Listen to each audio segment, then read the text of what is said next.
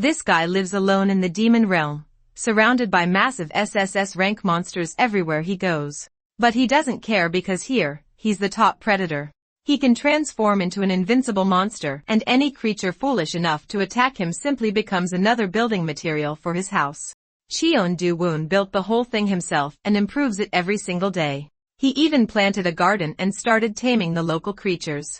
Basically, he's doing everything he can to turn this terrifying monster-filled place into a comfortable home, and it works. Here, among all these monsters, Cheon-do-woon has finally found friends and a peaceful life, something he never had back in the human world. Back then, he was just an orphan boy who was caught on the street and became the target of cruel experiments. Some mad scientists decided to turn him into a living weapon. He was given the name Subject Number 17, and for years, he was injected with cells from over 500 monsters until he no longer looked like anything that could even be considered human. Once his body was completely ruined and the scientists decided he was a failed experiment, they realized he was only good for one thing: to be sent to the front lines as disposable meat.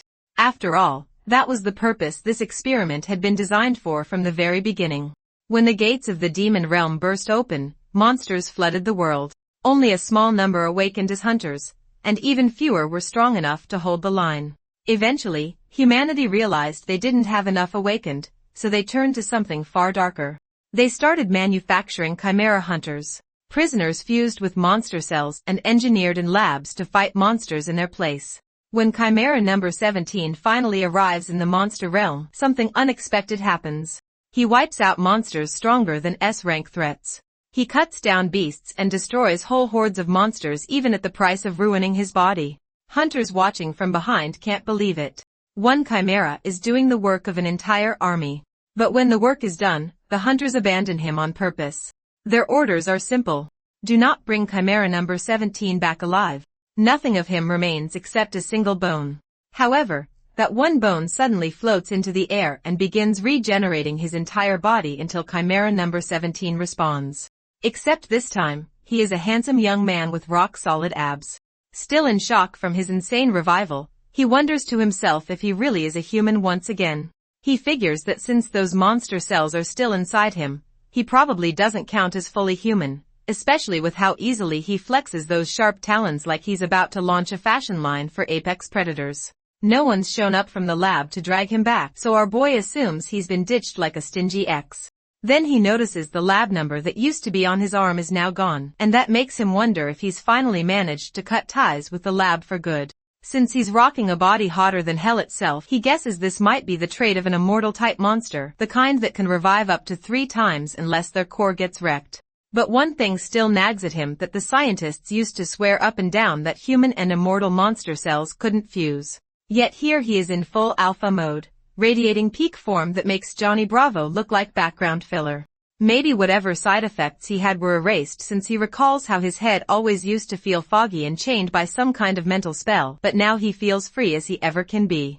So he figures maybe it's time to live like an actual human again now that his days of being the obedient mutt known as number 17 are over. That name was just something slapped onto him at random anyway, and he tries to remember his real one, but suddenly gets pulled into a flashback where that one old scientist referred to him as a lunatic with a rough personality, but still told him to help people from now on.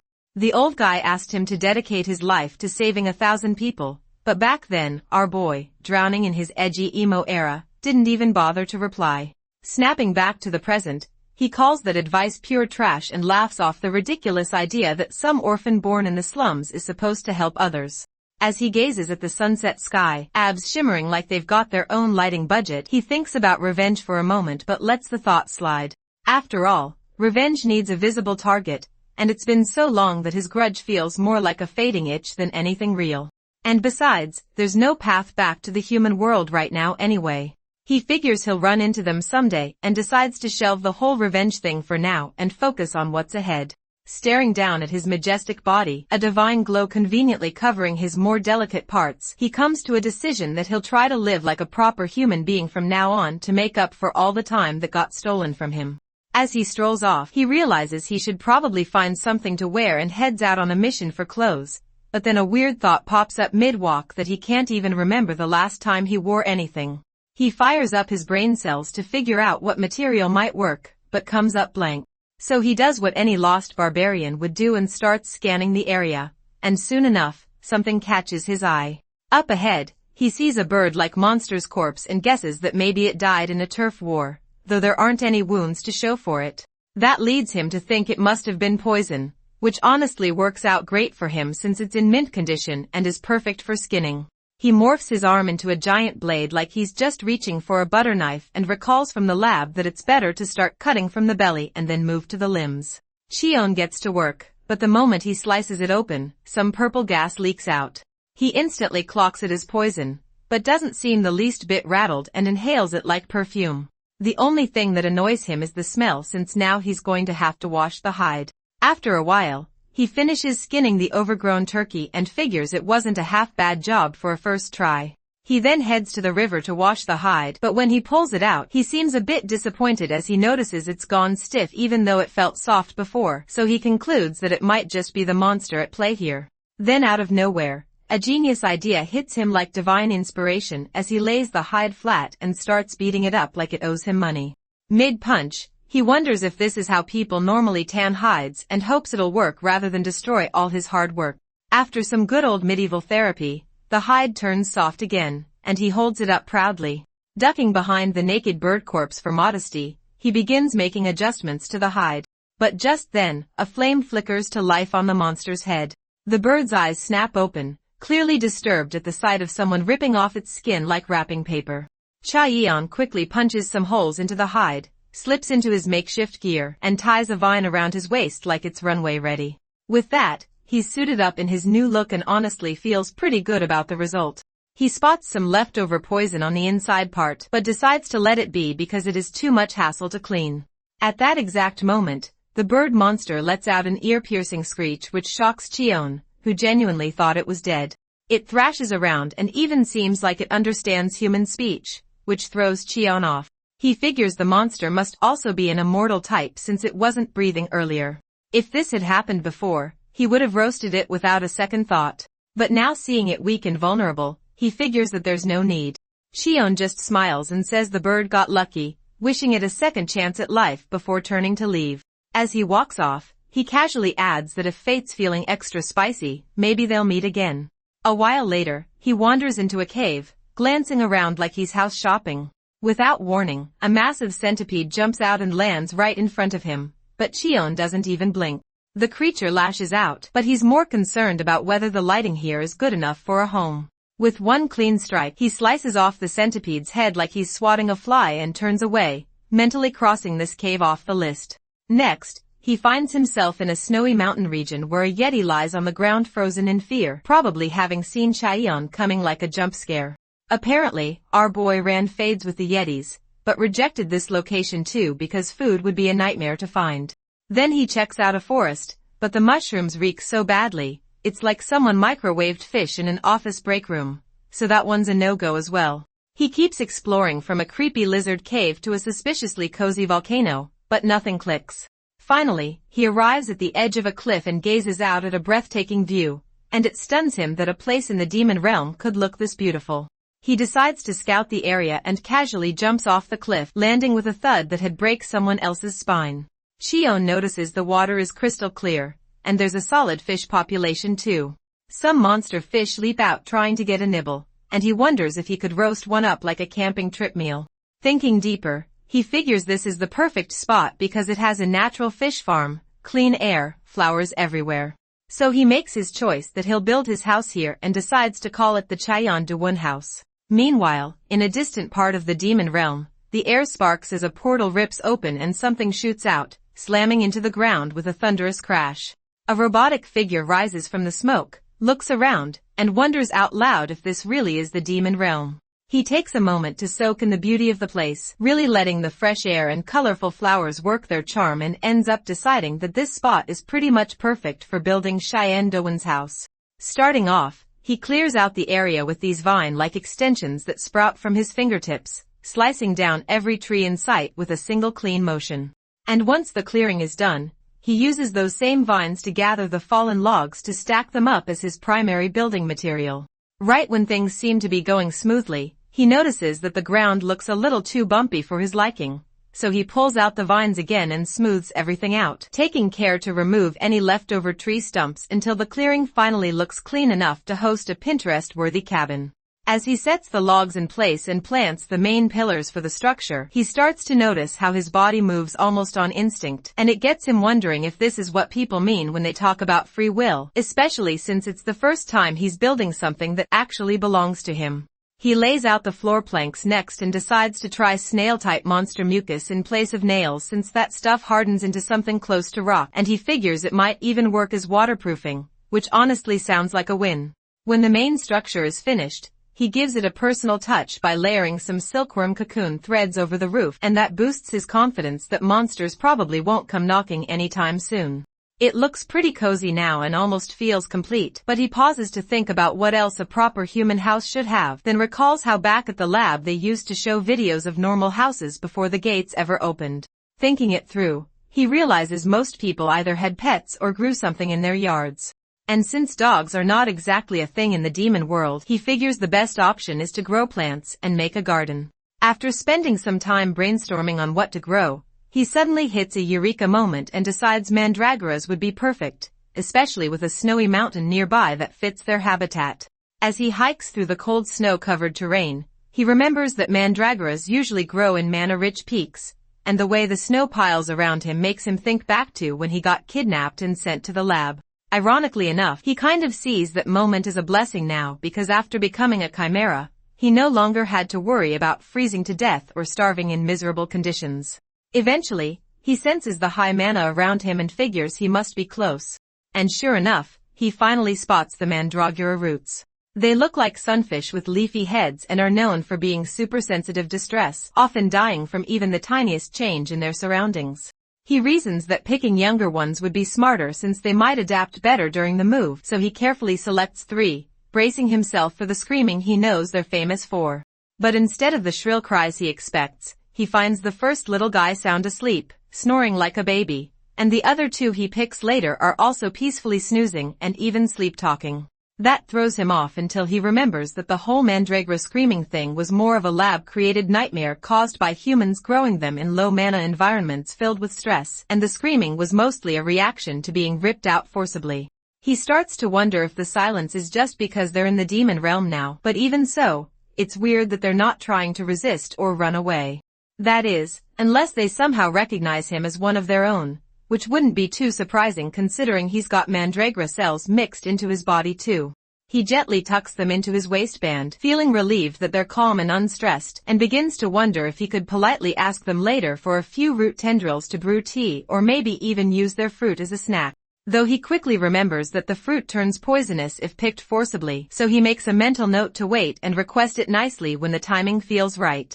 Right around then, he picks up on the presence of some hunters nearby and starts to question why anyone would bother climbing a perilous snowy mountain unless absolutely necessary, but decides to check them out anyway since he could use some gate stones from them. Meanwhile, one of the hunters is grumbling that they've been left to face danger on their own because their so-called teammates ditched them as bait, while the other one shouts for him to focus because a wave of monster rabbits is barreling toward them fast. The monstrous rabbits leap at them with their grotesque wide-open mouths filled with writhing tentacles and fangs, but the guy manages to summon a force field just in time to keep them from becoming dinner, though he quickly realizes the barrier won't hold for long and starts wishing he had just taken on odd jobs instead.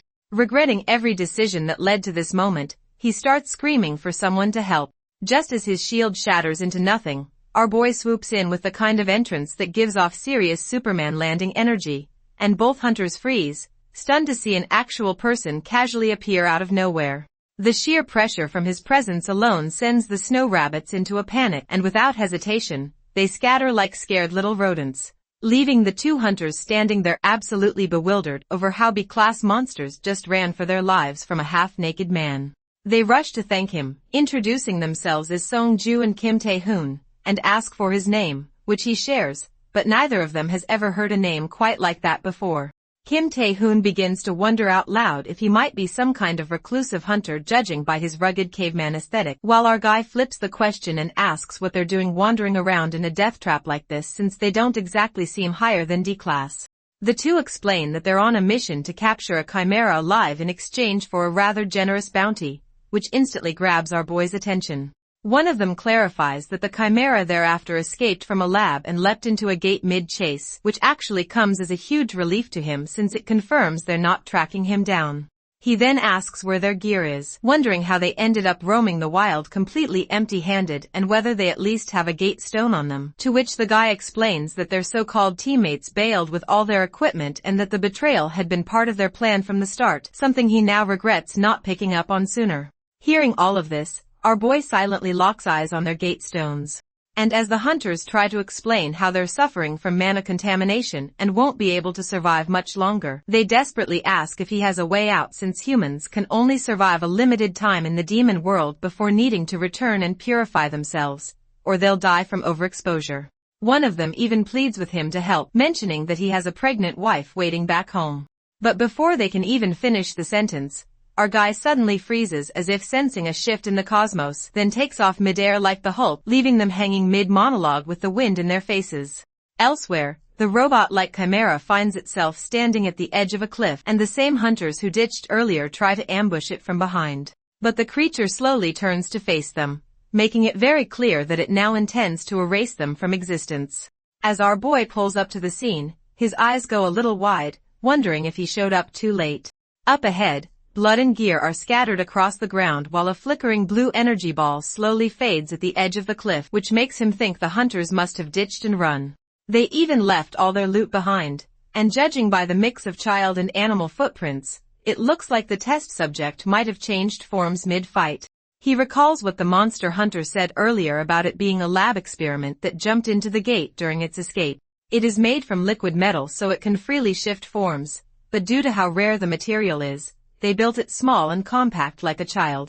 Cheon looks down the cliff and can barely hold in a laugh, realizing this mechanical little gremlin somehow managed to wreck 5 B-rank hunters. Meanwhile, back with our battered hunter duo, Kim desperately shakes Sung-ju, telling him not to give up.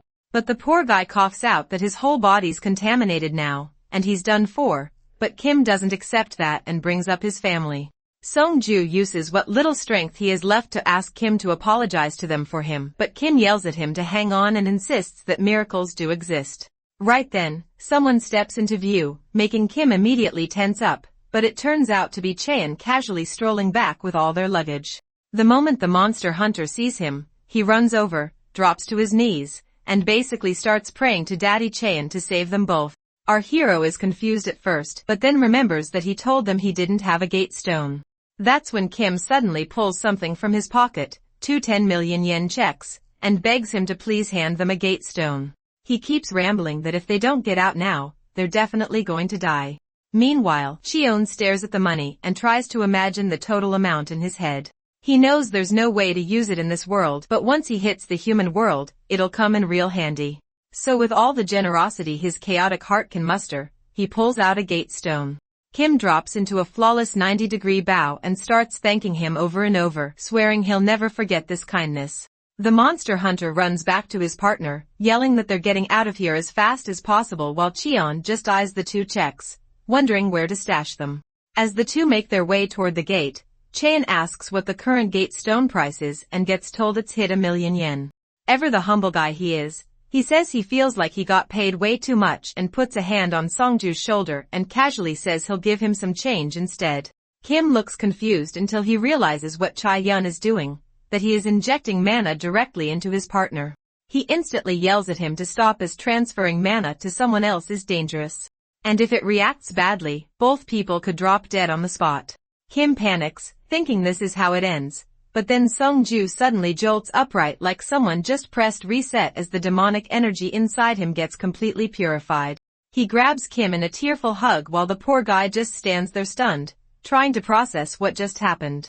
Cheon turns around to leave as Sung-ju shouts that he'll never forget this favor, while Kim is still frozen in shock as he tries to figure out who Cheon even is. Our boy heads back home and pauses outside for a second, then breathes out in relief after sensing no intruders. The mandragora plants start waking up. Their leaves look droopy and sad, which instantly raises red flags, so he gets to work planting them right away. Once they're all in the soil, he wonders if they're gonna be okay, but they still look pretty miserable. Cheon stares at their depressed expressions and thinks it might be from being ripped out of their original habitat, or maybe they're just starving. Deciding to test the second theory, he injects a little of his mana into the soil. The monster plants instantly perk up like they just drank an espresso, and our boy can't help but smile at the result. While he's chatting with his leafy new roommates, he senses a presence behind him. He figures it's probably the mechanical creature those hunters were chasing, though he finds it weird that it followed him all the way here. Choosing to ignore it for now, he stashes the cash and starts sorting through the loot bags. Turns out he scored big as he now has spare clothes, sleeping bags, cooking gear, and just then his eyes light up when he finds a packet of ramen. The last time he ate that stuff was back at the orphanage, and the nostalgia hits hard. Feeling hungry and hyped, he decides to cook it up right away. Following the recipe as best he can, he heads to the lake for water but quickly realizes he's got no clue how to measure the right amount. Before he can think too hard, the sharp-toothed lake fish suddenly leap out like they're trying to get a bite. Remembering how people usually toss random stuff into ramen for flavor, he readies his fingers and flicks the soul out of one of the poor fish. Next up, he scavenges around for ingredients like eggs and maybe green onions. He comes across some weird capsule-shaped eggs and grabs a few. And since there's no actual green onion around, he settles for fresh tree leaves, figuring they're close enough. He then tosses everything into a pot and decides that's good enough for prep. That's when the little robot steps out, holding its stomach like it's starving as it eyes the cooking pot. Meanwhile, Cheon lights the fire and notes that the instructions don't say when to add the fish, so he just throws everything in to boil together. As the smell starts rising from the pot, the monster plants instantly start gagging in disgust, while Cheon quietly wonders if ramen always smelled like this. The smell wafts over to the mechanical creature, who starts swaying from the pure scent of food. It floats a little closer while thinking it wants to eat too, then suddenly transforms into a puppy. It remembers from the lab that humans love dogs, so he decides to take advantage of that and starts limping toward Cheon, fake whimpering to squeeze out some sympathy. But Cheon watches all this with a deadpan face, not even slightly surprised. He figures the thing's just trying to lower his guard and that the injury is clearly staged.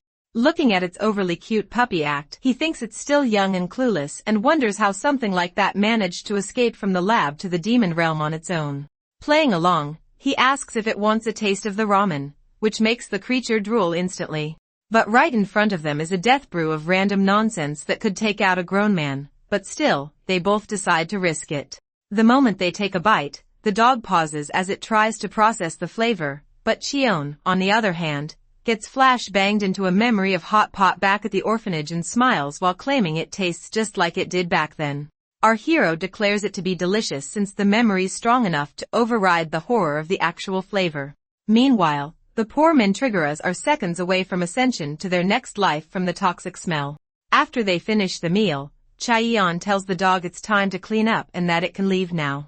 As the mechanical pup limps away, Cheon casually points out that it was limping on the other leg earlier.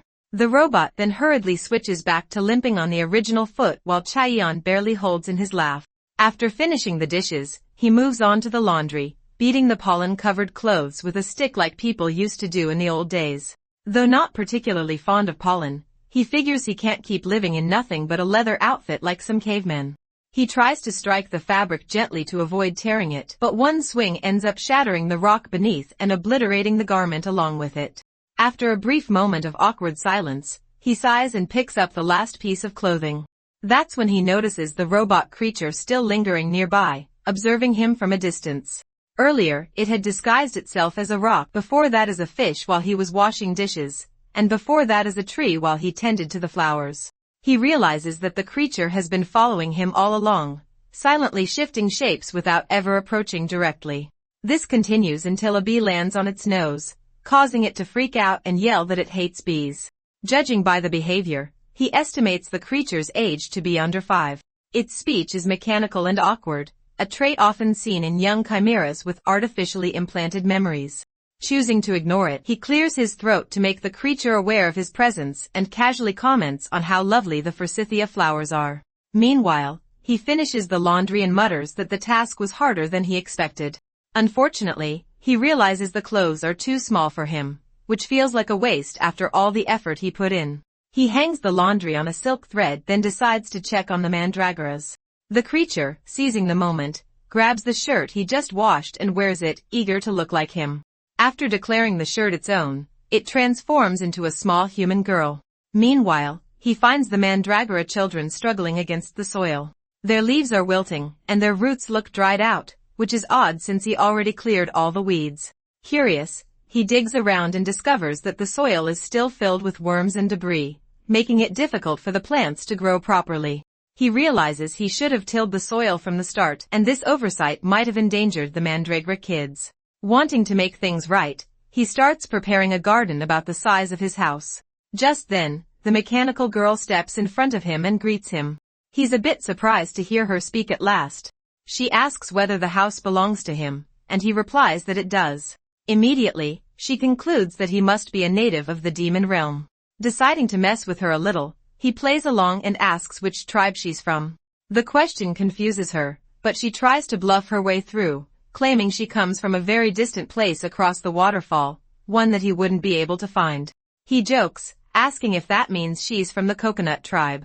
And without missing a beat, she nods proudly like it's the most obvious thing in the world. When he questions her about the shirt, she casually explains that in her tribe, whoever finds something owns it, it's just their way. He's entertained by her logic, lets her keep it, and asks what she's doing all the way out here. She responds that she was kicked out of her tribe and shyly asks if she can stay here with him, explaining that there are no bugs and there's an actual house. So overall, it just seems safe. This while nervously twiddling her thumbs like she's rehearsing a puppy eye audition. Realizing she's just looking for a peaceful place to rest, he agrees, but only if she pulls her weight and helps out with the chores. Her eyes light up instantly, and she asks what he wants her to do, fully ready to dive into whatever mission he throws her way. He tells her they need to prepare a vegetable patch so the mandragoras can have a proper home. Without hesitation, she grabs the stick, strikes a confident pose, and says she's strong enough for the job. Then she proceeds to absolutely obliterate the soil like it's made of sponge cake. Watching her effortlessly rip through the ground, he thinks to himself that she's either seriously bad at pretending to be normal or just has no idea how average kids function. He finally introduces himself and asks for her name. She pauses, clearly caught off guard since she doesn't have a name. And after drawing inspiration from the flowers she saw earlier, she declares that her name is Kim Nari. He can tell that she just copied it from Forsythia, but she's committed now and repeats it with a straight face. Soon the patch is ready, and Cheon even manages to set up a neat little stone fence around it. Seeing the mandragora roots looking so cheerful makes him wish he'd done all this sooner, but then Kim suddenly gets all quiet. He notices the shift and asks why she's crying. She wipes her eyes and says the mandragoras remind her of her friends, which makes him pause and wonder if something like friendship could even exist in the lab. Before he can ask more, a shrill high-pitched screech cuts through the forest. He explains to her that it's just monsters hunting each other, background music really, in this kind of place. But Kim curls up in worry and tells him that she saw a little chick earlier before she found his place, and now she's afraid it might be in trouble. Cheon nods, and she adds that it looked like it had already been bitten. He tells her bluntly that it's probably going to get eaten soon. Watching her tremble, he figures she wants to save it, but can't bring herself to do it. She mutters that she can't save monsters, and it hits him that the brainwashing probably still has her locked up mentally, preventing her from making her own choices. So instead of telling her what to do, he offers a suggestion, phrased carefully that the chick might survive if she goes back for it, and that's all it took to get her up and sprinting. Meanwhile, in the woods, wasp-like abominations with 2 terrifying rows of sideways teeth are already attacking the injured chick. Just as one of them moves in to finish the job, Kim bursts in like a caffeinated tornado, kicks one of their heads clean off, saying that she'll save the chick no matter what. During the fight, she flashes back to her time in the lab. The other Chimera kids resented her for constantly winning first place in ranked combat trials. That meant the other kids became eligible for the scariest experiments with the highest failure rates. They snatched away her plush toy, shoved her to the ground, and told her she should let them win for once. They even said it would have been better if she didn't exist while they kicked her non-stop. She never understood it because she was just doing what she was told. Now staring down the monsters, she screams at them to stop. She yells that it's wrong for a group to gang up on someone weaker, then swings her fist and sends the last wasp flying into another dimension. Back at the house, Cheon is casually feeding mana to the mandragora roots, probably feeling like a low-key plant dad when Kim shows up again. She's running toward him, cradling the chick in her arms and yelling for help, panicked that it won't wake up. He tells her to slow down and take a breath. As he takes a closer look, something about the little fluff ball starts to feel strangely familiar. Kim keeps crying, panicking over whether the poor ball of fluff is about to die while Chan stays calm and offers to take a closer look. He reaches out and pours a bit of mana into the little fluff ball, then relaxes as he realizes the wound doesn't look fatal. Every monster's magic carries its own specific history. And even though this one shrank down and changed color, Chaeyeon instantly knows it's the same creature he skinned back then. He strikes a Sherlock pose, trying to figure out why it shrank so much while Kim keeps asking if it's going to die. But Cheon reassures her that the thing's just malnourished and only shriveled up from starvation. He says he's already given it some mana, so if they just let it be, it should recover on its own. However, Kim suddenly spirals into a trauma flashback as her mind drags her back to that lab to her ripped-up doll. With a shaky voice, she says they can't just leave it alone as it keeps flopping over like a sad pancake. She hugs it tight while pulling out the puppy eyes and asks if she can keep it, promising to take care of it properly. Chaeyeon smiles and warns her it might grow too big to handle, but she fires back that she'll just feed it a tiny bit. He folds under the pressure of her cute attack, and her eyes light up like it's the 4th of July, and he jokes that it could work as their guard dog or rather a guard bird. Right then, the fluff ball opens its eyes and looks around in complete confusion, eventually locking onto Cheon as it recognizes him and lets out a low menacing coo. Kim jumps at the sound, lifting it up with a squeal, saying it's finally talking while the bird just looks around, wondering what kind of hell it woke up in. She hugs it again as it flails helplessly while Cheon stands there awkwardly, not sure how to process this madness. The fluff ball yells out again and demands to be let go, which catches Cheon off guard that he can actually understand it. A few moments later, Kim wraps it up like a mummy and proudly announces that treatment is complete, then says she already picked a name for it. While the bird continues to squirm, she explains that since it acts like a pigeon, she's going to name it Koo, which Cheon finds sort of hilarious. The angry bird immediately starts going off at Kim for coming up with such a ridiculous name, but she obviously can't understand it, so she dumps a whole bucket of water on its head saying it must be thirsty. Then she pauses in confusion and asks Cheon why the bird's now bloated like a water balloon. He tells her that's probably enough hydration for now, so she dashes off to grab food instead. Meanwhile, Cheon figures he should finally get a proper storage cabinet running since all their stuff's piling up. But when he tries to cut the wood, it just splits like cheap cardboard. He's confused since he made the table and chair just fine with the same method. The fluff ball is clearly done with his nonsense and points out that it's soft wood, so, of course, it doesn't work. Cheon realizes wood types matter and asks which color wood's the strongest. The bird instantly answers redwood, but then it freezes mid-sentence as reality crashes down that it just got understood. It stares at Cheon in horror, wondering if he's been able to hear it this whole time. Locking eyes, it wobbles to its feet and then activates its mind skill to try to read Cheon's mind, but nothing happens as telepathy fails. However, Cheon just looks around innocently and says he doesn't see any red trees nearby. He wonders if they grow in another region while the bird panics, realizing its mental powers just got blocked. Eventually, it drops the act and flat out asks Cheon if he can hear it. Cheon explains it's not really hearing, but the words just kind of show up in his brain. But then he flips it by asking how a monster can even understand human language like that. He figures the bird must be one of those super rare intelligent monsters that somehow get born against all odds, but it's his first time seeing one up close. Cheon then asks point blank if it's the same bird from before, which the fluff confirms, saying it came back because it wanted to see him again. Since Cheon saved its life, it wanted to repay the favor if they ever met again. Not wasting any time, Cheon tells it to help him right now. That catches the bird off guard, but it sighs, takes a breath, and agrees to guide him to the red trees. Meanwhile, not far away, Kim's running like her life depends on it while dodging fireballs raining down behind her, yelling at whoever's attacking to back off. Tears stream down her face as she cries out that it's too hot, and suddenly a blast sends her crashing face first into the dirt. Her mind almost shuts down as she starts to panic, thinking the labs found her and she's done for. Just then, someone steps out of the fire who has long hair flowing dramatically like some third-rate anime extra. Looking at his tracker, he confirms she's the mechanical creature they were after. Charging up another attack, he mumbles that his life's on the line too and throws another fireball at Kim, who can only stare at it in defeat. But before it hits, our hero pulls the classic Chad move, stepping in front of her and effortlessly diffusing the attack like he's swatting a fly. Ku immediately tells him the tree directions can wait as the girl's top priority right now. Cheon notices that Kim's terrified of fire and doesn't look mentally stable at all. He decides to put out the flames first, and the fluffball agrees, adding that only a complete trash bag would go after a child. Rapunzel over there glares and roasts Cheon and calls him a caveman, then threatens to beat him down if he doesn't back off.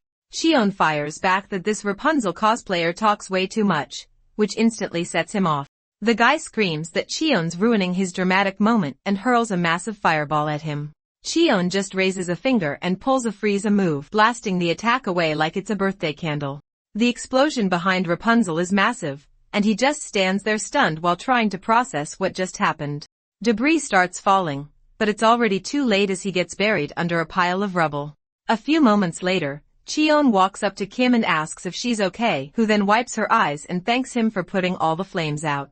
He then gives her a solid piece of advice that the next time she's scared, she should punch the fear itself.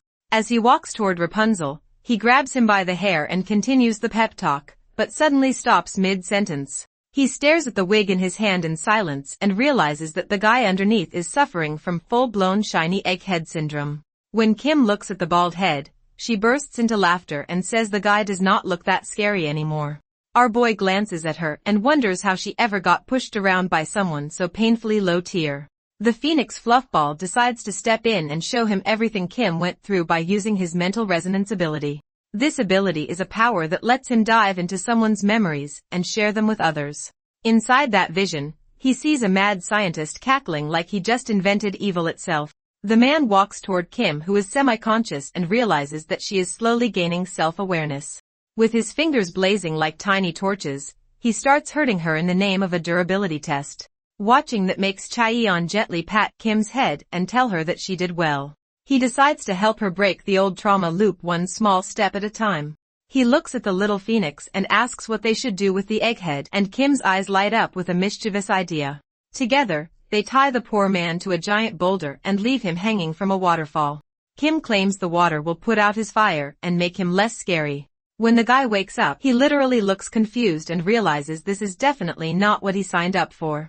Kim crosses her arms and calls him a bad bald man again just for fun. Our boy sighs and tells her not to judge people by their looks, but she gives him a glare while holding a pot like a weapon. Gu asks what he is doing, and Cheon says he is fetching water for ramen. Kim instantly brightens up since Cheon's fish ramen is her absolute favorite. He teases her by asking if the coconut tribe eats fish ramen too. She pauses, then proudly declares that the coconut tribe absolutely loves it. Meanwhile, the bald man quietly assesses his situation and figures the person who captured him must be at least an A+ rank hunter, maybe higher. He thinks Chaeyeon might even be hiding powers beyond that.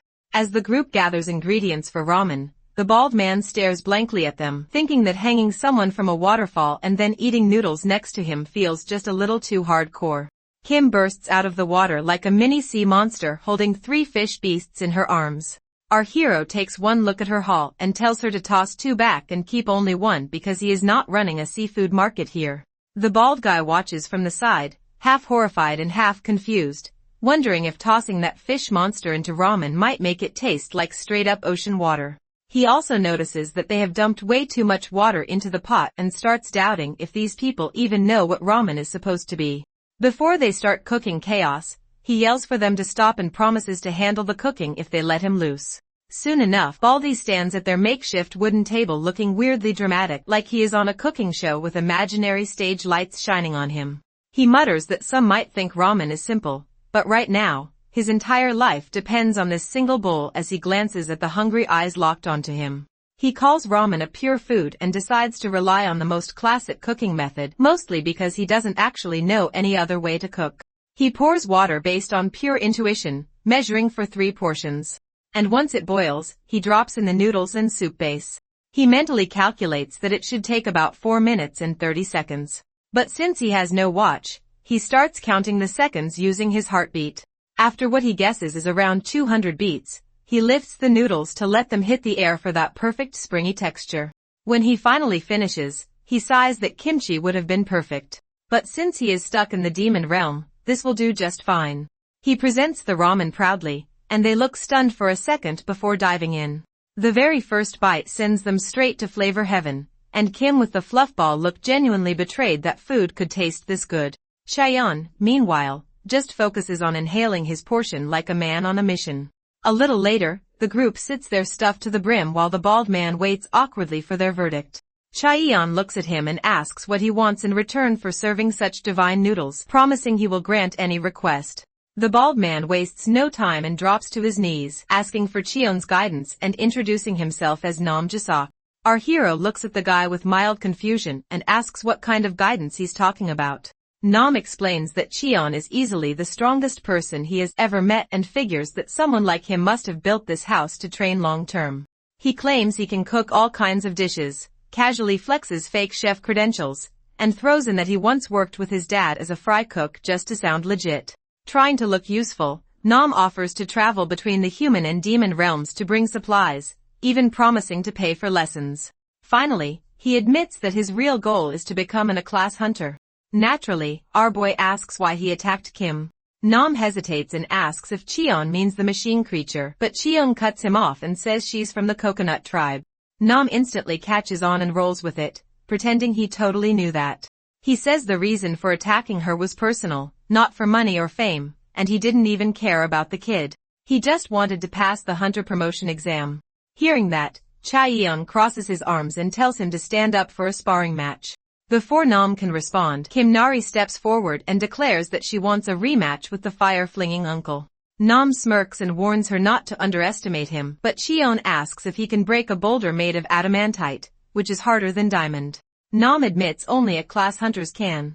And before he can blink, Kim smashes the rock and his confidence in one clean move. It turns out Nam was born with ridiculous talent and awakened his powers when he was just 8, while most kids were still trying to figure out multiplication tables. Since then, he trained like a possessed man and climbed the ranks so fast it made older hunters question their life choices. By the time he hit 20, he already stood as a solid B-plus class hunter with a bright future ahead of him. He dreamed of becoming the greatest hunter alive, the kind whose name echoed across realms, but fate decided to play dirty. Around the same age most people start awakening, his hairline began to pack its bags and leave. Through his 20s, his thick hair turned into a sad memory until he was left with a shiny head and a tragic hairline that looked like it had given up too. He tried every treatment known to humankind, but the doctors eventually told him to stop wasting his money and accept the truth. And just like that, the handsome prodigy with talent and charm lost everything he had built. Along with his hair went his confidence, and without that, his growth as a hunter came to a screeching halt. That is until one random day, he caught a TV interview featuring Dr. Han, a scientist who had discovered a mysterious liquid metal in the demon realm. The old guy explained that he had accidentally spilled some of it on his head and somehow grew a full mane of silky hair despite being 90. Nam nearly cried from hope. When the host asked if he'd make a cure for baldness, the doctor instead revealed that he had used the liquid to create a machine creature. Nam almost lost his mind, convinced that humanity needed a cure for baldness way more than a glorified toaster with legs. A few days later, he learned that the machine creature had escaped into the demon realm. Since the demon realm had no real laws, he chased after it, planning to catch it and pour the metal straight onto his bald head. Unfortunately, reality smacked him harder than expected when he got taken down by a kid. Our hero comments that Nam didn't even land a single hit. Cheon tells him to train harder or he'll never qualify as his sparring partner. Nam promises to do better while our guy finishes a redwood shelf thanking Gu for the ideas, and glances over at Nam. Despite getting smacked around all day, the guy looks calm, focused, and quietly summons a blazing scythe in his hand. Gu comments that Nam might be good with fire, but he is still getting schooled by a kid. Cheon calmly reminds him that Kim is no ordinary child. And as the fight continues, that fact becomes crystal clear. Nam charges forward and swings his blazing scythe, but Kim slips away at the last second by turning her body into liquid. Before the poor guy even processes what just happened, she reforms and kicks him square in the face, sending him flying until he crashes into a nearby cliff with a loud thud. Kim stands tall and declares that she is not afraid of fire anymore. Nam lies there, dazed, wondering if this is where his potential finally hits its ceiling. Yet somehow, he pulls himself up again, reminding himself that he never quits no matter how bad it looks. He challenges her for another round but stops when he feels blood dripping from his nose. Chaeyeon looks at him and asks how long he has been in the demon realm. Nam wipes his face and says it has been 9 days. Our hero tells him that if he stays any longer, the mana corruption will kill him, and Nam nods in understanding. Chaeyeon then tells him that he has the potential to reach a class level, which completely catches Nam off guard. The man admits he thought people who failed the hunter exam for over 3 years were hopeless, and he himself has been failing for 6. Even so, Cheon tells him not to give up, saying that his mana just has not fully matured yet. He advises him to purify it once he returns, and Nam thanks him respectfully, calling him brother. Cheon promises that he will raise him into an rank hunter someday. Before long, Nam stands near a portal preparing to leave. He asks if they want anything from the human world, and everyone immediately yells for ramen. Kim smiles and tells him to stay safe, and Nam replies that he will definitely beat her next time. Just before stepping through the portal, he turns and asks if anyone has seen his wig, but Cheon genuinely has no clue. After he leaves, Gu voices his concern about whether Nam can be trusted. Cheon asks what he means, and the little fluffball says that Nam could betray them and lead other hunters here. Cheon asks for his read on the guy, and Gu quietly confirms that everything Nam said was true. The whole exchange makes Cheon look forward to training Nam even more, and Kim finally asks if he can actually understand the fluffball. He nods and casually mentions that he even built the storage shelf based on the bird's advice.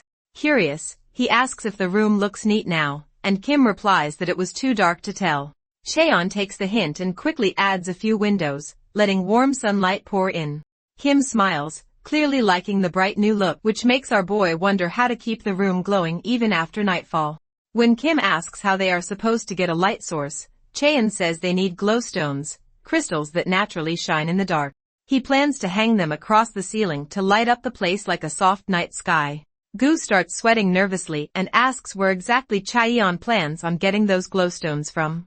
Chaeyeon answers that they will have to visit the volcanic region. Gu immediately warns him that it is one of the most dangerous areas known to hunters and quietly adds that it also happens to be his hometown. Cheon notices the way Gu's tone drops even while talking about home, and Kim picks up on it too. She turns to Cheon and asks what the bird said since he sounds upset. Cheon explains that Gu is worried about the idea of heading to the volcanic region, so he offers to go there alone. Kim immediately refuses to stay behind, saying that she is no longer afraid of fire and wants to go with him. Chaeyeon turns to Gu, who sighs and says he will come along too since he has a few errands to handle there anyway. With that, the whole team is ready for their next adventure. As Chaeyeon starts preparing their gear, the mandragora roots nearby can be seen playing in the fields with Nam's missing wig, completely unaware of its previous owner's misery. Far away, deep in the volcanic region, the ground rumbles as if something massive is stirring beneath the molten surface. An ominous creature lifts its head and lets out a haunting cry that echoes through the endless inferno. It is said there are 3 places in the demon realm where even the bravest hunters would never dare step foot, and the volcanic zone is one of them. First off, the ash floating in the air is so hot it can roast human skin, and the burning gas mixed and melts straight through the lungs. Yet there's Kim, casually dipping her feet in molten magma like it's a damn hot spring. The tiny phoenix just stares, completely lost for words. The little fluffball figures it must be normal for something that is clearly not human to handle heat like this.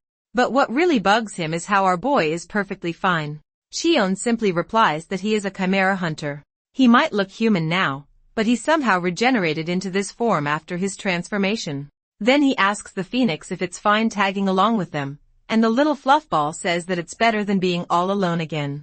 Watching the two chat about something that sounds deep, Kim puts and wants to join in on the conversation.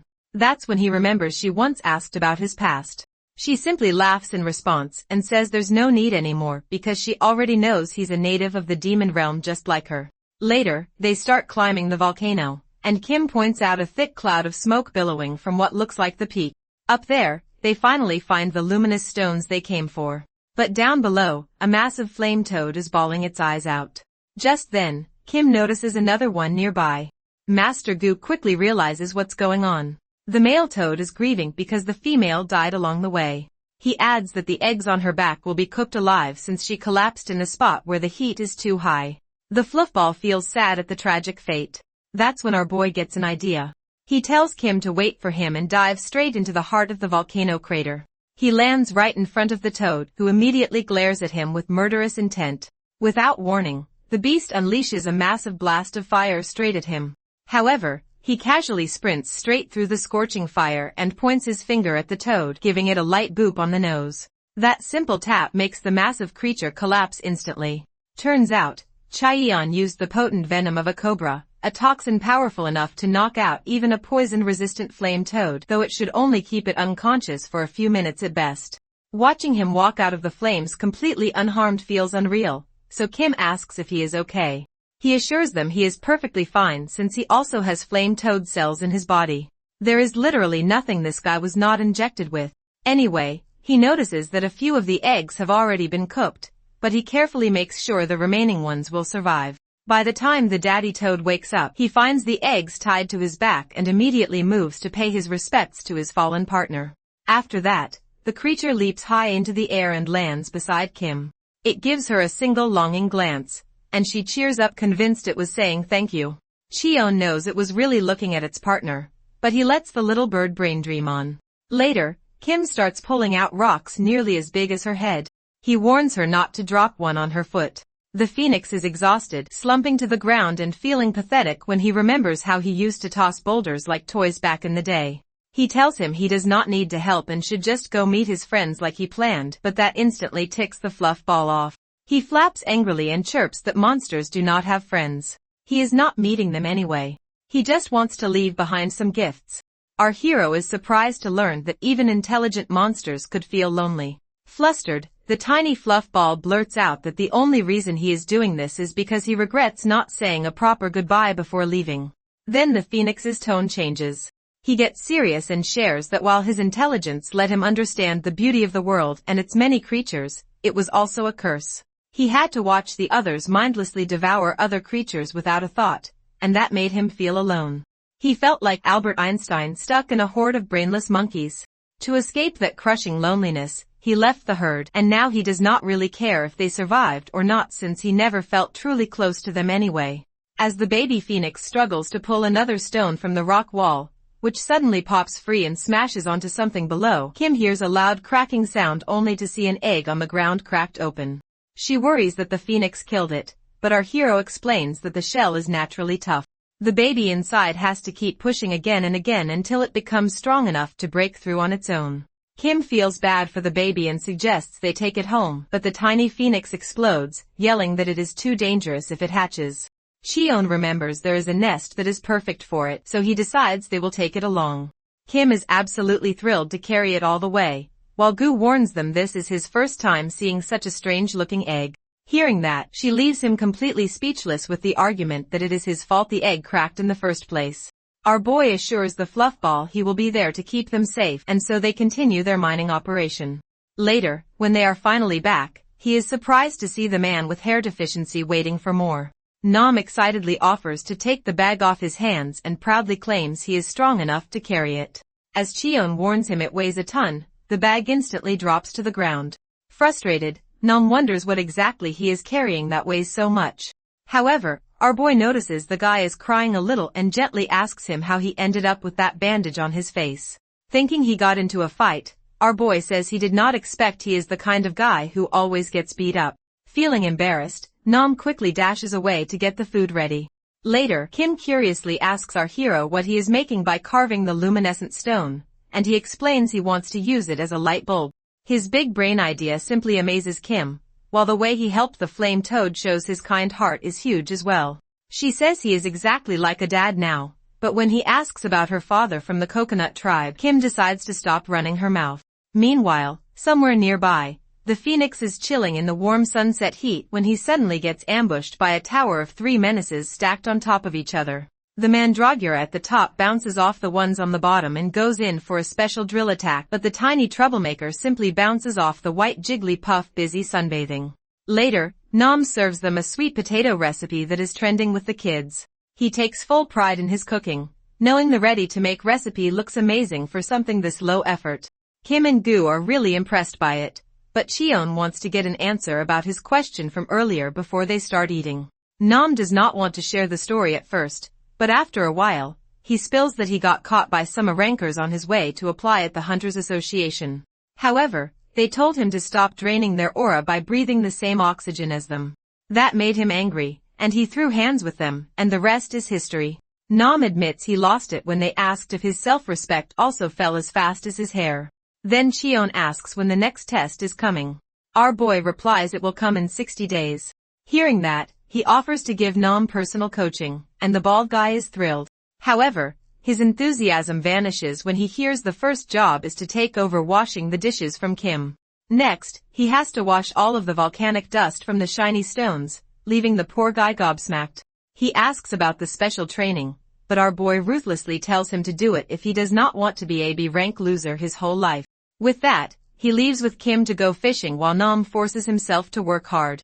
Because unlike what everyone believes, he is a man who got where he is through effort and perseverance. Being a Chad who never gives up till the end, he hauls the heavy bag into the forest. The scene shifts to the river where Kim is annoyed that she cannot catch a single thing. She gets jealous seeing the bald guy reel in all the fish. Meanwhile, Nam yells at his master for help with the fish hungry for his flesh since water-type monsters are his weakness. Cheon gets irritated by how useless he is and lectures him to simply encase his body with a magic barrier. But the bald guy complains that he still cannot wrap his mind around it, so Cheon tells him to hold his crystal. The moment he touches it, all of the strength leaves his arms, and they start trembling. Our hero explains that this is the effect of a rare kind of stone that contains raw condensed magic. He adds that Nam's body is just like that, full of magical energy, but he really sucks at using it. At that moment, he pokes the bald guy in the chest, and suddenly he can see the magic circulating inside his body. Our protagonist tells Nam to feel the magic flowing along those circuits, and surely enough the guy's arms are soon wrapped in a silver aura. He then instructs Nam to pick up the stone again with mana flowing through his arms. With all the power he can muster, the bald guy activates his inner Saitama genes and deadlifts it over his head. Nam laughs like a maniac upon realizing his master's genius plan to do chores had a purpose after all. Our boy tells him to keep doing his job while running mana through his body, and the one-punch man from a thrift store agrees to do it gladly with tears in his eyes. Later that night, the three are sleeping under the luminous stone's gentle light. Gu is having trouble sleeping because of his midday nap, but suddenly he gets alert upon seeing Kim quietly leaving in the middle of the night. He follows Kim outside and notices her looking down, upset that her only dress got dirty. She kneels by the stream and starts washing it carefully, hoping to make it clean again. The baby phoenix watches her quietly, and soon Chaeyeon appears too, asking why she is washing clothes in the middle of the night. Gu scoffs at the question and reminds him that she is a girl with no other clothes to change into. That makes Chaeyeon pause, realizing that while he never cared much about what he wore, he might have overlooked the girl's needs. Kim finishes washing and steps out of the water proudly, only to find Gu and Chaeyeon standing nearby. Not wanting to startle her, Chaeyeon casually mentions that the night air feels nice and says he is just out for a walk with the fluff ball. He asks if she is walking too, and she nods shyly. Chaeyeon then asks her to stop for a moment, ties a rope belt around her waist, and tucks a few flowers into it. Kim's eyes brighten instantly, and she remarks that it looks like him. Chaeyeon smiles and says that forsythia happens to be his favorite flower. A sudden rustle in the bushes makes Kim flinch, but Chaeyeon assures her it is only a steel grasshopper. On their way back, he gently asks if she needs any clothes or shoes, though his tone feels more fatherly than casual. Kim looks confused and says she likes the outfit he gave her. The next morning, Chaeyeon visits the human world near the District 13 slums, deciding it isn't right for Kim to wear a single set of clothes. The locals glance at him suspiciously, but he barely notices, thinking it would have been better to bring Kim along to pick what she likes. Then he realizes it might be too much for her to face the human realm after what she's been through.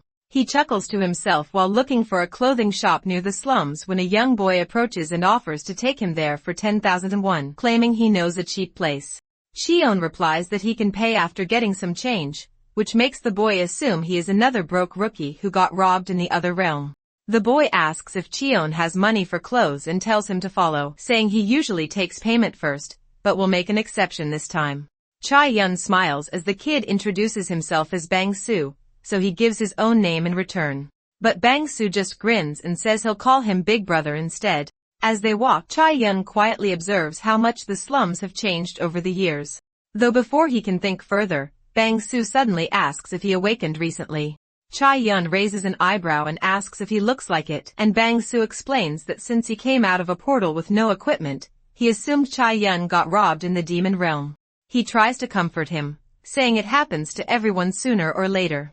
Chae-yun chuckles and points out that Bang-soo knows quite a lot for a kid. Offended, Bang-soo insists he isn't a kid, claiming he is 17 and only looks small because of poor nutrition. As they continue walking, Chae-yun spots a group of shady thugs loitering nearby. Bang-soo notices his glance and quickly warns him not to step into District 13. He says the place has a terrible reputation since the space gang from District 11 moved in. Even the police stopped showing up, and the area is now practically lawless. He adds that they are currently standing in District 12, which is the safer edge of the slums. Chae-yun listens silently and wonders if the orphanage in District 13 still stands after all this time. Elsewhere, a small clothes shop displays a buy one get one free sign, but the owner looks exhausted. She regrets opening a store in a place where most people can't even afford to raise kids even though half her stock is children's clothing. She sighs, debating if she should change her business entirely. When the door suddenly creaks open, Bang-soo enters first and cheerfully greets her as Madam Park. She immediately yells that she isn't married and to stop calling her that. He laughs it off and explains that Chae-yun needs clothes. While our hero heads straight to browse through the racks, Park calls Bang-soo over and scolds him for constantly dragging broke hunters into her shop, complaining that she already has a mountain of unpaid tabs waiting to be cleared. The kid gets his cheeks pulled hard and tries to defend himself, saying he couldn't have known whether the man had money or not. The shop owner points out that Chae-yun doesn't exactly look like someone carrying cash. Bang-soo argues that at least the guy is handsome and reminds her that she was the one who told him to bring in pitiful hunters who reminded her of her late brother. Park fires back that she only said that once or twice and warns that if this continues, they will both end up on the streets. Bang-soo snaps that he never asked for her help in the first place, but Park sighs like an exhausted caretaker and tells him to go wash up, promising to give him some money afterward. Just then, Chae-yun cuts in and calmly says he wants to buy clothes. He takes out a check worth 10 million won and admits that it's all the money he has. The sight leaves both Park and Bang-soo stunned. Park immediately switches to formal mode while Bang-soo rushes to pull out a chair and sets a table with cookies and a drink for their newfound VIP guest. As Bang-soo ties a napkin around Chae-yun's neck, Park excitedly explains that they sell everything from adult fashion to children's wear. Chae-yun simply asks for preschool girls' clothes, a few outfits for himself, and some shoes. Park brightens up instantly since kids' clothing happens to be her specialty and starts showing him the latest spring and summer collection, including lace, casual wear, and endless shades of pink. Bang-soo stands beside him massaging his shoulders like an overenthusiastic assistant. At checkout, Park can barely hide her joy, having sold over 100 items and emptied most of her stock.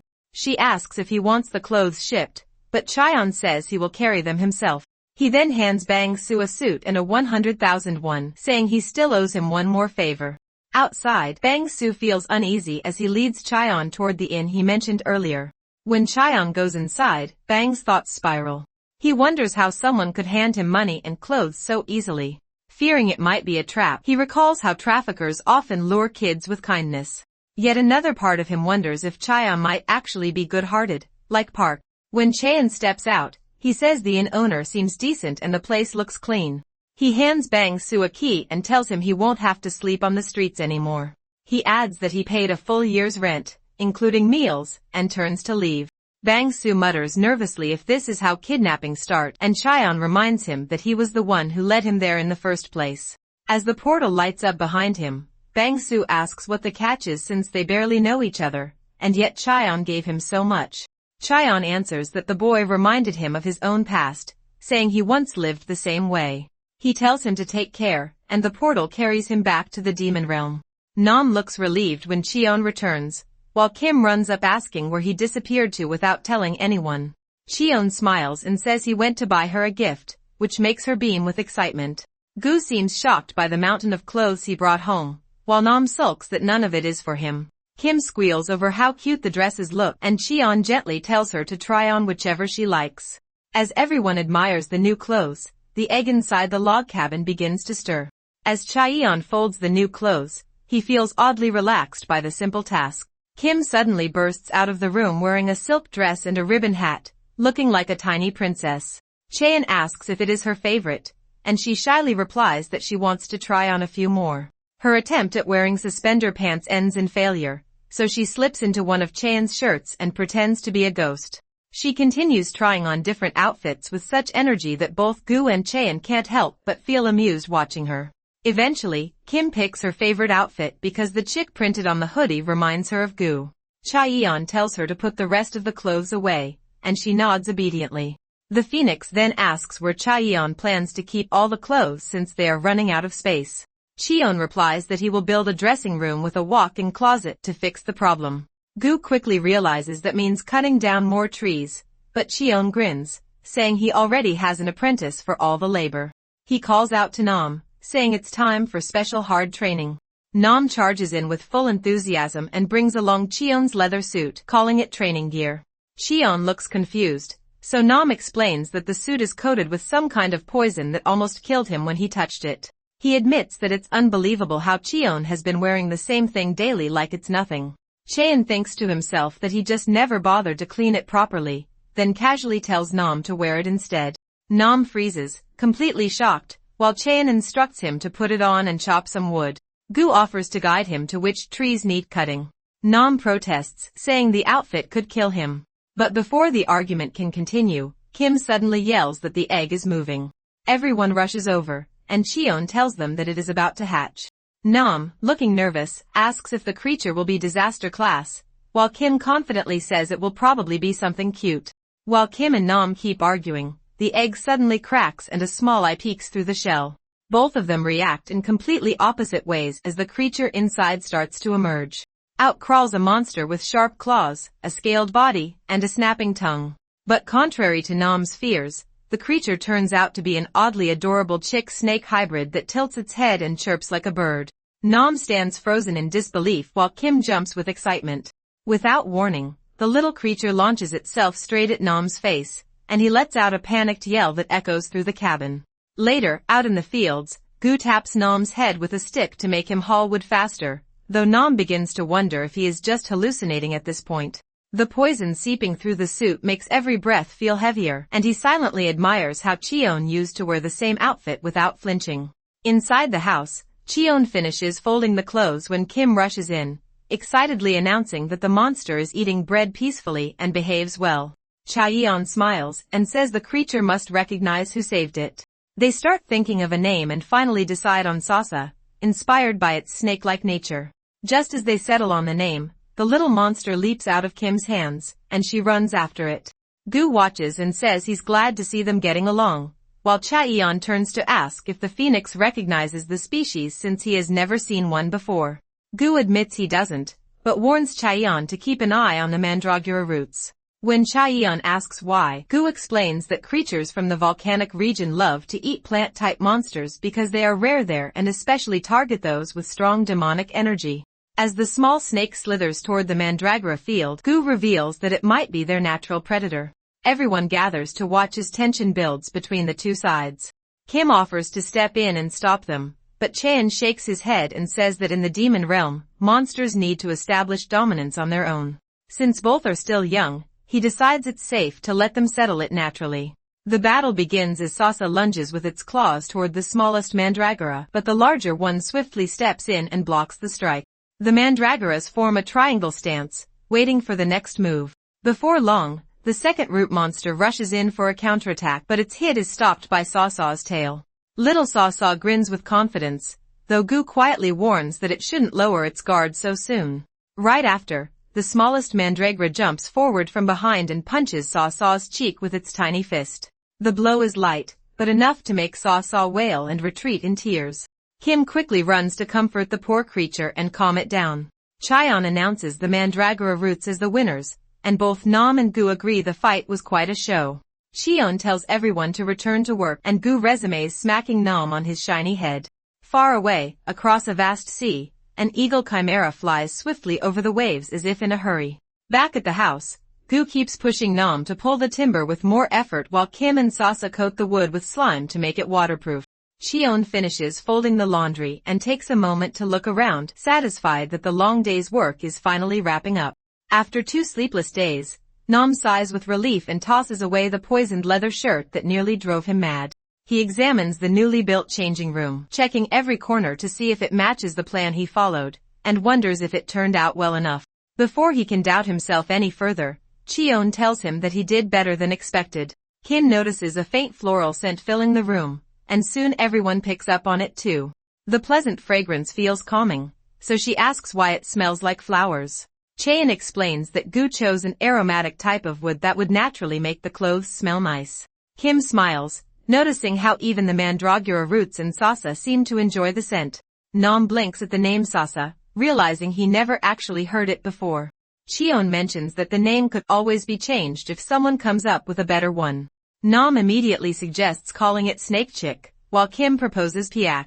Finally, Chaeyeon turns to Gu for his opinion, and the bird confidently suggests naming it the Grand Footsteps in the Drawer. Curious, Chaeyeon asks what Gu's real name is, and the phoenix replies that he was once called Rocky Mountain Horseshoe. Cheon stares blankly for a moment before giving up on the naming chaos entirely and declares that the creature will remain Sa, and no one bothers to object. Gu then asks what their next task will be.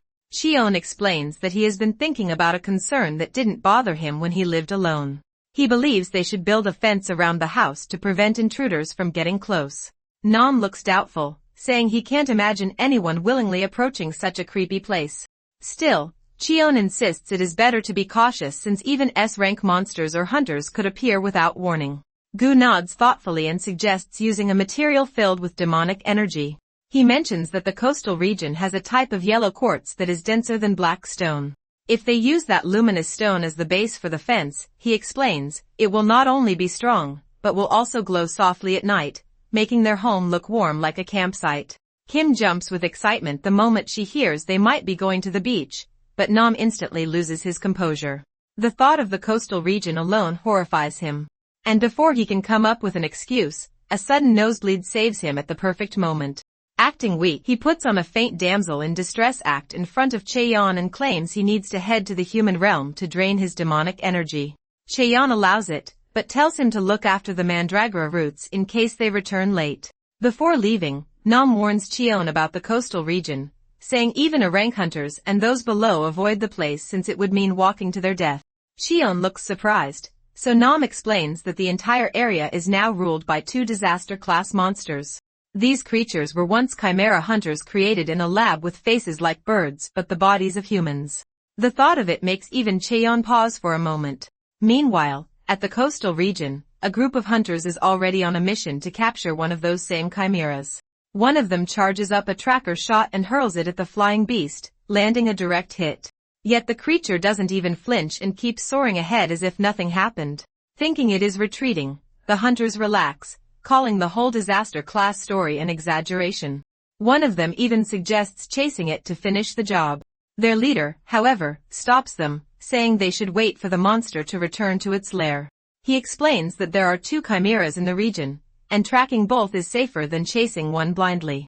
One of the younger hunters wonders aloud how the chimeras are still alive after 60 years or how their bodies remain human-like despite becoming monsters. The captain responds that they are failed experiments and remnants of an old project meant to advance humanity. Though chimeras were once seen as a great success, the failed ones, he says, must be destroyed. Suddenly, one of the hunters spots the creature turning sharply in the sky, speeding back toward them faster than sound. The captain's eyes widen, and he shouts for everyone to raise a barrier immediately. With one powerful flap of its wings, the chimera shatters the hunter's barrier like glass, sending shards flying and knocking them off their feet. They realize too late that they picked the wrong fight. The captain looks up in horror and shouts for them to stop. But before the next strike lands, Kim appears with a metal barrier and blocks the attack. The chimera pauses midair, startled to see another of its kind, and both descend cautiously. Kim insists that the sparrow uncle was bullying people, though Chaeyoung quietly notes it looks the other way around. One of the injured hunters calls his captain, saying a machine creature has appeared, which confuses the captain, so the guy shows him his tracker device. Chaeyeon instantly understands what's happening, remembering Kim still carries a tracker from the human realm. He turns to the bird chimera and asks if it remembers him, reminding it that they once shared a room and asking what number it was. The creature's eyes widen as Cheon tells it that if one lives long enough he gets to see everything. While the chimera struggles to recall, the hunters whisper among themselves, planning to retreat. Cheon warns that letting them escape will only cause more trouble for both sides and that it's better to finish things now. Then a faint memory resurfaces for the chimera. The scent coming from Cheon brings back an image of the lab where they once lay side by side, the same sharp odor of the chimera cell fusion drug from the TDA experiments. Realization strikes, and the creature calls him by his old designation, number 17. The scene shifts back to the past when Bird Boy was running through the woods with his sister on his back. At that time, his sister began showing one of the side effects from the experiment. That made him question whether taking her with him had really been the right choice. Maybe leaving her behind in that cursed lab might have been smarter after all. When his sister weakly mentions his wings are really warm, he bursts into tears, disappointed in his own helplessness. His wings are not big enough to fly both of them away, so he tells her to hang in there just a little longer. Just as he silently hopes someone would show up to help, he suddenly comes face to face with our boy, cluelessly pointing a flashlight right at him. When Bird Boy demands to know what Cheon is doing there, he calmly replies that he came to warn him since he overheard the higher-ups saying it was time to trash him. Birdhead thinks he sounds weird, but he gives him a reality check. He tells him that both he and his sister will be blown up by the detonation curse in 3 days. He suggests leaving his sister behind since she is not on the disposal list, meaning she can keep taking suppressant drugs to live longer. However, Bird Boy snaps back, saying someone like him who never experienced the side effects can never understand. He remembers how bad it got one time, so bad that his sister begged him to escape, saying she would rather live one more normal day outside than rot inside that living hell. As he realizes that the quality of life matters far more than its length, his wings suddenly expand to full size. With raw determination blazing in his eyes, he tells our boy to stop yapping and start fighting. But Cheon just stares at him with those cold dead eyes before suddenly summoning a gate. Birdhead is shocked to learn that a mere test subject like him even owns a gate key. He then looks him dead in the eye and offers him 2 possibilities. His human cells would either get corrupted by demon energy once he entered the demon realm, or his demon cells could absorb it and awaken instead. He believed it was a decent gamble since the detonator would not explode if he crossed into the demon realm. But Birdhead still wondered if surviving there was even possible. In an ideal world, you need to protect both your body and mind with a magic barrier. That is not something children like them can pull off. Still, Birdhead took him up on the offer and decided he would risk it for the biscuit. On his way out, however, he felt bad that they did not even know each other's names despite being roommates for so long. He introduced himself as Ubiome, and our boy shared his name in return. Back in the present, our hero asks the hunter about his name, but they look completely clueless. When he asks why he was even there, they just stare back at him blankly like cavemen, saying they have no idea. He then sends them through the portal, and you instantly guess is right that he used his Oblivion flower cells, which erased the target's memory of the last 3 hours. He then calls you by name, and the guy looks honored that he remembered. Kim asks if Mr. Sparrow is supposed to be his friend, and our boy says he is from the Sparrow tribe. Bro then asks Kim if he is right about the Sparrow and Coconut tribes being good friends, and she instantly nods in agreement. While Yu stares in utter confusion, Kim suddenly apologizes for thinking he was a bad guy. After that, they head to Yu's home, which is ironically just a massive nest with a roof on top. There, the gang has a blast trying out a unique clam dish that tastes unlike anything they have eaten before. Kim gets really excited for more, but Yu humbly apologizes since he does not have the ingredients to make another batch. The little goblin, however, is undeterred and runs off to gladly catch double the number of clams he needs. Now that they are finally alone, Yu reveals he only managed to survive in the demon realm thanks to his immortality cells. Wasting no time, he then asks our boy if he ever thought about taking revenge on the lab. Cheon admits he has thought about it every now and then, but he is not in any rush since life is actually going pretty well. When he throws the question back at you, the guy says he still has the detonation curse inside him, meaning he will eventually blow up like a firework. Putting that aside, our boy also notices you can use his wings quite well and then asks if he can turn his head back to human form. Yu admits he can, but he refuses to do it because his sister's face was changed for life and she would feel awful if he went back to normal while she could not. After all that, our boy asks if he knows he will only survive for another month at best. Yu is shocked that he knows that, and Birdhead flashes back to his time after he left Earth. He trained endlessly to develop enough mana to survive the demonic energy. Things were fine for a while when his magic and the demon realm's energy stayed in balance with each other. But one day, the energy went rampant inside his sister and severely damaged her mana hole. While trying to control the damage, he ended up permanently damaging his own core too. Since then, he has just been getting by while his sister has been surviving on sleeping fruit, spending most of her life in slumber to slow the progression. That is when Cheyenne remembers that mandragora roots can be used to make a medicine capable of healing any manhole, no matter how damaged it is. Elsewhere, in a dimly lit room, fruit is scattered across the floor, while Birdhead's sister sits silently all by herself. At first, she trembles quietly in pain, but soon the demon energy surges out of control, completely overtaking her body as she loses herself to it. Back with the boys, Yu is stunned to hear that he and his sister can actually be saved from their incurable condition. Our guy reveals that after Yu left, he studied alchemy and learned how to heal damage to the mana hole using water boiled with mandragora roots. It is explained that while the roots make up only a small part of the plant, they contain nearly all of its life force, making them incredibly potent. Chio never imagined the plants he grew just for fun would turn out to be this valuable. He even offers to brew the medicine himself since you cannot travel to the human world to find an alchemist.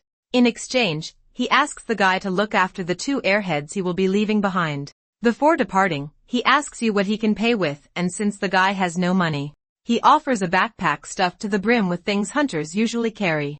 With that, our boy returns to Earth and asks his lifelong companion, Bang, to help him find a skilled alchemist. Bang Su remembers that a new branch opened in the slums about a year ago. As the kid talks about it, Chai Yun notices sandbags tied to his arms, and Bang Su proudly explains that he uses them to train his body. The boy boldly admits he wants to become strong like his big brother one day, a total boss who can dive into the demon realm with nothing but his fists. Outside the place, Bang Su explains that the new manager there is famous for his excellent work. But when no one shows up, they spot the manager himself pacing around and looking stressed out about missing his loan payment. Bang Su instantly figures out that the poor guy is being harassed by loan sharks. The kid sighs, saying that taking loans in the slums is just a necessary part of any business. The manager was once a well-respected man, having worked at the city branch for over 20 years with solid results. But then out of nowhere, he was demoted and dumped into the slums for reasons no one could explain. According to Bang Su, his former boss was the greediest bastard alive, famous for pocketing funds meant to support the slums and other districts. He suspects the manager got kicked out simply for daring to report the scumbag's crimes. Anyway, when the droopy-looking manager spots Bang Su, his face instantly lights up. The kid quickly tells him that his big brother is searching for an alchemist. The manager, whose aura alone makes it obvious he's a pro, pats Bang Su on the head and cheerfully invites both of them inside. Meanwhile, somewhere nearby, another alchemist is bored out of his mind because his boss is useless and business has been dead for weeks. His grumbling comes to an abrupt stop when the manager walks in with Cheon and orders the assistant manager to get them drinks. But our boy skips all the small talk and goes straight to the point. He says the man should be able to brew purified mana water from mandragora roots since he's a rank alchemist. The manager is stunned that Cheon knows his rank and admits with clear regret that he doesn't have such high-grade materials in stock. That is when our boy pulls out a mandragora root radiating so much demonic energy that it feels alive. Both alchemists are floored by its freshness, like it was plucked minutes ago. As for payment, Chai-Yeon casually drops the finest materials from the coastal region, making their jaws hit the floor. After the pair is finished fanboying over the rare goods, he asks if it's enough. The manager laughs, saying it's way more than enough and goes to get them appraised. Looking around the room, Cheon spots another mandragora root floating lifeless in a jar of water. The manager claims it is long dead, or so he thought. Our boy pours a tiny stream of his energy inside and the shriveled root suddenly twitches. The manager's eyes nearly pop out of their sockets.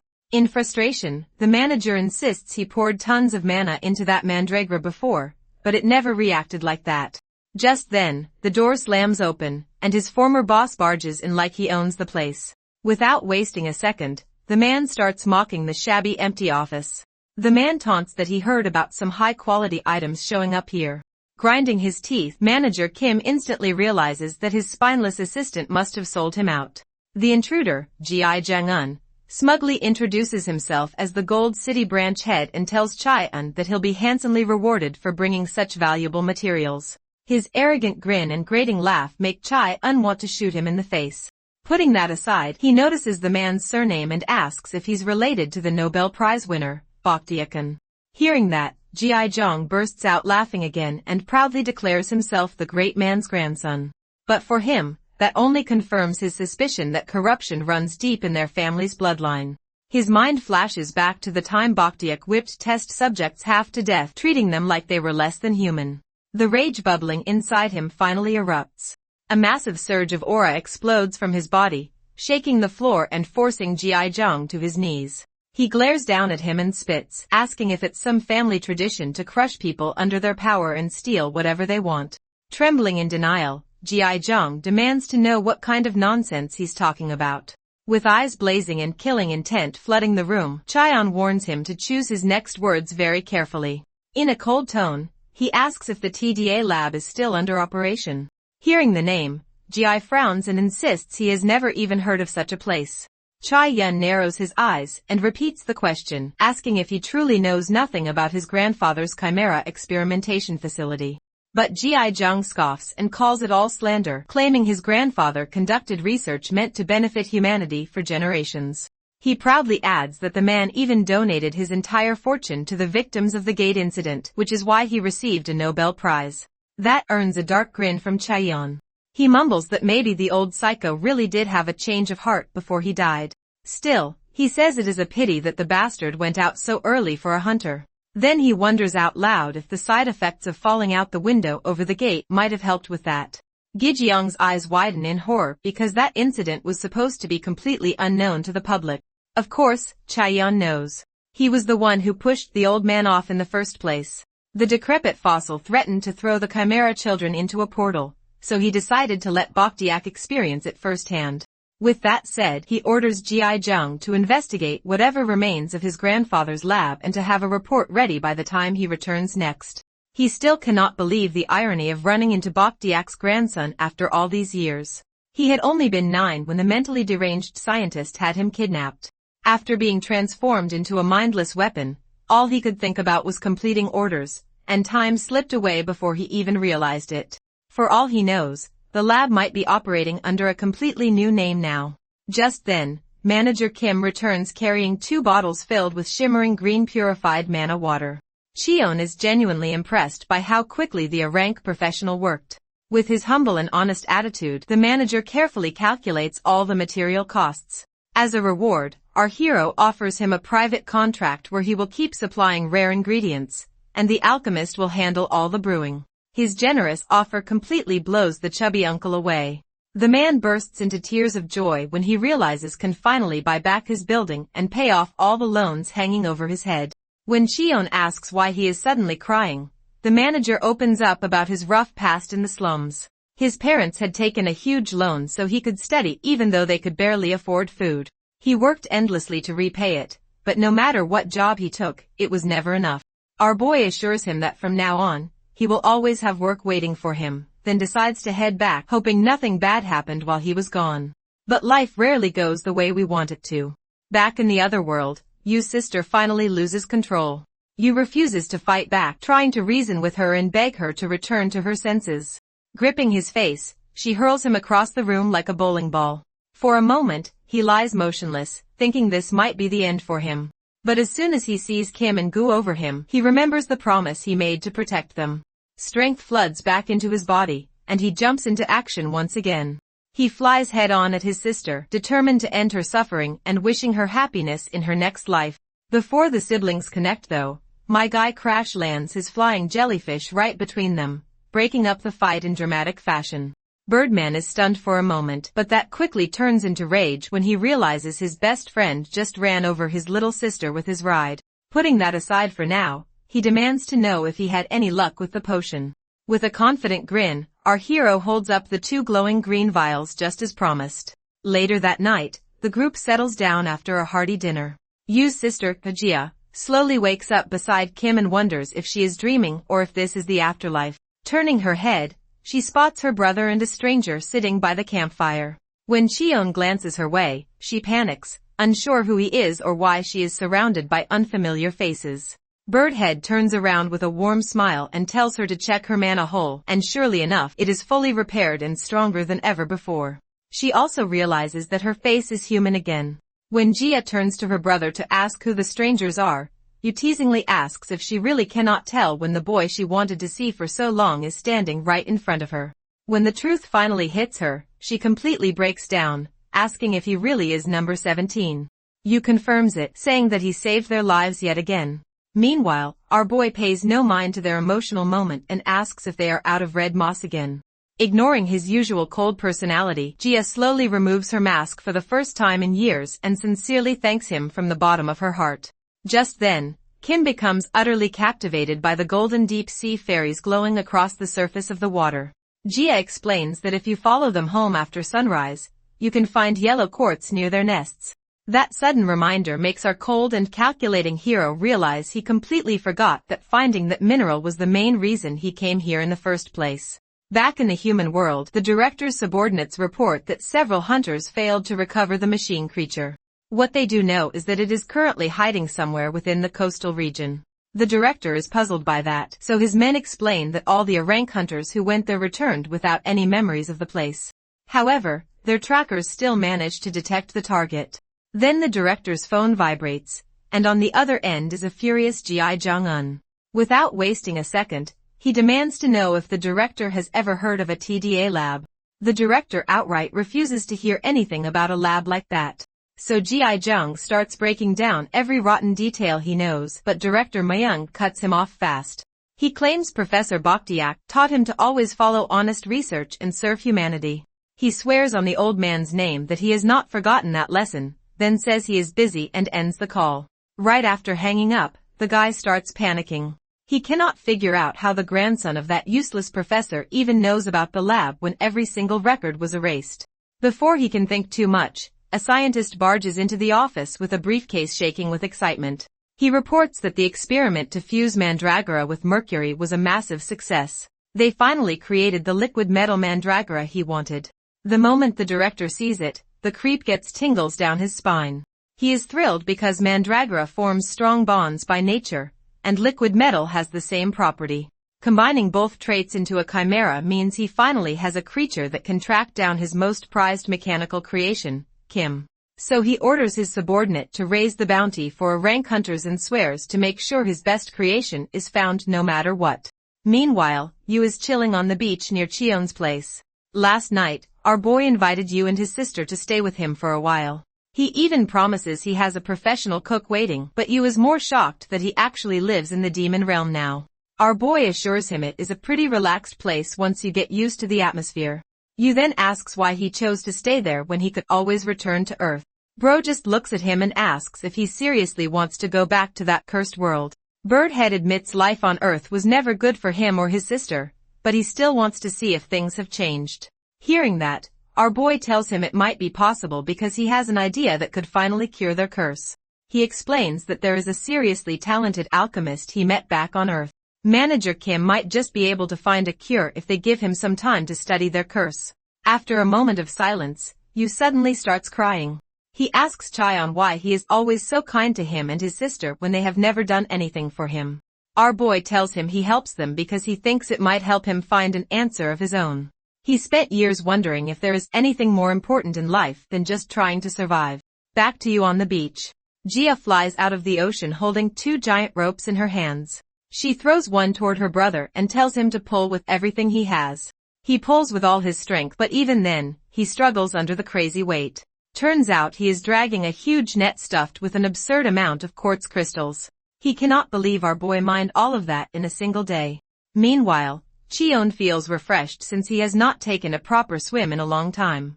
On the other hand, Kim is itching to dive again because the sea fairy's home at the bottom was unbelievably beautiful. Putting that aside, Yu asks how they are even going to carry all that quartz back to the forest. While our boy tries to come up with a plan, a lone parrot vulture suddenly flies over his head. He finds that strange because those birds normally fly in big flocks. Kim grins because its feathers look gorgeous, but Gia quickly tells her she will not be smiling if she sees one up close. Vulture parrots are monstrous 4-meter beasts with awful tempers, and hunters usually run for their lives the moment they spot one. However, the only thing our boy sees is a convenient Amazon delivery truck cruising in the sky. Back at his place, Nam is training hard, and he feels like his magic capacity is growing pretty well. At this rate, he might actually reach a rank sooner than he imagined. Right as he thinks that, he sees a half-dead looking mandragora collapse behind him. He assumes the angry little guy is upset at him, but it is actually because it is being bullied by a group of 3 men in black outfits.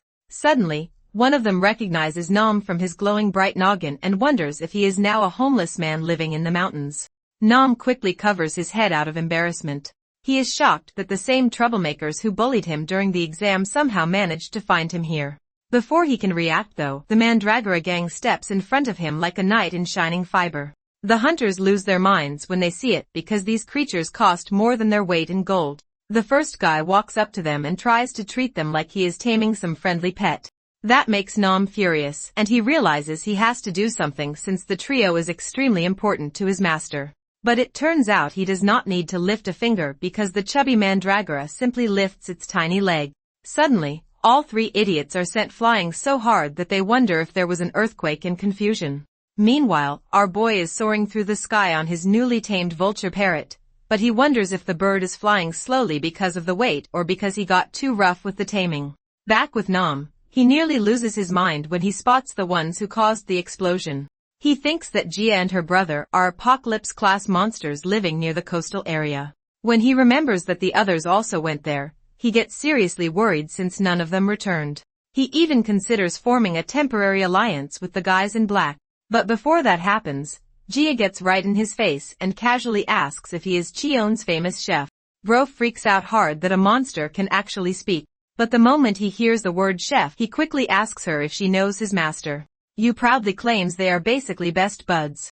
Putting that aside, when Yu asks if the shady trio are guests, Nam gets a naughty little idea. He snitches to what he thinks are apocalypse-class beings that the trio are dastardly thieves stealing his master's property. It is at this exact moment that they realize they messed up. An hour goes by, and our boy finally returns to his humble abode with a big sack full of shiny quartz.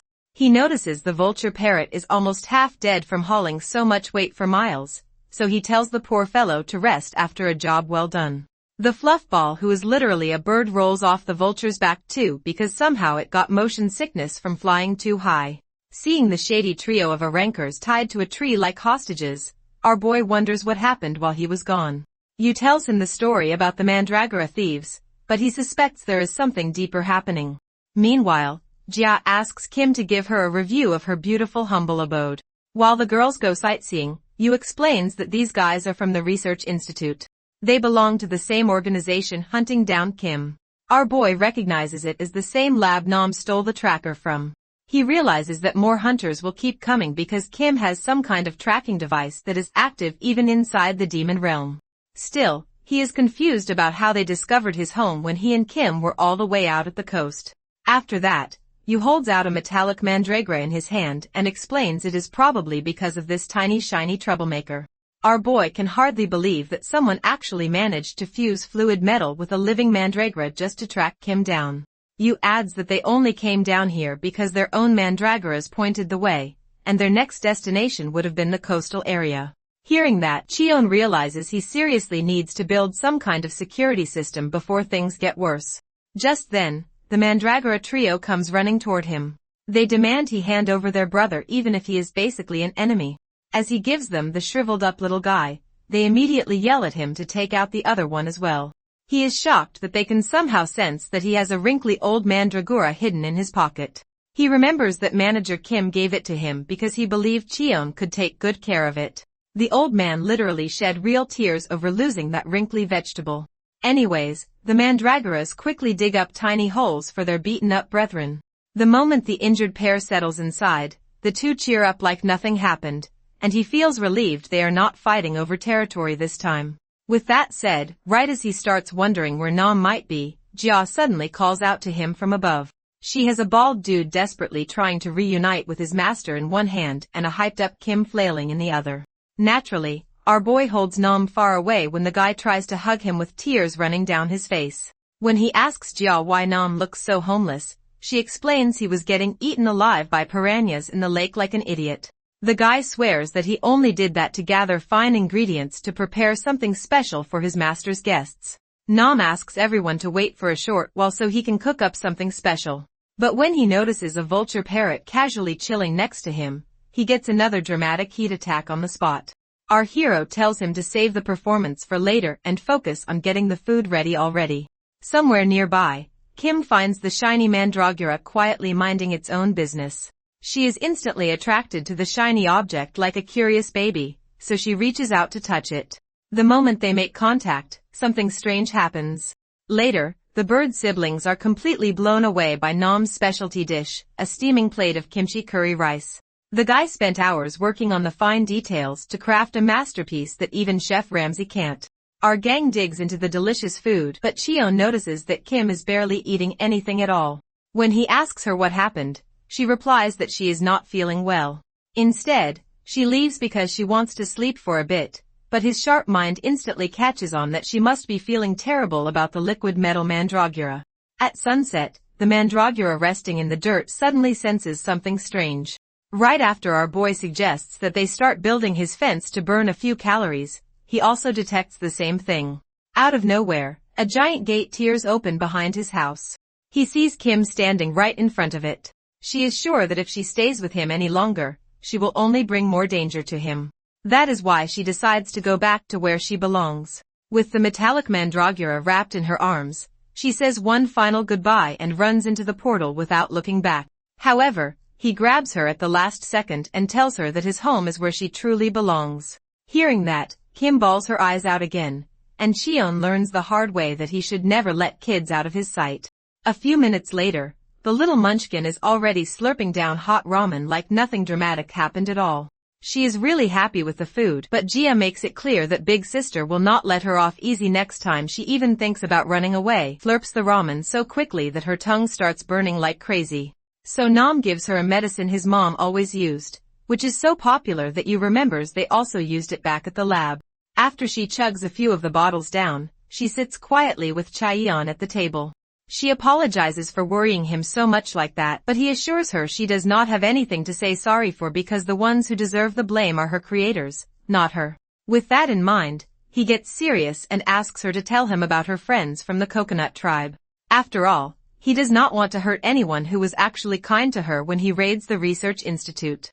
Kim tells him everything that she knows, and he does not even bother asking about the exact location because Nam already knows it well enough. In the meantime, the bald guy gets ready to take revenge on the A-rank pieces of trash.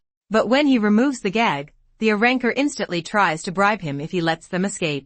Pretty boy goes on about how he is rolling in cash and can pay him a huge amount, even promising to shut up about everything that happened. However, Nam humbles the arrogant moron by showing the black card only the top 1% can own. The hairless clown laughs because he never expected his sweet revenge would walk right to him. The A-ranker tries to pretend he was just messing around, but Nam shows no mercy. He pulls out 3 shiny balls made from raw oblivion herbs. He never tested himself either how painful the allergic reaction is, but Nam believes it just might be the cure to their trash personalities, and he stuffs the balls right in their faces. The next morning, Kim is happily playing around with the fluff ball. Yu asks him if he is really going to raid the lab. Our boy agrees and asks him to take care of Kim while he heads out with Nam and Master Gu.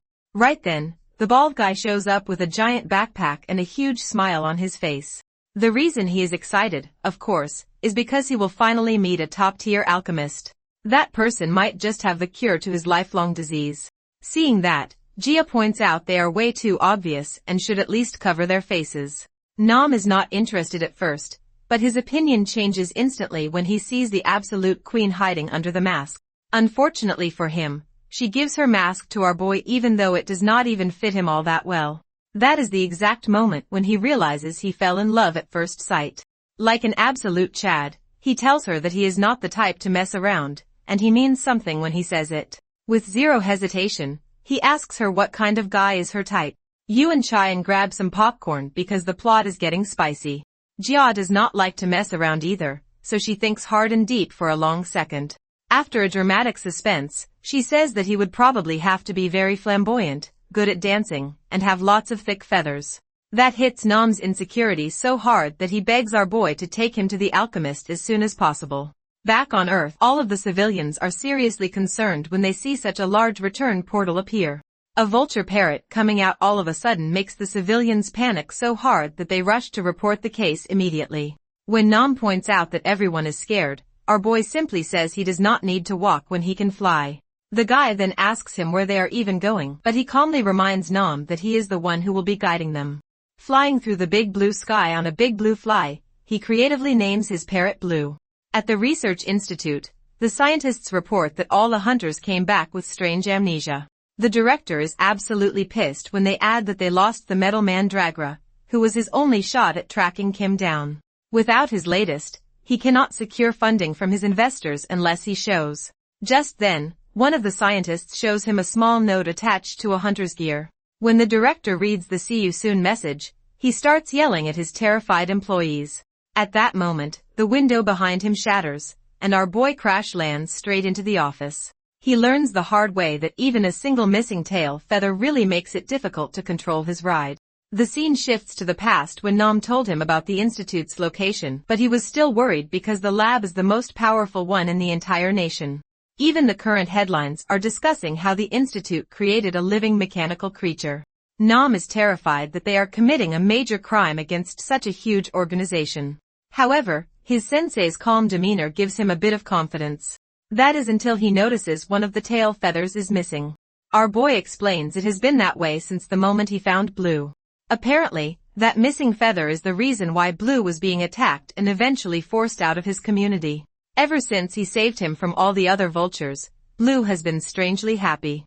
After flying for some time, they finally spot the research institute deep in the mountains. He orders Blue to go full speed without turning. The parrot kicks into gear and flies straight at the lab like a fearless fighter jet. Now in the meeting room, the scientists wonder if Elon started World War III or something. Once the dust settles, one of them gets a close-up view of Blue, and it scares the hell out of him. Then all of them get wrapped in threads. When Nam asks why they did not enter from the front door, he replies that he came directly to the top floor because this is where the director stays. The scientists panic and question who he is, so he states he is the guardian of Kim Nari. At that moment, our boy detects a strange dark mana flowing through the air, and he realizes there is someone incredibly dangerous here. The scene shifts to the Hunter Association Tower where President Lee warns his bratty grandson to lock in already. The kid argues he is doing pretty good compared to his grandpa who never got above C rank his whole life. He is already at the same rank in his 20s. The useless grandson asks his grandpa to just give him more pocket money already. His old man regrets spoiling him because the boy refuses to inherit his position even when he is over 80. Back in his childhood, he dreamed of saving others like the heroic hunters on TV. But now all those heroes refuse to do any mission that even sounds dangerous. They only work when it gives them good money. Because of that, the Chimera were made so they would not have to endanger their own lives. But now those Chimera-producing labs are charging outrageous amounts, so the regions that cannot afford to pay them are completely vulnerable. The president believes that it is the association's job to make sure people's lives don't depend on if they can pay or not. That is why the president's seat is the most important position. But all the hunters who are trying to succeed him are greedy scumbags. If the association falls under the wrong person's control, they could create a hunter mafia never seen before. The old man's final wish is for his talented grandson to take over. He never had the power to change anything being a weak C rank his whole life. Hearing that, his grandson suddenly snaps. But before he can say anything, a man urgently reports that there is a vulture parrot flying around in the slums. When the president asks who is taking care of it, the man says that no hunter is taking the job. That really grinds his gears because they all know a job in the slums will not pay anything. The president orders him to inform all the Chimera labs and declares he will do it with his own hands. Surprisingly, his grandson Bayek says he wants to come along as well. Back at the lab, Cheon notices the ominous mana is coming from a white-haired scientist. He shows no mercy, instantly slicing up the danger with his threads. However, the scientist's body suddenly turns into liquid metal. Nam stares in horror at the Chimera pretending to be a human. Even the man's underlings are shocked because they never realized he was actually a Chimera.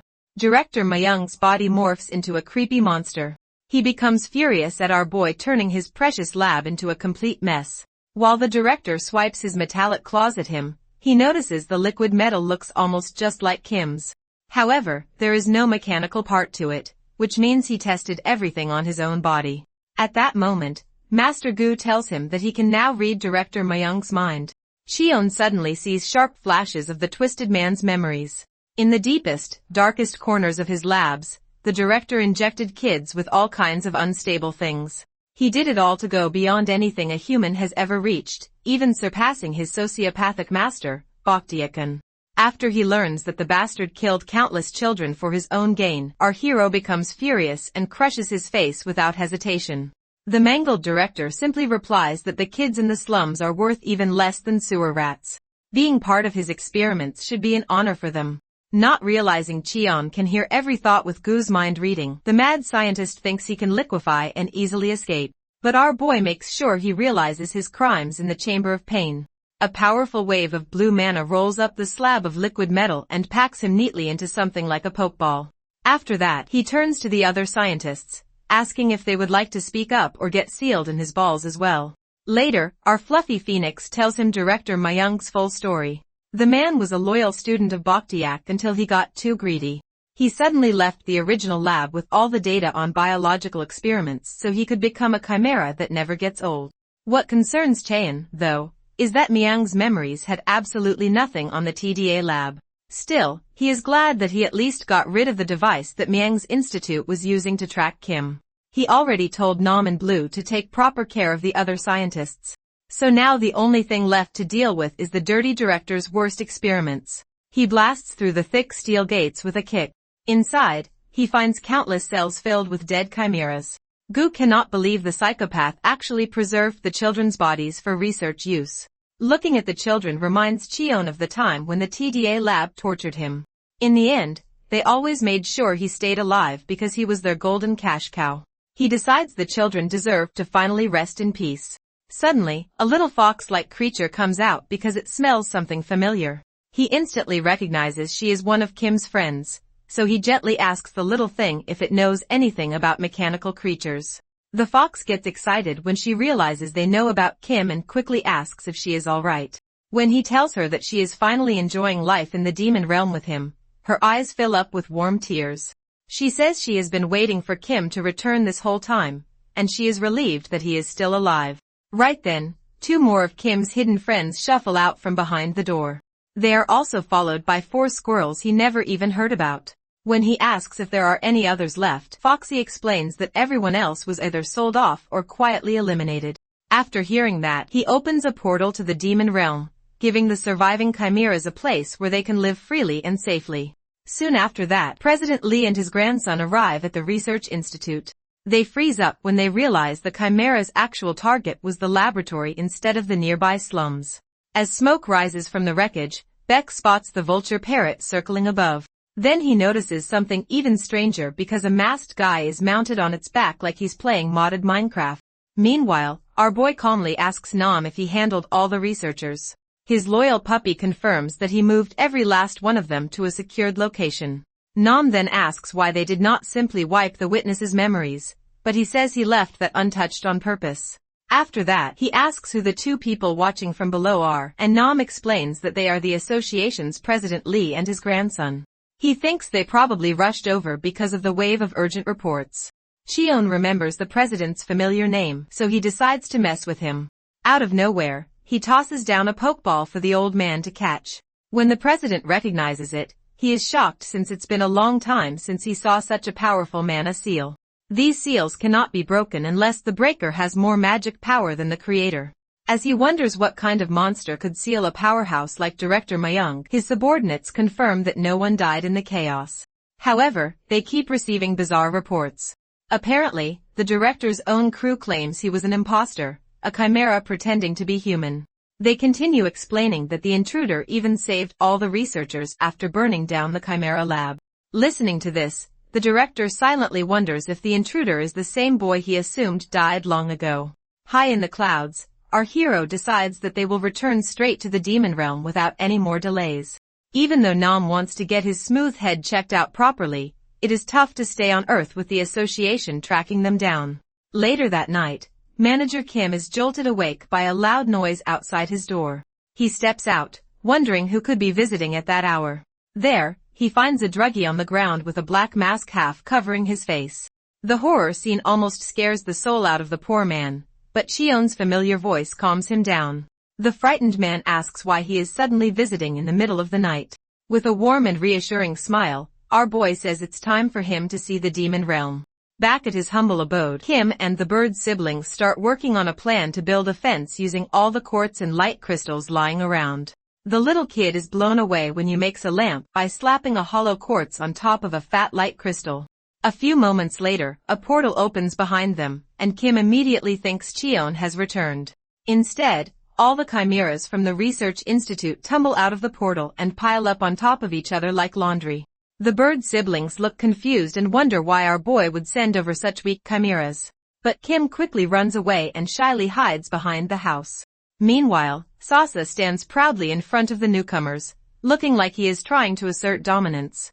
However, the tiny tree chimera ignores the loud idiot and waddles over to the vegetable garden with rich soil. Then a chaotic fight breaks out when the garden's original owners catch the intruder stepping on their territory. Soon after, our boy also returns to the demon realm with Nam and Manager Kim. The manager is instantly impressed by the complex structures Cheon managed to build inside the supposedly primitive realm. The fat man starts nerding over the incredible architecture our boy designed with almost no resources. But Cheon is more focused on Kim, who is hiding behind a tree instead of catching up with her old friends. He runs off telling Nam and the manager not to move while he handles the situation. After that, he returns Jia's mask to her and asks why fiber warfare is happening inside his vegetable garden. She explains that the tiny tree sapling wants some of the fertile soil, and the mandragoras started a turf war to defend their land. When neither side budges an inch, the ant-man rushes in to help settle the fight. The sapling uses its vine to launch its buddy straight at the chubby mandragora. Unfortunately, things do not go even close to the way they planned. The chubby mandragora smoothly sidesteps at the last second, so the ant flies past and banks its head straight into the metal mandragora instead. Seeing that disaster unfold, the tiny sapling quietly picks up its poor buddy and returns to its group in crushing defeat. Our hero quickly notices that the fox is missing. It turns out she saw Kim slipping away earlier and followed after her. Sitting on the other side of the tree, she tells Kim that she will not move an inch until her apology is accepted. You see, Kim completely gave up on fighting in any matches when she was at the research lab. The curse that made orders absolute didn't work on her, so the scientists couldn't make her fight no matter what they did. Every single time she was sent for a ranking match, she always lost after getting beat up on purpose. Seeing that, the scientists theorized she must have been born with a gentle personality. Even though she is a combat chimera, she refuses to fight back. However, Director Myung did not worry at all. If it was just a personality issue, then he could fix that with ease. The evil bastard placed a few of the weakest ones into her room so they could become her closest friends. Then he used the curse to force those same friends to fight her. He believed there is nothing more painful than being betrayed by the very friends you trust the most. After breaking her down to pieces, he tried to brainwash her, saying they loyal friends do not exist. He told her she would die unless she broke them before they had the chance to break her. At that moment, something deep inside her snapped. She suddenly took off with tears in her eyes. She chose to run away rather than hurting her friends. Every scientist in the lab tried to stop her, but no one could stop her from escaping straight through the portal. Shifting back to the present, Kim is now in her original form. Foxy is shocked to see her crying. She asks why Kim is crying when she is the one who should have been upset. Kim hugs her tightly and says she missed her and the others for a very long time. Meanwhile, the three grown-ups have been quietly watching, stalking them from behind a tree this whole time. Cheon is relieved they are back on good terms again. When he returns to the house though, he finds the two smooth brains took the order way too seriously. After that, he introduces the manager as his personal rank alchemist. The old man makes a solid introduction, but then he blurts out the first thing that pops into his mind. UNC politely asks the bird siblings if he can have some of their feathers for research purposes, of course. The scene then shifts to Bang Soo, who is meeting up with the cute clothes shop girl. He swears to her that the blue bird monster hoax was real and how the association came running to take care of it. Right as he tells her the weather is getting pretty cold, she serves him delicious steamed sweet potatoes. He instantly cheers up when he takes a bite of the warm goodness. She notices that he looks a little paler than usual. Sure enough, he admits that he feels a little sick, and his body is in pain after every workout. When he mentions that even painkillers do not work, she realizes that it suits the signs of awakening sickness. She believes he is cold because of the fever, and the body pain is a classic sign. Plus, he is in his late teens, which is when awakenings usually begin. Hearing that, the kid instantly refuses because there is no way a bumpkin like him can become a hunter. She fires back that background does not matter for hunters and points out his growth has been quite fast lately. She forcibly hands him some money and orders him to use it for a bus to the association in the nearby city. There, he should take the test to confirm his potential. The Sundara shyly says there is no telling that he might become a legendary hunter someday. Bang Soo is really happy to hear her say that, so he thanks the nice lady. The lady who is seriously sensitive about her age rages because she is still a young girl, but he calls her lady again and promises to pay her big favor back someday. Meanwhile, in the demon realm, the new chimeras help the bird siblings build the quartz crystal fence. While Yu is not really tired by the labor because he is a chimera, Nam refuses to stop helping even though he is half asleep. Soon, they all gather with Cheon to finish the job while manager Kim figures out a way to fix Blue's tail feathers.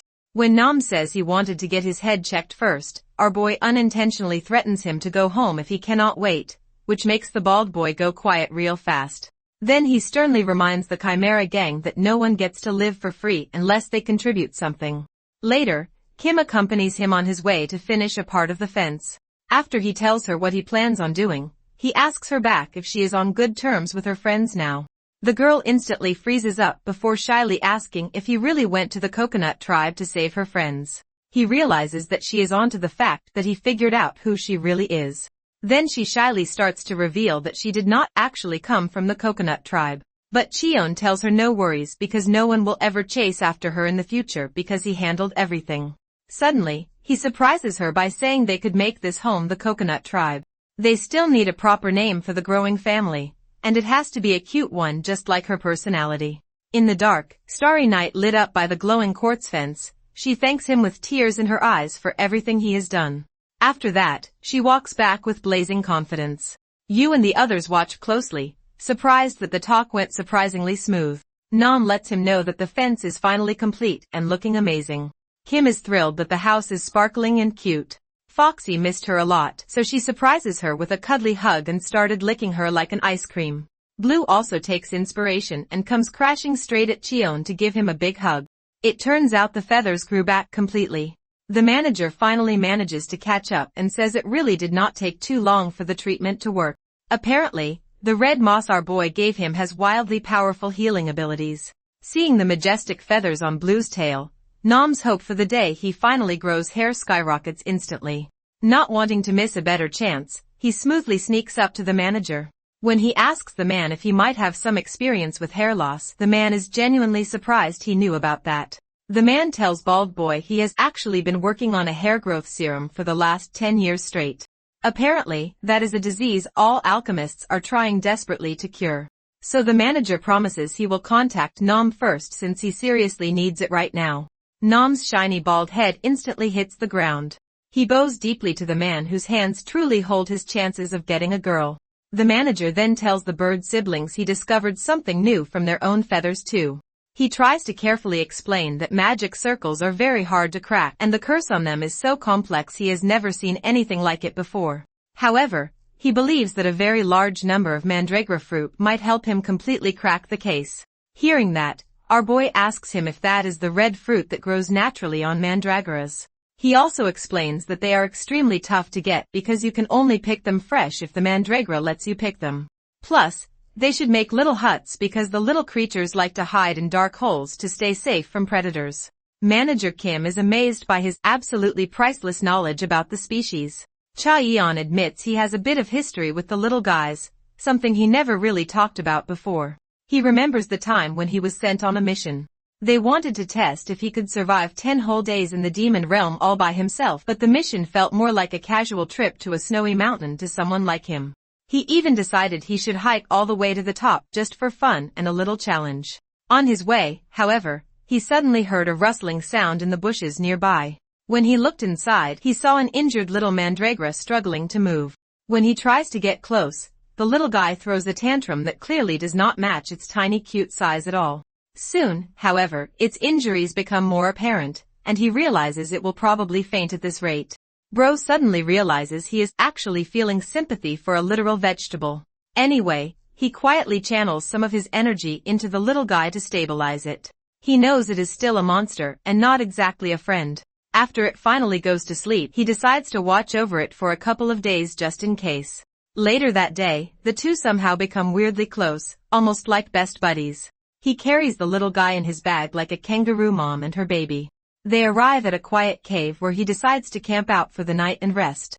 The little guy jumps around with energy everywhere after he feeds the small creature some of his magic. As he drinks some water, the little veggie gives him the cutest puppy eyes that definitely do not belong on a monster. Without even hesitating, he showers Lil Veg with water straight from his bottle. While it happily enjoys the drink, the little mandragora suddenly notices something and quickly zips outside the cave entrance. Then a big flash of light suddenly goes off in the gap. When it comes back, it has 3 bright red berries in its tiny hands.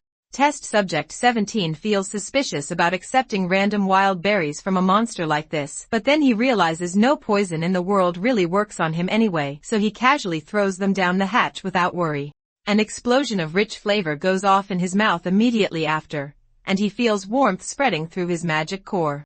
He theorizes that the berries must be packed with pure mana. That makes him wonder what the mandragora was even doing inside that strange gap earlier. He peeks inside and cannot believe what he is seeing. Lil Vey strains as hard as it can, and several berries slowly grow on its small leafy head. He is amazed that it managed to make 6 berries so quickly without collapsing. But what surprises him even more is that the little guy is donating all of its berries to him. He wonders if that is some kind of payback for saving it, but he feels bad seeing how much strain it puts on the shaking vegetable. With that realization, he quietly tells the little guy to keep them for itself instead. So the mandragora simply eats its own berries to restore its drained mana. He ponders over how the monster consumes magic to grow, and he has basically been stealing its mana. Just then, the little guy suddenly plops onto his lap without warning. The dense idiot is confused why it chooses to sleep there instead of the safe little gap in the wall. Still, he cannot help but smile, happy to see that he now has an unexpectedly entertaining partner for the rest of the mission. Soon after, a small group of monsters slowly approaches his cave. He quickly realizes they are after the mana-dense fruit growing nearby. He picks up the little guy gently and promises to protect him as long as they stay together. A few days later, his mission is finally complete, and it is time to bid his little friend goodbye. It is at this point he suddenly realizes why he felt sympathy for the little guy in the first place. It was abandoned in the snow just like he was a long time ago. The tragic difference is that the mandragora will not survive very long after he leaves it alone. As a sort of quiet goodbye gift, he gives his little friend one last bit of protection. He builds a trap made of strong silkworm string that should keep it safe from intruders. He also ties a small necklace onto Lil Veg, which the little guy finds absolutely delightful and precious. After that, his little friend suddenly yells Big Brother and trips over a rock while trying to follow him as he leaves through the gate. Overwhelmed with sadness, Lil Veg bursts into tears filled with real pain. Hearing this tragic story, Nam and manager Kim both become a complete sobbing mess. Yu curiously asked him what happened to Lil Veg after that day. He shares that he is not exactly sure what became of it. But when he revisits the cave a few years later, it is buried under rocks from a massive landslide. Birdman and his sister suggest they go back, believing that the silkworm string trap might have saved his little friend somehow. Cha-Eon wishes hard that it was true, but that is probably just wishful thinking since he did not sense any traces of its energy from the collapsed cave. The scene then transitions to the snowy fields where an entire army of Mandragora Root Army chants Big Brother in unison. Their leader turns out to be a very familiar face, proudly wearing the silkworm string necklace gifted to him by a former friend. Back in his garden, Manager Kim is amazed that he is somehow growing plants inside the demon realm. The alchemist's mouth is practically watering at the thought of tasting some of the mandragora's fruits. Cha-Eon calmly lets the manager know that they need to be fed mana first before they can produce anything.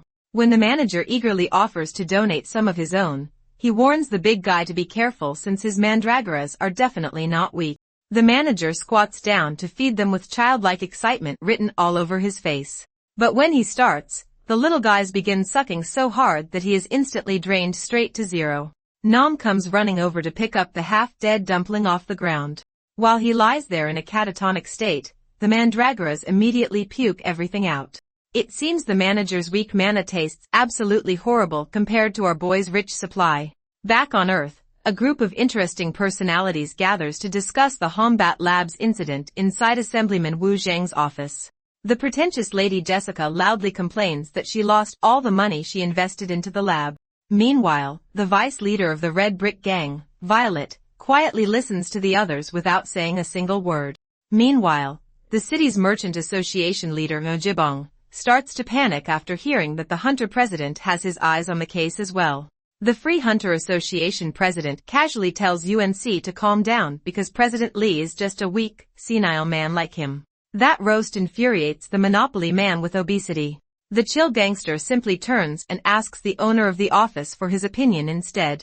Assemblyman Wu Young orders them to relax since he already has everything firmly under control.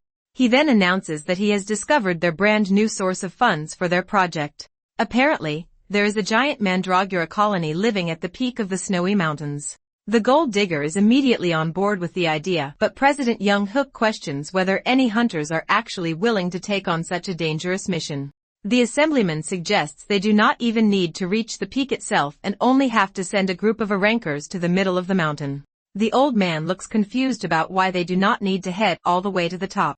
With a creepy, knowing smirk, the assemblyman explains that they are incredibly lucky to have discovered a hunter with the rare power of transference. Turns out that hunter is Bong Su, who had just visited the Hunter Association to get his appraisal only a few hours earlier. The scene then shifts to a party of rankers steadily climbing up the snowy mountains. One guy wonders where the new boy with transference skills is supposed to be. His companion tells him that the kid's ability has an extremely long range. He is far away under the leader's direct protection. The guys are confused about how a freshly awakened F-ranker managed to pass through a gate. Normally, it takes at least a D rank to survive passing through. It is explained that their leader used his amplification ability to artificially boost the kid's rank. The guy cannot believe the boy agreed, knowing the dangerous skill could easily end up killing him. His companion reminds him that the boy is under mind control, so he will do whatever they force him to do. Since he is just a poor kid without family, no one would care if anything happened to him. When they reach high enough, the leader orders his men to stop moving. He then orders the puppeteer to use mind control on Bong. The boy activates transference, allowing him to see all the way up the distant peak. He picks up all the Mandragora root army telekinetically and warps them straight down to the expedition. Bang Su is practically bleeding from every hole in his body and collapses immediately after finishing the mission. A hunter quickly throws a net over all of them and reminds the fools to start hunting fast. However, the monsters do not plan to stay there like helpless sitting ducks either. Under Lil Vague's silent command, the hunters are surprised to see them swarm right on top of the net. They are completely shocked to see the little guys chomping straight through the thick net. The net hunter panics when he notices his magic energy draining rapidly. A sword-wielding hunter is ticked off by everyone's incompetence, so he charges in first to take the lead. The swordsman knows they are good at draining mana, so he swings his blade to blow them away with sheer brute force. He wastes no time reaching the Mandragora leader, but he cannot simply kill it because of how much it is worth. He swings down intending to smash it just barely alive. Right before the strike lands, he gets the guts punched out of him. The expedition is confused who this guy who suddenly showed up out of nowhere is. They start rambling, wondering if their mission was leaked to some rival competitor guild. Hearing their incessant yapping, Cheon grows furious and silences them with his overwhelming raw aura alone. Looking at his old friend saving his life once again, tears quietly fill Lil Vague's eyes. Yu is surprised to see the sheer size of the expedition, and his sister wonders why there are so many veggie monsters gathered in the mountains. They are completely flabbergasted when they witness our hero's heartwarming reunion with the friend he thought was long dead. There is no way he would ever mistake the silkworm thread he tied years ago. The little guy still remembers him even though he was much shorter back then and wearing a bulky combat uniform. His buddy immediately jumps into his arms and hugs him tight without hesitation. After that, he is amazed that it somehow became friends with so many veggie monsters. Lil Veg decides to show off and orders all of its buddies to line up neatly, making it clear he is the leader of a whole army. It is quite cute how the little guy is shaking on his tippy toes, trying hard to look taller than he really is. The bird siblings land nearby, saying they were right about the little guy probably being alive after all. Yu asks him if he wants to take them home together. While he would honestly love that, he does not want to take his buddy away from a place he can already call home. Besides, they would be in serious danger if the colony of mandragoras was discovered at his place. Sunraku wannabe then asks him what they should do with the hunters who came here to hunt all the veggie monsters. He suggests they simply scare them away for now, but his eyes suddenly widen in shock when he sees Bongsu collapsed helplessly among them. He quickly hurries to the boy's side, questioning why he is even with this group. He knew the kid was a guide in the slums, but he did not know he awakened as a hunter. Bongsu's condition looks extremely bad. Jia senses he awakened the ability to teleport others, but she notes he only awakened just a short while back. She also picks up on the amplification magic mark burned into his arm. She guesses he will not make it past 3 days at this rate. Furious, our boy finally figures out what the heck is going on. He is mad at the leader and his puppeteer for being spineless cowards. They would rather abduct an innocent boy and work him to death because they are too weak to climb to the top themselves. Kneeling in disgrace, the leader is terrified because our boy is so powerful he cannot even properly measure it. The bastard tries to bribe him with some of the dirty mandragora money. That shameless offer earns him a brutal stomp to the face that is so strong, it leaves a deep crater in the hard icy snow. Cheon then addresses all the other pathetic excuses for a rankers standing there. He asked them if they really let a kid join their team thinking he was just a nobody from the slums so he could be used up and tossed away like trash. They probably thought it was not wrong to enjoy the reward because they were strong, and the strong can trample over the weak. In that case, they should not have an issue when he follows that same mindset with them. The mandragoras chilling quietly in the snow watch as he ruthlessly beats up every last one of them. He then moves on to Bongsu.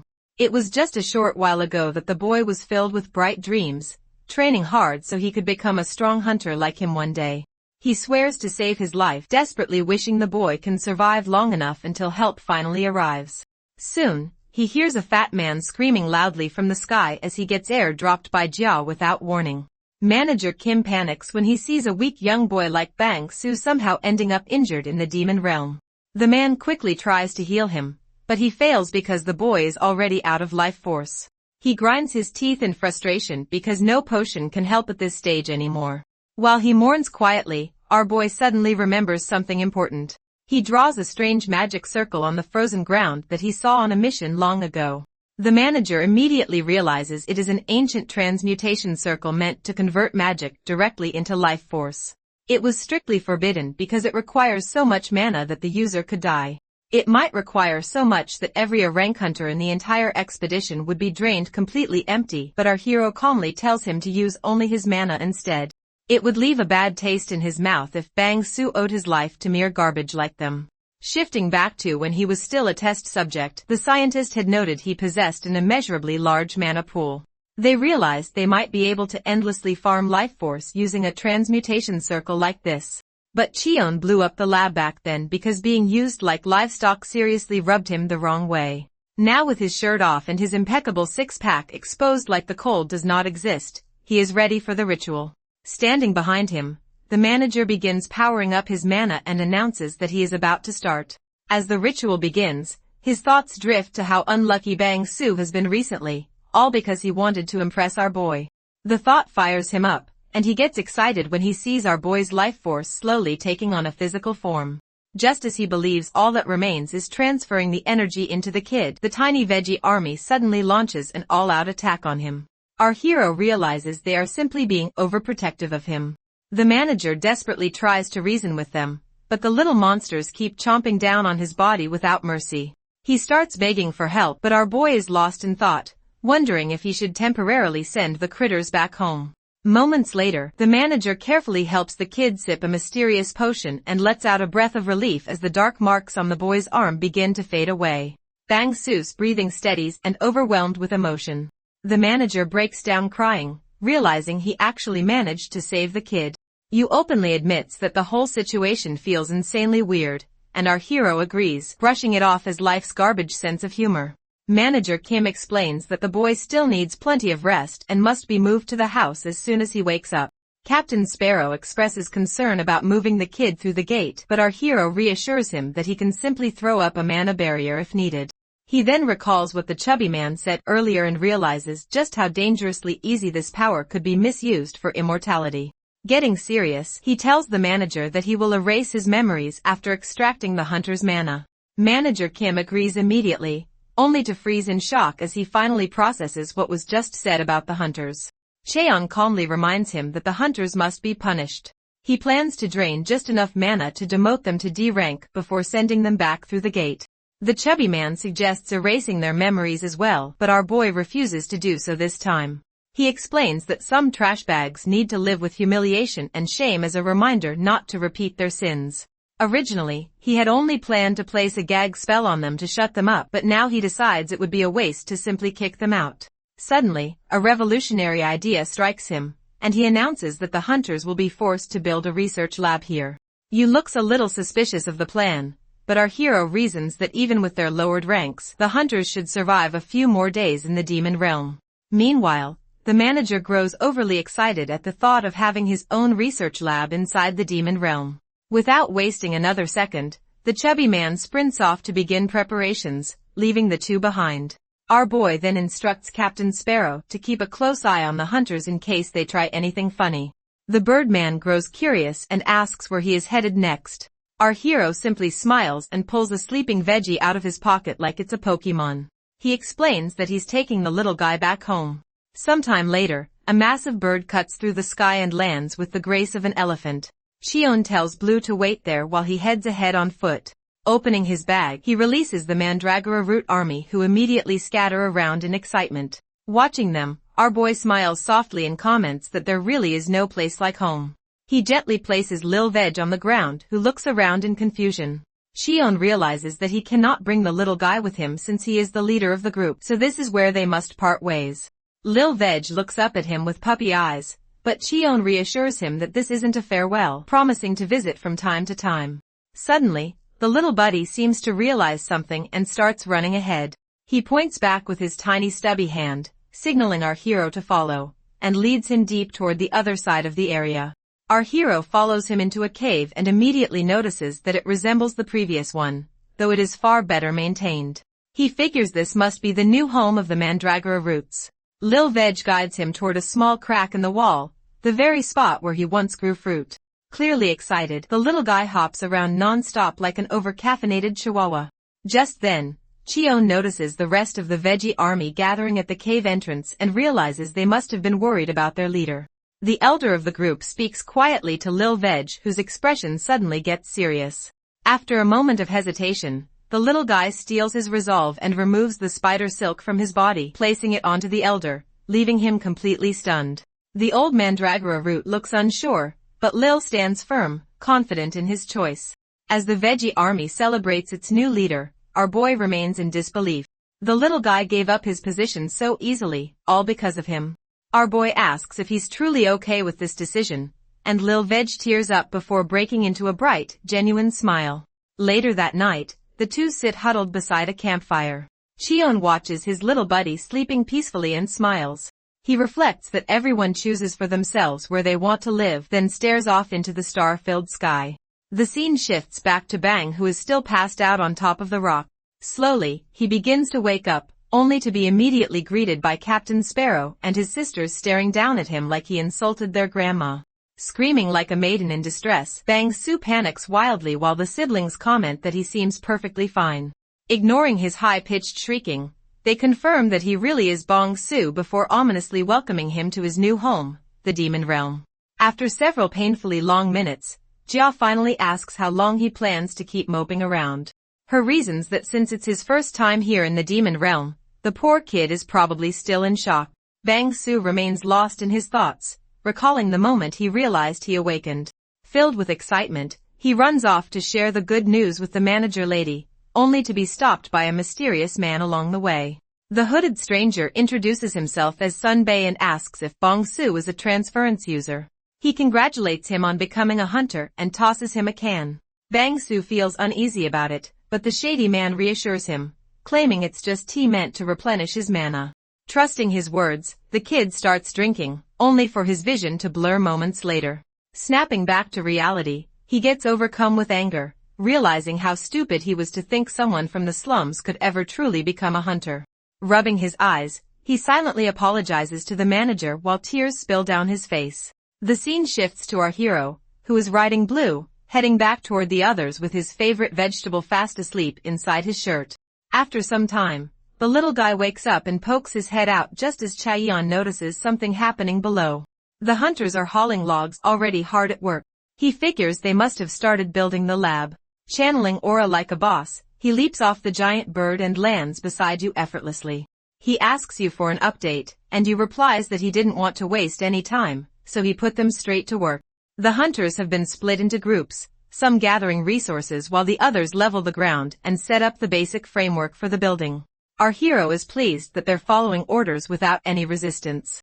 Yu explains that his sister had a hand in persuading them earlier. Sometime before, while Manager Park was draining their mana to demote them back to D rank, a few hunters tried to resist. They argued that they had worked too hard to reach rank A, only to be dragged down just because a kid got hurt. After their leader gets debuffed, Captain Sparrow calls the next hunter forward. Sunbei whispers to his comrade asking if they are really going to let this happen. The man reasons that the enemy is far too overpowered. The hooded guy continues to try to convince him to act while Cheon is away. But before he can say more, a sudden kick smashes into the back of his thick skull. Jia stands over his crumpled body and calmly asks what exactly he plans to do. She continues pummeling him as Yu remarks that she seriously needs anger management classes. After finishing, she straightens herself and coldly states that while she does not know every detail, she absolutely draws the line at harming kids. She then turns to the rest and asks if anyone else wants to be naughty like him. The hunters immediately reassure her that they will accept the demotion without causing any trouble. Back in the present, our boy watches as she barks orders at the hunters like a ruthless dictator while they have no choice but to obey. Yu comments that the building should be finished sooner than expected and tells Cheon to leave everything to them. Just then, the manager arrives and informs him that all the hunters have officially been reduced to D rank. Our boy thanks him and asks about the kid's condition. The chubby man explains that Bang Su woke up recently, but doesn't seem mentally stable yet. He asks if our hero wants to see him now.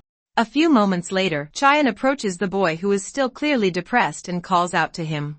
Bang Su looks up in surprise, but our hero immediately notices the changes. Part of his hair has turned white and his manhole has expanded significantly.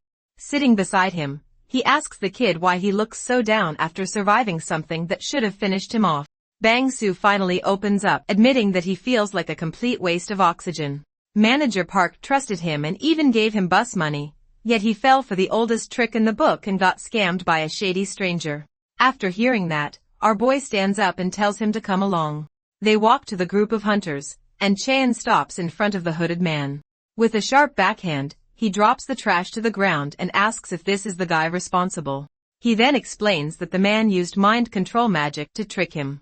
So he offers to personally send him on a one-way trip to hell if Bang Su gives the word. The kid stares at the thug in silence for a few seconds then calms his anger. He says he doesn't want to kill him. Bang Su continues that in the end he survived and the trash bags got demoted. Making up his mind, he declares that he simply needs to get stronger to deal with scum like this. Our boy orders the hunter back to work and reminds him that it was this kid who saved his life. Turning to Bang Su, he tells him to start mana training under the manager. Just then, the chubby man appears behind him. Placing a hand on his shoulder, he reveals that he also came from the slums and promises to support him every step of the way. Yu adds that he's from the slums too, while his sister lightly jabs at him, saying he definitely looks the part. Overwhelmed by the support, Bang Su breaks down in tears and thanks everyone as he sinks into Manager Kim's chubby embrace. Our hero watches with satisfaction, convinced that Bang Su has the potential to surpass even Nam one day. At that moment, Lil Vaish pops his head out, surprising Captain Sparrow. Cheon explains that the little guy passed his thread to another Mandragora and gave up his leadership role. Instead, he chose to stick with Cheon, surprising Jia that a monster would make such a choice. With that settled, our boy decides to head back and show the little guy their home in the forest zone. Yu tells him not to worry, assuring him that he'll handle things here. Cheon hops onto Blue, and they take off into the sky. Meanwhile, Bang-soo watches him leave and mentions that he has been helping him since day one, now even saving his life. He wonders what kind of person he really is. Captain Sparrow bluntly replies that he's a real piece of work, catching him off guard. Jia adds that he's someone with nothing left to lose, and that is why he is not afraid of anything anymore. Used by others his entire life, Cheon has become a lunatic determined to build a home in the demon realm. The scene shifts to the forest zone where Cheon spots everyone panicking. Approaching them, he asks what happened when Kim runs toward him in tears. She hurriedly explains that Gu and Sasa have mysteriously disappeared. Our boy looks confused and asks what she means by that. She explains that everyone has been searching since early morning. The two aren't by the waterfall nor anywhere in the forest. Wasting no time, he activates his powers and releases mana in every direction, scanning the entire island. There are no signs of invaders or any suspicious energy, so he asks if anything strange happened recently. The Baldy explains that Sasa had been constantly messing with the Mandragoras and losing every single time. Whenever our boy disappears, the little snake decides to throw hands with literally everyone, even going after the tiny tree chimera. After getting absolutely ratioed, she spent the rest of the day sulking in her nest and sleeping non-stop. This puts Cheon into thinking mode, realizing that the mood swings mean it might be starting to molt. The scene shifts to Gu, who is peacefully flying around, minding his own business. Looking down, he spots a familiar snake sneaking toward the veggie monsters. Sasa is using every bit of sneak skills she has to quietly get closer so she can chomp down on those juicy leaves. As usual, she targets the runt of the group, but the moment she reaches the small sleeping mandragora, it suddenly wakes up. The two stare at each other in confusion. Just then, the rest of the mandragoras wake up as well, cracking their knuckles. A quick beat down later, Sasa gets launched out of the area like Team Rocket and bursts into tears. As she lands, she notices a strange flower in front of her and stares at it in confusion.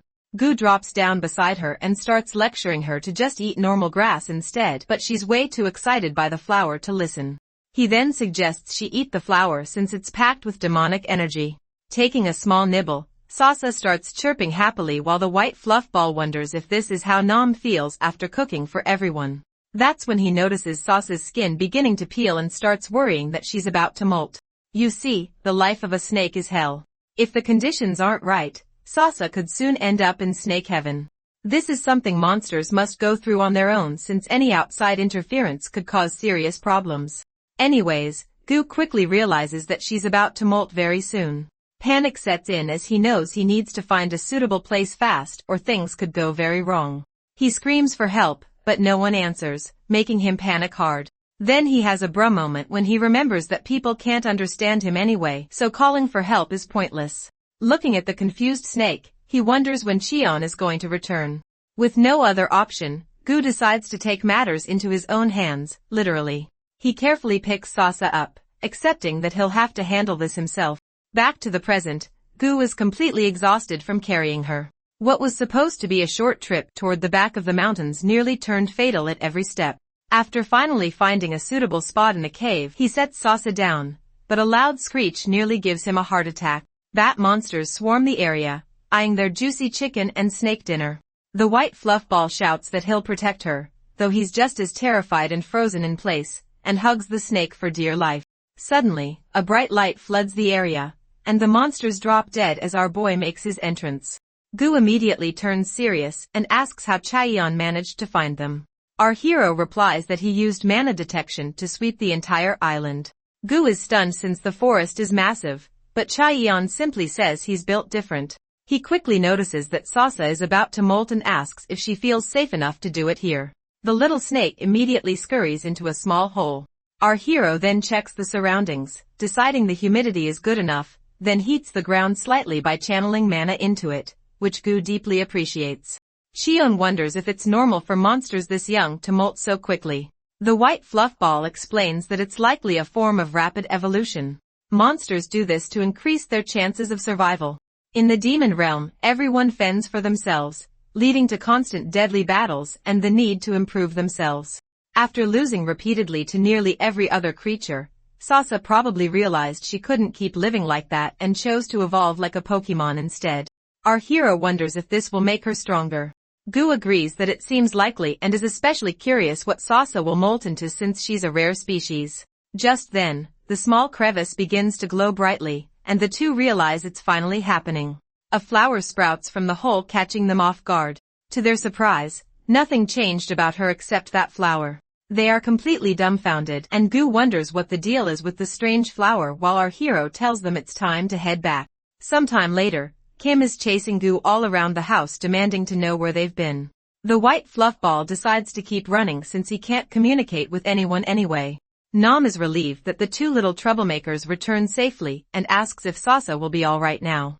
Our boy explains that she's exhausted from the evolution process and is resting for the time being. Nam nods and says he'll cook up some good old baby food for her once she wakes up. Hearing familiar voices, our boy crouches beside them and drags her roots and apologizes for neglecting them. He offers them some juicy nutrient-packed manna as compensation. He then announces that their family will be getting a new addition. Right on cue, Lil Veg pops out of his shirt pocket. Everyone starts cheering, which makes our boy glad that nobody is fighting for once. He tells his buddy that this will be his new home for now. Out of everyone, the youngest Root looks the most excited. To everyone's surprise, Lil Veg suddenly turns around and climbs back up Kian's arm. Our boy figures that the little guy doesn't want to leave his side. Looking down at the sleeping plant, he wonders if he should get a backpack to carry him around. Appearing from around the corner, Nam asks if that little guy is new. Our hero replies that it's the same one he got separated from way earlier in the snowy mountains. Nam immediately gets all sentimental over their reunion story, but Kim keeps staring at Cheon instead. She tells him that Lil Veg is clearly very attached to him, so he should always keep him close. The little girl adds that he should always do the pat-pat with him, which completely confuses him. She then demonstrates by hugging Gu like a baby and patting his head. This instantly irritates the white fluff ball while Chaeyeon watches the scene with amusement and briefly wonders if he should just name the mandragora Pat-Pat. A voice pulls him out of his thoughts as Jia suddenly makes her entrance. Nam immediately tries to butter her up, asking Her Highness how she is doing. In response, she calls him chef instead of his name, which makes the simp go wild with happiness. It is at this moment he swears in his mind that he will absolutely become a professional chef just for his queen. Jia then announces that the lab is complete and that she came to deliver the news. Kim and Nam get fired up right away since they want to see it immediately, but our boy reminds them that Sasa just finished molting, so they'll visit tomorrow instead. With that, Nam runs off to prepare food while Kim decides to find some warmer clothes for herself. Later that night, Jia rests on a tree branch like her bird ancestors and notices something odd happening in the garden below. Sasa once again tries to sneak up on the mandragoras but fails miserably. The veggies gather around her and stare in confusion at the flower growing on her head. The biggest one concludes that the flower isn't blooming properly and scoops the snake up. He carries Sasa over to a hole the others were digging and drops her inside. The mandragora roots then bury her like a sapling before going about their own business. Seeing an opportunity, Sasa thinks this is finally her chance and lunges forward for a quick bite. Unfortunately, her tiny brain completely forgets the fact that she's buried underground and can't move at all. She struggles to break free, but quickly realizes she's completely stuck. Sometime later, everyone gathers around Sasa, and our boy finally understands why she chose such a bizarre evolution. He explains to Kim that the snake wanted to disguise herself as a plant so she could sneak up on the mandragoras. Meanwhile, Jia watches the scene with amusement, impressed that the mandragora roots managed to humble her so thoroughly. Out of sheer frustration, Sasa tries to eat the flower on her own head. At that point, Cheon decides this has gone on long enough and frees her from her soil prison. The next day, they finally visit the newly built lab, and everyone is blown away by what they see. They're shocked at how well constructed it is, and Kim immediately rushes toward it in excitement. Yu walks over and starts laying it on thick, praising himself and his sister as pro builders. Our boy figures it might be finally time to release the spell on them so he can put them to other work. Manager Park jogs over and announces that he was just about to head to Earth to fetch additional supplies for the lab. Chai Yun asks if Bang Su has already gone back since he wanted to introduce him to Kim. The chubby man answers that the kid has returned and is currently practicing mana training at the house. With that settled, Chai Yun turns his attention to the hunters turned laborers and decides it's time to deal with them. Our boy tells the manager to cast the gag order spell on all of them, saying he'll handle the rest afterward. He starts discussing the spell's specific activation conditions, but Nam interrupts and asks if relying on such an old spell is really the best option since it can technically be broken. Cha Yun calmly replies that his version of the spell will never be broken. Nam still looks unsure, but our hero reassures him not to worry. The scene shifts to a mysterious man in a white suit who can't believe that the hunters were demoted all the way down to D rank. Assemblyman Wu Zhang demands to know what happened and why the Hunter Association president can't undo a simple gag order spell. The man looks like he wants the ground to swallow him whole, but explains that this appears to be the exact same gag order used during an incident 57 years ago. The caster back then installed a mana-based safety lock, making the spell impossible to remove. He adds that the spell seems linked to President Lee, and even the seal used on Director Mayung traces back to that same old era. The assemblyman doesn't buy it one bit and calls it nonsense, but then he realizes this could be the leverage he needs against Lee. With a twisted smile, he tells President Go that they'll need to start the slum cleaning project earlier than planned, making no effort to hide the evil look on his face. Back with the group, Kim is busy building a snowman while the rest enjoy some refreshments. With the gag spell successfully in place, Jia sees the last of the hunters off and warns them not to commit any more sins. Meanwhile, Nam is completely flabbergasted since he has never seen someone seal a spell with mana before. His eyes widen in shock as he suddenly remembers a similar gag spell incident from over 50 years ago. A shady alchemist once turned himself into the Hunter Association after admitting to conducting illegal research on chimeras. However, the man had a gag order placed on him, preventing him from saying anything about the lab. Countless people attempted to break the spell, but none succeeded, and the higher-ups eventually brushed it off as a strange anomaly due to a malfunctioning gate transport. Nam realizes that our boy's spell is identical to the one used on that alchemist back then. Meanwhile, Jia ominously asks her brother if he seriously finished all of her cookies. Captain Sparrow immediately takes off running with his sister chasing after him. Watching the scene, Nam deduces that since Chaeyeon knows the siblings from way back, he must be one of those old-era hunters or possibly even a chimera hunter. He can't even imagine what kind of hell our boy must have gone through. Yet despite all that, Chaeyeon still took the baldy under his protection. Nam dramatically vows to follow him forever, but our hero looks completely uninterested and instead asks if he wants to head to the cave zone. That single sentence drains all the fire out of him. Nam asks if he means the same cave zone that's always supposed to be avoided and wonders what they even need to do there. Shion replies that they don't know when it'll start snowing in the forest region, so they need to prepare ahead of time. Dropping into lore mode, the snow that falls in the forest area is known as the Quiet Invasion. It looks harmless, just like normal snow, but the moment it touches plants, it starts melting them away. As the snowfall continues, all vegetation gets vaporized by the acidic snow only to regrow rapidly once spring arrives. Kim panics, worrying that they'll be left homeless, while Nam starts freaking out about having to rebuild everything from scratch. Just then, Manager Park walks in and reassures them that the house will be fine. He explains that there's a special mushroom found in the cave zone that prevents corrosion from happening in the first place. Our hero confirms this and adds that it's a glowing mushroom they'll need to apply to the outside of the house. Nam struggles to wrap his head around the explanation, but suddenly notices that his nose is bleeding. Chaeyeon jokes that his timing is perfect just like last time, while Nam desperately tries to defend himself.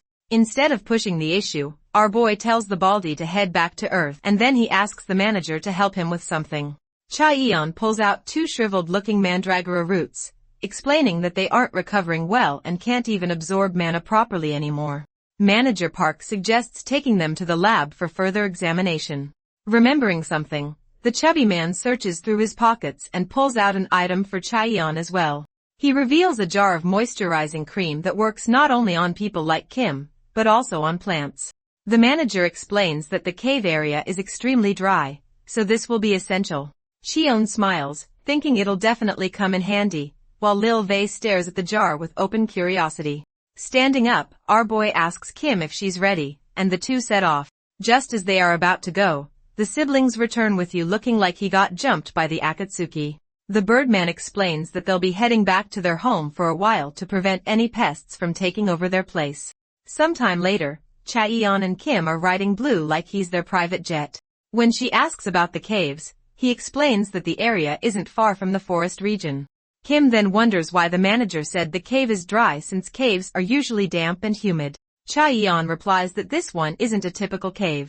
When they arrive, Kim states that it looks more like the Grand Canyon in a desert than a cave zone. Seeing her reaction, our boy asks if she's ready to head inside. A bit later, the two move deeper into the zone. Kim comments that the place looks extremely empty and surprisingly safe. Chaeyeon agrees, saying that a B-rank hunter could handle it without issue. However, the real problem is that the area is designed like a maze, making it easy to lose your sense of direction and get trapped. Kim suggests they can just climb out, but Chaeyeon immediately shuts that down. He explains that hunters can't simply climb their way out since the rock walls are incredibly slippery and tower far too high. Flying is also out of the question, and for some unknown reason, their abilities are capped at around 10% of their usual capacity in this zone. Even opening gates is unusually difficult here, which is why so many people never make it back. Kim grows confident and asks why they can't just break the rocks to force a path out. Cheon eggs her on to try it. Taking the bait, she winds up a massive knuckle sandwich and slams her fist into the rock. The result barely leaves a scratch, and she comments that she feels much weaker than usual. Cheon explains that the rocks here function like super buffers, absorbing almost all the force from any attack. What's worse is that even normal rocks brought into the area end up behaving the same way. He then realizes that despite visiting this zone several times before, he's never actually ventured deep inside. As if reading his thoughts, Kim asks if he's ever been here before, which triggers a flashback from long ago. Back when he was number 17, a scientist ordered him to head to the cave zone and locate the researcher Ilwin. The scientist reminds him that the guy was his personal researcher, but Cheon gives no response. The scientist then reveals that Ilwin is a traitor who sold information to competitors before fleeing into the cave zone. The traitor needs to be retrieved before the association finds him, but if things become difficult, number 17 is authorized to eliminate him. Sometime later, Cheon tracks the alchemist down and wonders if the man is insane for hiding in a place like this. Ilwin calls out his name and realizes that the lab sent number 17 to silence him permanently. In desperation, Ilwin reveals that his wife is gravely ill and that he finally managed to obtain the last ingredient needed to cure her. He begs Cheon to let him return to the human realm. Cheon responds that orders are orders, but the alchemist reveals he is aware number 17 isn't even bound by the spell. That catches him by surprise.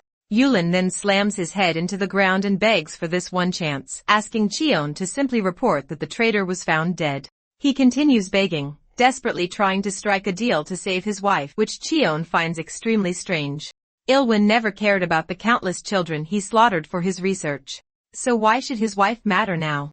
Like a truly selfish trash bag, he shouts out that his wife is his family. That single word makes Cheon freeze, sending him spiraling into deep thought. Just then, the alchemist notices something creeping up behind number 17 and screams for him to look out. A massive centipede monster slowly closes in and lunges toward Cheon. However, our boy remains lost in thought, still wondering how something as simple as family could make him this desperate. He uses a force field to block the sneak attack at the last moment. The soulless scientist shakes in fear, begging him non-stop. Instead of deleting him on the spot, our boy decides to check his backpack. There is a baby centipede packed along with the mushrooms. When he asks if that is the ingredient, the greedy scumbag replies he grabbed it when its mother was not around. Since it is not part of the medicine, Cheon sets it free. Our boy reminds the brain-dead bastard that the monster is its mother, and she also came after them for her family. It was his words that family is supposed to be special, but the scumbag says monster families do not count. Bro questions if there is any real difference between the creatures and him. Rather, he is surprised a selfish snake like him would even risk his life for his wife. He decides to let the guy go. The scientist yells at him to help him leave the place because he cannot fight the monster. The centipede slaps him in the face and shatters his glasses. The guy shifts from ordering to begging him to come back and help. He offers everything he has in return, but test subject number 17 does not turn around. Back in the present, Kim asks him if he died. But to her surprise, he shares that he was rescued. Before he left, though, he cast a silencing spell on him. The scientist confessed his crimes to his family, but the spell made it impossible for him to tell anything to the authorities. While he is curious about the scientist's family's reaction, he is confused why Pat looks sad. Kim states the obvious that it is probably worried about him after seeing his dreary face. She even says she also wants to comfort him like Pat Pat. He feels their worry for him is weird, but it is still a welcome one. Later, Kim finds a whole gold mine of shiny mushrooms. The cave zone is a special kind of dry zone. There is not a lack of water, but too many plants competing for it and sucking it out of the air. The two start gathering the vein together. Soon his bag is filled to the brim with the magic mushrooms, but then Kim notices that his little buddy does not look that good. He realizes the poor guy is completely dry. He remembers he has the manager's cream in his bag. After he applies it, the root looks way too fresh and shiny for a vegetable. He is not just shiny though. He is also a greedy little bugger. Lil Vey is still unsatisfied, so he tries to dive straight into the cream container. But our boy grabs it first before it can hoard everything for itself. After it finally calms down and goes to sleep, they quietly prepare to leave. Kim asks how they will get out of this labyrinth-like place. He assures her that is not a problem because he left magic footprints along the way they came from. I swear there is nothing this guy cannot do with his mana. In case they somehow disappeared, his backup plan was to not so peacefully break through the roof until they reached the surface. Hearing that, Kim curiously asks him if he is not affected by the weakening effect. My guy is so strong that he barely even feels the difference. Kim wonders if the labyrinth-like design and the weakening effect were all made to deter intruders. Her surprisingly genius deduction actually makes sense, so he decides to be more cautious next time they come here. The scene then shifts to Nam's house where he finally has a breakthrough in his training. With that, the soy boy happily hits the kitchen to unpack the groceries. He even bought some pretty decorations to tone down the scary vibes at Cheon's house. With everything ready, he steps through the portal, but he is dumbfounded when he sees the house somehow looks even worse than before. Kim and Gu, looking oddly cool in sunglasses, order him to help out too. They have to grind the mushrooms and rub them on the wood so the house does not fall apart. Nam is quick to understand, but he is mildly disturbed to see the crude way they are grinding the shrooms. While the process is not all that exciting, our protagonist still enjoys painting his walls with green goop. Just then, Manager Kim comes rushing in to inform him about a new breakthrough, but he loses it when he sees the insanely rare luminescent mushrooms from the cave zone. Anyway, he quickly shares his findings that the Mercury Mandragora shed its root on its own. However, the material it shed was actually raw liquid metal. Our boy immediately catches on that it can naturally produce pure liquid metal. Next, the manager also discovers something huge when he adds the metal to the bird siblings' explosion spell erasing formula. While the result is not permanent, it can temporarily turn the spell off for some time. That means they can finally roam freely on Earth for up to 3 full days a week. Yu is brought to tears the moment he realizes he can finally see his hometown again. Cheon says there is no better timing than now and tells them to tag along on his short trip to Earth. Manager Kim asks him to check in on Bang Soo while he is there. Jia, however, worries that stepping outside dressed like this will make her look like she is heading to a Halloween cosplay event. So he decides to take the bird siblings to the clothing store where Bang Soo used to work. The scene cuts to Earth where Bang Soo tells our hero his recovery went smoothly thanks to his help. At the same time, the kid curiously glances at the stupidly buff dude and his ridiculously pretty sister walking behind them. When he asked Captain Sparrow what it feels like to return home, the guy says it is a warmth that words simply cannot capture. Still, the siblings quietly point out that the streets look more littered and rundown than he remembers. Bang Soo explains that their district has been running on a tight budget. The local government cannot even afford to hire a proper cleaning service. On their way to the clothing shop, a loud commotion reaches his ears. He freezes when he sees the store manager lady sprawled on the ground in front of a group of ugly thugs demanding protection money. She begs him to pretend he saw nothing and walk away, but instead he steps forward and gets right in their faces. He locks eyes with their boss and fires off a glare cold, reminding him that this is not their territory. The human-pig hybrid declares that he is taking over and then swings a punch to knock the scrawny kid out cold. Before Bang Soo can reveal his newly awakened power, though, our boy steps in. The shock he delivers sends Piggy crashing on the floor, rolling in pain. Chaein calmly warns that the next time he tries something like that he will burn the arm clean off. Like brainless bonobos, the other two goons rush in thinking they actually stand a chance. This time, Yu moves, instantly shattering their weapons into pieces. Bang Soo and Manager Park can only stare in bafflement as the morons completely forget about their boss, Baek Do, and bolt for their lives. Completely lost, Baek-do asks who they even are since he has never seen them around this neighborhood before. Kim answers with the aura of a real gang leader, saying he picked the wrong family to mess with, the coconut family. The guy gets depressed when it hits him that he just got crushed by a crew named after coconuts. Later inside the shop, Manager Park admits that running a clothing store in the slums is not easy. That is why she started branching out and now sells all kinds of random goods. Then she suddenly blows up at him for not calling her all this time. Once she cools off, he tells her about awakening as a teleportation magic user. She congratulates him on the great news. Meanwhile, Nam's eyes drift toward Jia as she steps out of the fitting room looking dapper. He immediately starts showering her with compliments, making it pretty obvious he is completely into her. Meanwhile, Yu walks out looking like the guy of her dreams your girl tells you not to worry about. After wrapping up the shopping, our boy heads back to the gang's boss and asks what he meant by the protection fee. The man explains that Gold City is planning to demolish the slums for a massive development project. Rumor has it that the residents will be kicked out without getting anything in return, so the neighborhood gangs have started collecting money to resist. Manager Park admits they are doing it for the locals, but the people cannot afford to pay.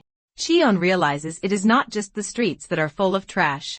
He threateningly asks Baek-do where the hideout is because he wants to wipe out the rats crawling in the gutters. Back at the gang's base, the boss is stunned to hear that Baek-do got folded by a bunch of nobodies. He orders his underling to gather everyone since he plans to deal with the idiots who dared to mess around on his turf personally. But a messenger rushes in and ruins the moment, reporting that their hideout is under attack. When the boss demands to know who would dare strike them, the man answers that they call themselves the Coconut Tribe. The moment their boss spots the bald guy in a bandana who wrecked his crew, he starts firing hooks non-stop. Nam quietly stacks aura while slipping past every punch. After his latest training, the opponent feels so underwhelming that he keeps holding himself back. Then Jia drops a casual compliment, and Bro's guard collapses faster than the ending of Attack on Titan. Using that tiny opening, the gang boss tries to erase him with a raging windstorm skill. The pressure is so wild that even Yu wonders if he can endure it. Our hero calmly says he will be fine since he was trained by the very best. After dropping a man 4 times his size, Nam asks if he wants another knuckle sandwich for dessert. The Coconut Tribe collects every weapon the gang owns. Noticing the surprisingly clean sign at the entrance, Kim suddenly gets a fresh idea. The girl goes full superhero and fires her eye lasers, renaming it to something way more entertaining like coconuts. The boss can only stare as a little kid dances around with his hideout's nameplate like it is a sketchbook. While he is still trying to figure out who these lunatics are, our boy orders him to give up the secret code. The man swears he will not talk even if someone puts a gun to his head. Yu says it is quicker to just crack the safe open, and the Mr. Krabs starts bawling like a baby watching his life savings get stolen. After that, Chaeyeon wonders if they should wipe them out to stop future problems. Strangely, the gangs are not completely rotten. Manager Park explained that the horrible crimes from before actually stopped once these groups began guarding their own turf. Some residents even say it is better than relying on useless police who watch everything and still do nothing. With that in mind, our boy asks the boss what his real plan is to stop the city from bulldozing the slums. The man admits that the only answer is gaining more power. He reveals that the president of the Free Hunter Association offered him a suitcase full of cash to stir chaos in the area. That way, the place would look like a crime zone that needs faster redevelopment, but he turned down the payout out of loyalty. Instead, he began patrolling the streets with his crew to tighten security in his territory. Out of nowhere, the man drops to his knees, claiming he is nothing like the other thugs.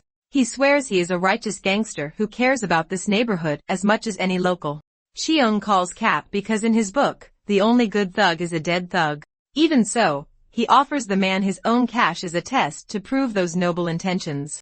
From that moment, the gang switches professions from street punks to official trash collectors. Our boy puts them to work cleaning their entire turf and even rebrands them as the Coconut Family. The boss's right-hand man asks if tidying the city matters when everything might be demolished soon anyway. He calmly says they cannot really face Gold City head-on for now. Besides, something about Cheon makes him feel he can place his trust in him. He enjoys watching the crew labor away alongside Yu, who also notices the brand new bag hanging from his waist. Manager Park apparently gave it to him since it was the perfect fit for Lil Veg. After a long exhausting day, the coconut family heads back to the demon realm where all the chimeras immediately swarm Kim. Yu casually drops that he is starving. The second Jia hears that, her loyal slave with a shiny head spins around to ask if she is hungry too. Meanwhile, our boy walks into the forest with Kim to gather fresh fruit for dessert. They follow a rich sugary scent, and before they realize it, they arrive at the demon realm's legendary grape tree. Kim wonders if the monsters gathered at the base came to snack on those plump red grapes. What she does not realize is that the only red thing about that grape is his hair, and he is screaming for his grandpa to save him. Trembling like a geezer with Parkinson's, Little Red Riding Hood starts sweating bullets. On top of that, the grapes he ate are messing with his head and giving him hallucinations, so he feels his strength fading away. His bag with the gate stone is gone just like his hopes of surviving since he lost it during the fight with the wolves. His life flashes before his eyes, and he finally starts feeling guilty for disrespecting Grandpa all this time. Ignoring the privileged brat, Kim and Chaeyeon quietly continue to pick grapes together. He tells her to avoid the yellow ones since they are sour, while the red ones are sweet. Baekho's jaw drops in disbelief. He thinks he is tripping if he sees a little girl that high on a tree inside the demon realm. Feeling a little bad for him, Kim asks if they really should ignore the kid. He honestly looks like he might die from fall damage any second now. While handing her some grapes, however, our protagonist tells her it is no big deal since he is a grown man who can handle himself. Full of excitement, she says it is the biggest tree she has ever seen before, so he tells her it is around 60 years old. Surprised, she asks if he can really judge its age just from looking at the bark. Flashing back to the past, he shares that it is very similar to one he planted himself. Back when he was inside the TDA lab, the scientists informed him that he was released a little earlier than scheduled. As he stepped off the operation bed, they ordered him to prepare for the next dose of experimental cells in a week. His eyes stayed locked onto a giant seed in the trash that felt like it was shaking around. Suddenly, a tiny sapling sprouted out of it like the last surviving hair on Nam's shiny bald head. Curious about the little thing, he asked the scientists if it was going to be thrown away. They explained that demon grape trees were researched extensively because of how rare they were. In the end, though, they had no use for them. Feeling a weird sense of camaraderie with a fellow test subject, he asked them to let him keep it instead. Hearing that, the fellow scientist instantly panicked because they were not supposed to give chimeras anything they asked for, but Subject 17 was a chimera they definitely could not afford to anger. Bro poked the last chief full of holes with his own syringe. Anyways, Cheon feels a familiar energy coming from the grape tree's vines now. He is genuinely shocked that it is still here after all this time. Suddenly, the tree lowers a bunch of grapes that look absolutely divine with their glorious shine. He realizes that the tree offered them willingly by its own choice, and Kim's food radar immediately tells her they taste better than anything they have picked so far. Right then, Biko runs out of stamina and loses his grip on the bark completely. As he plunges toward a pack of wolves ready to feast on his remains, he regrets every terrible life choice he made. The redhead screams his lungs out, desperately wishing he'd built better karma instead of being a jerkwad to everybody around him. Just before he smashes into the ground, a string of light wraps around his waist and saves him from getting flattened.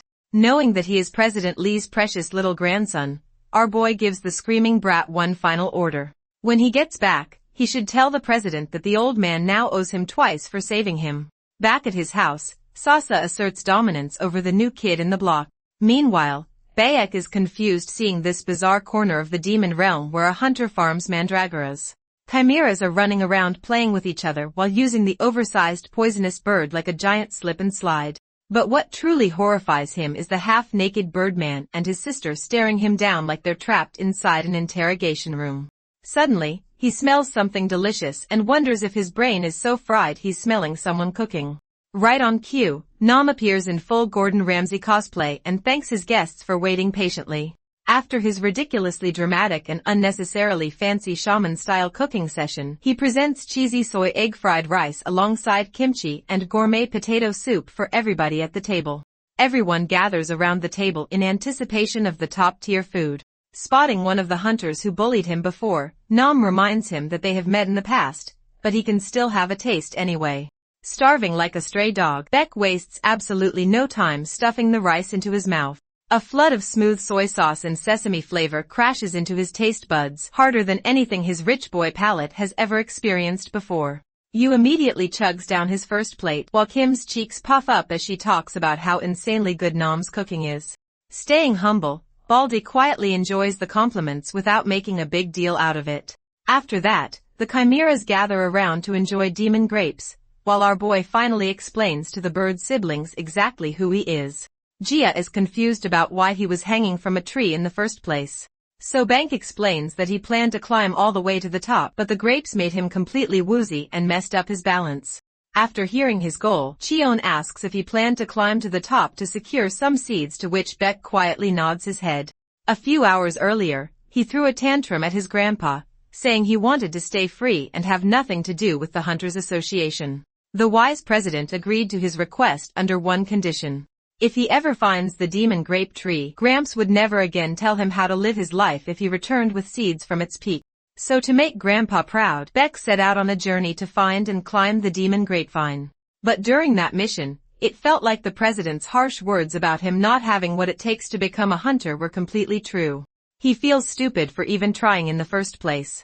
Cheon does not fully understand his complicated relationship with the president, but he has a rough idea why President Lee gave him such a challenge. You see, the demon grape tree only produces seeds once every decade. It treasures those seeds more than anything, which is why they are safely hidden at the very top. Then the tree grows absurdly high into the sky to make sure no predators can get their grubby claws on its seeds. To counter flying predators, it produces fruit as bait that makes them so high that they crash into the ground before ever reaching the seeds. The tree values its seeds like they are the most important thing in its entire life, much like how a human parent treasures their child. This was the president's way of making Bayek understand how he himself felt while raising his precious grandson over the years. Meanwhile, back at the Hunters Association, President Lee is deep in thought that maybe he was too harsh on his grandson after all. He calls Bayek, hoping they can finally have a heart-to-heart conversation over dinner. When Bayek does not pick up the call, the president wonders if the kid is out busy hanging around with his friends somewhere. He then shifts his attention toward the more serious problem at hand. After the Hambit Lab incident, dozens of high-rank hunters from the Free Hunter Association returned with their ranks reduced to a pathetic D. On top of that, a silent spell had been cast on them, one that nobody could break no matter how desperately they tried. His subordinate believed that only an anomaly could pull off something like this, but the president found it strange that such a massive number of hunters were targeted at once, so it could not simply be an anomaly. After all, he has a sneaking suspicion that he's already seen the person behind it firsthand. That vulture rider could be responsible for all this, but he still cannot say it with certainty yet. This entire time, the thought of subject number 17 keeps resurfacing in his mind. While he's lost deep in thought, a messenger suddenly snaps him out of it with a panicked expression on his face. The president's shock is immeasurable after hearing that somebody reported Beck entered a gate in search of the demon grape tree seeds. Shifting back to the demon world, Yu tells our boy that everybody is asleep. He guesses it is probably because that killer dinner knocked them straight into a food coma. Birdman asks if the president's grandson already left, to which he replies that Nam is making the rich brat wash the dishes instead. According to Nam, washing dishes is the best cure for depression. Anyways, Yu asks him how exactly he knows Beck's grandfather. So our boy drifts back down memory lane to a long time ago. The city before him was burning down and collapsing when he was sent on yet another mission. But this mission took place inside the demon world, which left him confused about why he was suddenly standing in some strange city he had never seen before. Unfortunately, the gate he arrived through was also damaged, and the backup gate stone he brought along completely malfunctioned too. Realizing he was going to be in serious trouble if he missed the deadline, he decided to search for another gate immediately. Just as he thinks that, a vicious two-headed beast suddenly ambushes him out of nowhere. He casually turns around and points his fist toward them before clenching it shut tightly. That traps the beast inside a tiny magic pokeball prison that he can carry around with him. It comes to him that there might be a gang behind the city's destruction. This was the first time he tested his magic pokeball skill. Since it worked so well, he decided to capture the enemy boss inside one later. Suddenly, he heard somebody screaming and waving their hand around desperately for help. Taking pity on the poor idiot, he pulled him out and even offered him some water to drink afterward. After the moron chugged it down, he explained that he was trapped under the rubble for a solid 3 days straight. Reading his business card, Our boy could not believe this goofball was actually the proud president of his own Hunters Association. While it wasn't exactly famous, Lee admitted that it was still small, yet he believed he could build something meaningful for hunters who risk their lives every day like him. With zero self-awareness, the guy tells our boy to ask him for help anytime as a fellow hunter, not realizing he is casually talking to a chimera the entire time. Chien simply tells the moron to go find his own gate if he does not have a gate stone ready. Refusing to let him wander off into a monster-infested city alone, Lee quickly rushes after him. Then out of nowhere, he claims he knows where they can find a gate if they reach the next sector safely. Even though he does not fully trust the self-proclaimed president, Lee convinces him that he genuinely knows the place well enough. He also notices that our boy looks pretty cranky, so he is probably starving too. The man with a smile made of pure sunshine offers subject number 17 his last baked potato, one capable of filling a respectable 3 hunger bars at minimum. Cheon is honestly impressed by how positive this guy still is after being trapped beneath rubble for 3 entire days. With that said, he agrees to search for the gate together with Lee. Along the way, the guy annoys the hell out of him by asking way too many personal questions non-stop. After hearing the full story, Yu asks if they ever talked to each other again after that encounter. Cheon reveals that they never did, and the president never found out he was actually a chimera. By that point, their potatoes are finally done baking and ready to eat.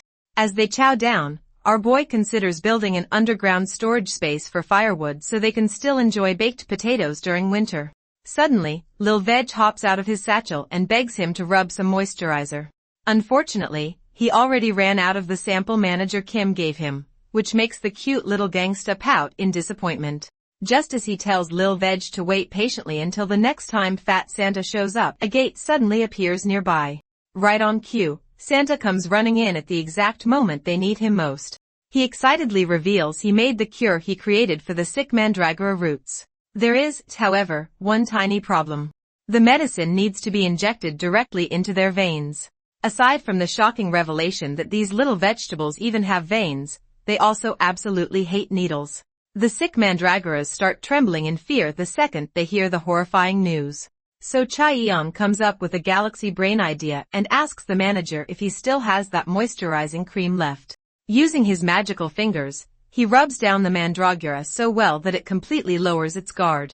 The manager and you watch the master at work, and before long, the root flops over asleep from his massage.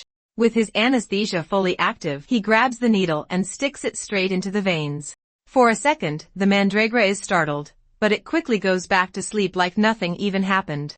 He tells the manager to quickly hook the 4 up to the medicine while he works his magic on the second one too. Soon, both are sleeping peacefully while the medicine flows directly into their veins. Nam arrives on the scene, and the manager mentions that he actually came looking for him. Fat Santa reveals that his experiment to make a hair loss serum actually worked. Nam's pots drop on the spot when he hears that. Tears flow from his eyes as he realizes there is still hope. Maybe he won't end up forever alone like the lonely last hair left on his head. The manager shows off his potions and explains that the blue one brings dead hair back to life while the yellow one helps new hair grow faster. After he hears that, Nam immediately sits down with a mirror and can hardly wait to see the results for himself. The alchemist explains that his recent research on red moss and liquid metal plays a huge role in the creation of this special medication. He hands Nam another bottle and explains that if he adds this booster to the yellow medicine, he can also control the final length of the hair. Nam stares into the mirror while the manager asks if he has a particular hairstyle in mind. Nam recalls the time when Jia mentions that she likes guys with long hair, so he says that he wants long flowing locks that reach all the way to his waist with thick and luxurious volume. The manager calculates the dose. He decides that 3 or 4 boosters should do the trick. After a thorough shake, he injects that good stuff right into Nam's shiny scalp. Our hero wonders why the guy insists on this experiment in the middle of the night with only the 2 of them there to witness the event. Yu points out that the manager is probably worried Jia might show up halfway through the transformation and only wants her to see the final result. Our hero then asks if he is expected to stop Jia in case she comes out anyway. Bayek watches in silent anticipation while our hero simply turns his head and remarks that Nam looks like an incredibly desperate man based on those expressions alone. The redhead lets out an awkward laugh and remembers the life story Nam shares with him while they wash dishes together. Even though everyone calls the man desperate, deep down, he hopes Nam's wish comes true because that is exactly what a real homie would do. Just then, a massive explosion erupts, and before anyone has time to react, Nam's entire body disappears beneath a mountain of hair. He asks how long it is supposed to keep growing because his head already starts to feel ridiculously heavy. The growth refuses to stop, and soon it swallows the manager as well, who quickly realizes that something goes terribly wrong with his formula. Before long, the hair completely consumes him, but our hero cuts him free with his vines. He then tells Nam to stay still so nobody gets hurt and starts cutting through the endless hair. Nam lets out a horrified scream, but it quickly shifts into a groan of pure disbelief. As he trembles on his knees, everyone watches with concern while Captain Sparrow asks if he likes the new haircut. Nam grabs a handful of hair and bursts into joyful tears because it turns out to be exactly the perfect length. He praises the alchemist as a genius whose inventions might one day save the world, while the manager simply feels relieved that the experiment succeeds despite the unexpected disaster. At that moment, Gia walks out while she rubs her eyes and asks her brother what all the noise is about, but then she suddenly stops after she notices the majestic figure standing before her. The two lock eyes and Gia asks what exactly he is. Nam stares at her like a man completely enchanted while she walks closer and touches his hair. The whole group cheers in silence while Birdbrain looks less like a spectator and more like a predator that finally spots its target. Gia eventually realizes that the mysterious figure is just the cook and casually tells him that she honestly thought he was some brand new species of monster. While Nam tries to process what just happened, Gia simply lets out a yawn and heads back inside to continue her sleep as if nothing happened. Chaeyeon and Yu barely hold back their laughter while the redhead and the manager console the poor guy. The next day, all the little monsters pitch in and clean up the mountain of hair. While Foxy asks if the stuff counts as some kind of fur, Gu pushes the new guy to work harder as usual, while Kim points out that Nam looks a little depressed. Cheon tells her that it is probably best to leave him alone for a while. She then asks where the manager went, and our boy explains that he headed to the research lab to perfect his formula before he can release it as a marketable product. While Kim comments that the manager is amazing, Yu suddenly crashes into the ground behind them and leaves a massive crater. He asks Jia if the hole is deep enough, and after she gives her approval, he packs the soil down to create a solid foundation.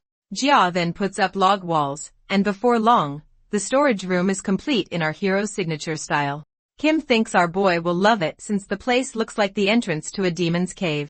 She then asks Yu if it seems too small for a storage room, but he explains that it is actually underground, so it will look much bigger once she heads downstairs. Bok brings over the last of the firewood and asks if it will be enough, so our hero tells him that they now have enough to last the entire winter. He then says that all the firewood still needs to go into storage, so Foxy and the gang immediately volunteer. The little fluffball tells Cheon that the kid is a decent worker despite being C-class and adds that he works harder than his talent would normally allow. Our hero hands Bayek a gatestone as a reward for all his hard work and tells him that he should head home soon since he is only C-class. Beck surprises him by asking if he can join the coconut family instead. He offers to do whatever task they need, so our hero asks why he wants to join them in the first place. Beck clenches his fist and explains that Nam told him he became much stronger after he trained with the group. He then reveals that he wants to live up to his grandfather's expectations and fulfill the promise he made all the way to the end. Jia and the others quickly realize that they somehow ended up with another worker, but Cheon tells the kid that he needs his grandfather's permission first. Bake looks confused, but our hero explains that he also has something he wants to discuss with President Lee. He asks the kid to come along, and the two cross the gate before they arrive outside Lee's house. Bike lets out a sigh of relief before he walks up to the reception security camera. He barely introduces himself when President Lee comes rushing out barefoot and pulls his grandson into a hug. The old man calls him a chud for disappearing without a word and never telling anyone where he went. Beck hugs his grandfather back, glad that he is finally home. His grandfather immediately asks if he is hurt anywhere and explains that he searched all over the place for him. However, a familiar face soon catches his attention, and he asks who accompanies his grandson. Our hero calls out to the president and remarks that the old man seems to have aged quite a bit after his late awakening. Before his old friend can recognize him, our boy casually asks if he still likes potatoes. Later at President Lee's house, Beck sits by the window and watches the old acquaintance talk while he wonders how his savior still looks 20 despite being an old friend of his grandfather. He starts to question whether this is the same hero his grandfather used to tell him stories about from the old days.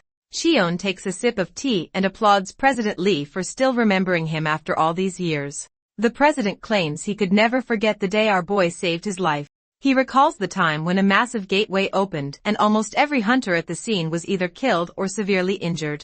Yet a certain young boy stepped forward, saved his life, and took down the monsters one after another. He says that after he returned, nobody believed his story because there was no S-rank hunter that young at the time.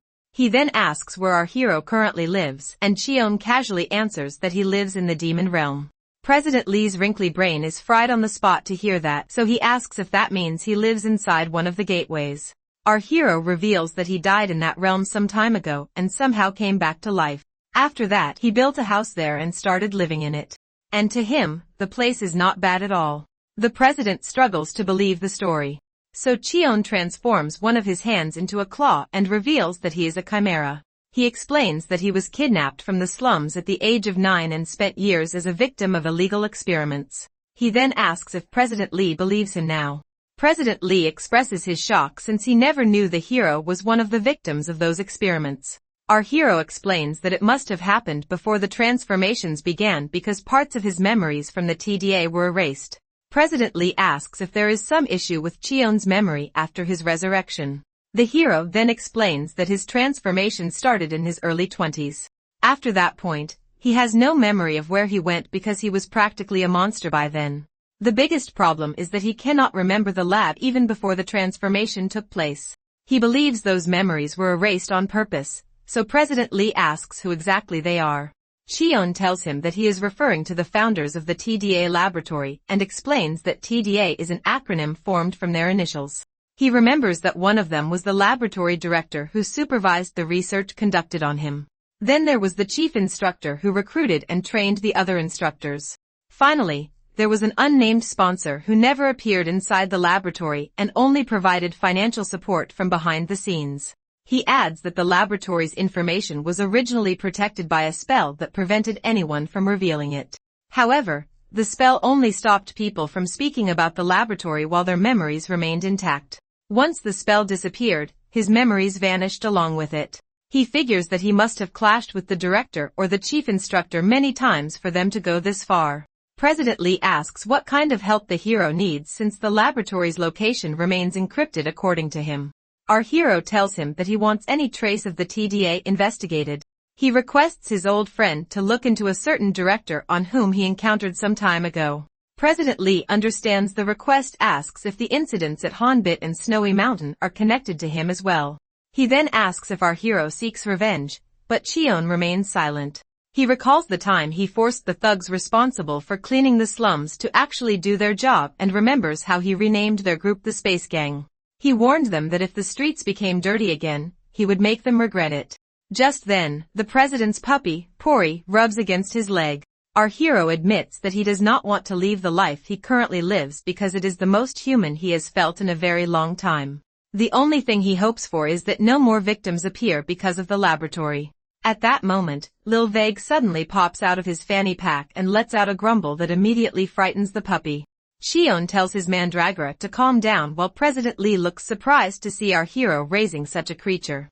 Our hero brushes it off as something completely normal, but then the president suddenly remembers something important. He brings over a glass tank with a cocoon suspended in the middle by strands of silk.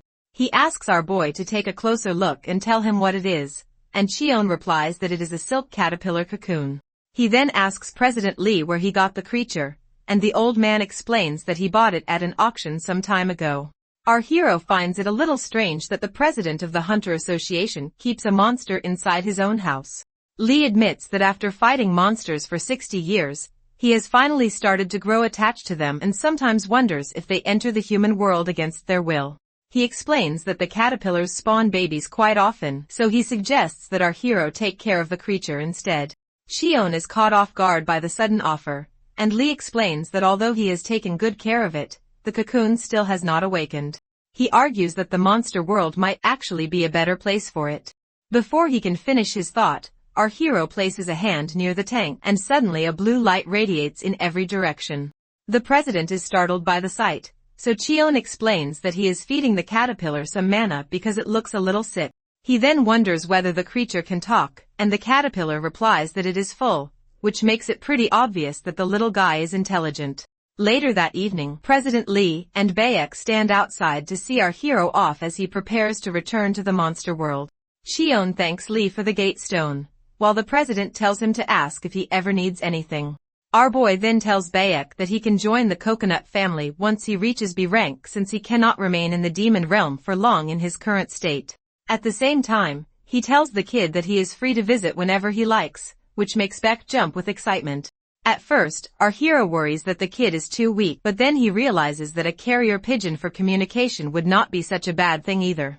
President Lee bids him farewell while thanking him for everything he has done over the years. He then remembers the time the caterpillar spoke, and our hero explained that it could only say a few words because it was still young. When President Lee asked what it was saying, Cheon told him that the little creature was thanking him for taking such good care of it and said that it would always remember the man who saved its life. As the portal closes, Lee promises that they will meet again soon. Back at the Coconut family headquarters, our hero asks Gu where everyone went. The fluffball explains that the others are busy playing tag while Nam focuses on training for his promotion exam. Cheon asks if the bird siblings are playing too, and Gu says that they are actually the most excited participants. His attention then shifts to the glass tank and he asks our hero what he brought back this time. Cheon explains that it is a silk caterpillar cocoon and says that the two of them will probably get along after it hatches. The fluffball looks hesitant and admits that he feels strangely uncomfortable because he has a feeling that he knows the caterpillar from somewhere. Before Chaeyeon can decide where to place the cocoon, another explosion steals everyone's attention. Nam comes sprinting over like a headless chicken and screams that something is wrong with his body. At this point, he practically looks like a monster himself. As he reaches our hero out of breath and completely confused, Cheon tells him that his mana core has been rebuilt. Nam is confused at first, but then he suddenly remembers that this is a sign that appears when an awakened surpasses their limits. He immediately gets fired up and wonders if he can finally pass the promotion test. Cheon analyzes his mana flow and says that it will still be difficult. He explains that although Nam's limit has increased, his mana control remains poor, which is exactly why the explosion happened. He then asks how much time remains before the promotion exam, and Nam explains that he has 1 week left. Our hero immediately locks in and tells him that the only way to refine his skills is through close combat training. Harry has no interest in dying, so he tries to turn down the offer, but a familiar voice suddenly tells our hero to leave it to them. Nam turns pale when he sees the love of his life standing there. Her claws as fine as her look ready, and she tells him to trust her in process. The next day, the testing center is completely filled with applicants. The registration lady announces the order of the applicants while on the inside she is already feeling overwhelmed by the pressure alone. When she calls the next person, her voice falters as her eyes fall upon the most beautiful humans she has ever seen. She wonders if they are idols or something. Finally gathering the courage, she asks if they are here for the rank promotion test, but our hero says that they are not. Instead, he gestures towards Nam, who looks like he got run over by a garbage truck. Her mood does a complete 180 as she wonders if she should report this monstrosity to the authorities. Sometime later, the squad gathers around the cook who thanks them for coming all this way. On the inside, he wonders why the hell he is this nervous even after putting in all the hard work. Kim then calls out to him and tells him that she made something for him. It turns out to be a lucky bracelet, which she personally selected so that he passes, that hits him right in the feels as he thanks her with tears in his eyes. She then says it is Captain Sparrow's turn, who straight up says he did not prepare anything. She eggs him on to say some positive words instead, but he gestures towards Jia, who has been training the cook for a week. Before he can say more, she shuts him up with a smack and advises Nam to cut his hair. That makes him even more depressed as he asks if he cannot just tie it up in a ponytail. Finally, it is Kian's turn, who then asks Nam what he plans to do after he passes. He answers that he has not decided yet, but our hero cuts him off and says that he should aim for S rank, which makes the guy starry-eyed. Our hero recalls that back on the snowy mountain, the ranks he saw were all trash. That is why he wants the cook to aim for S rank so he does not get lumped in with them. Just as Harry tries to argue, President Lee appears in the background and is shocked to see the group there. Cheon counters that Nam can be successful if he keeps putting in the work. That finally gives him the confidence boost he needs as he asks if that is really true, to which our hero answers that he is the best worker he has ever had. Sometime later, the association president takes him to his office and gets surprised that the cook is Cheon's disciple. They then discuss that the test has 3 rounds, so it will take quite some time to finish. Our boy did not expect it to be that long and then notices that the little gremlin has already fallen asleep. Captain Sparrow explains that instead of sleeping on time, she stayed up all night picking that gift for Nam. Our hero notices that Dodaki has also fallen asleep. The old man then offers them a tray full of expensive-looking food. He then asks if the 2 siblings here are also S-rank. Cheon confirms that and reveals that those 2 were his labmates. Kim is also his labmate from back then and is around a rank. That gives President Lee an idea, and he offers to have them all register as hunters. With his position, he can easily speed up the process without needing a test. Besides, if they actually went through the exams, only the examiners would end up getting hurt. He makes the offer more appealing by adding that having a hunter card will surely make life easier in the human world. Cheon sips his tea and thinks that he does not particularly need the favor. The old man then adds that it is no trouble at all and considers it courtesy to his savior. In the end, our boy agrees to it since having a hunter card could not hurt, but he then adds the condition that they will only do hunter duties if they need to. The siblings also like the idea, and the old man relaxes, thinking that he can finally start repaying his savior back little by little. While they were discussing the photos for the card, the door suddenly bursts open as Jong-hook barges in. President Lee demands to know what brings him here all of a sudden, while the smug guy teasingly asks if this area was restricted.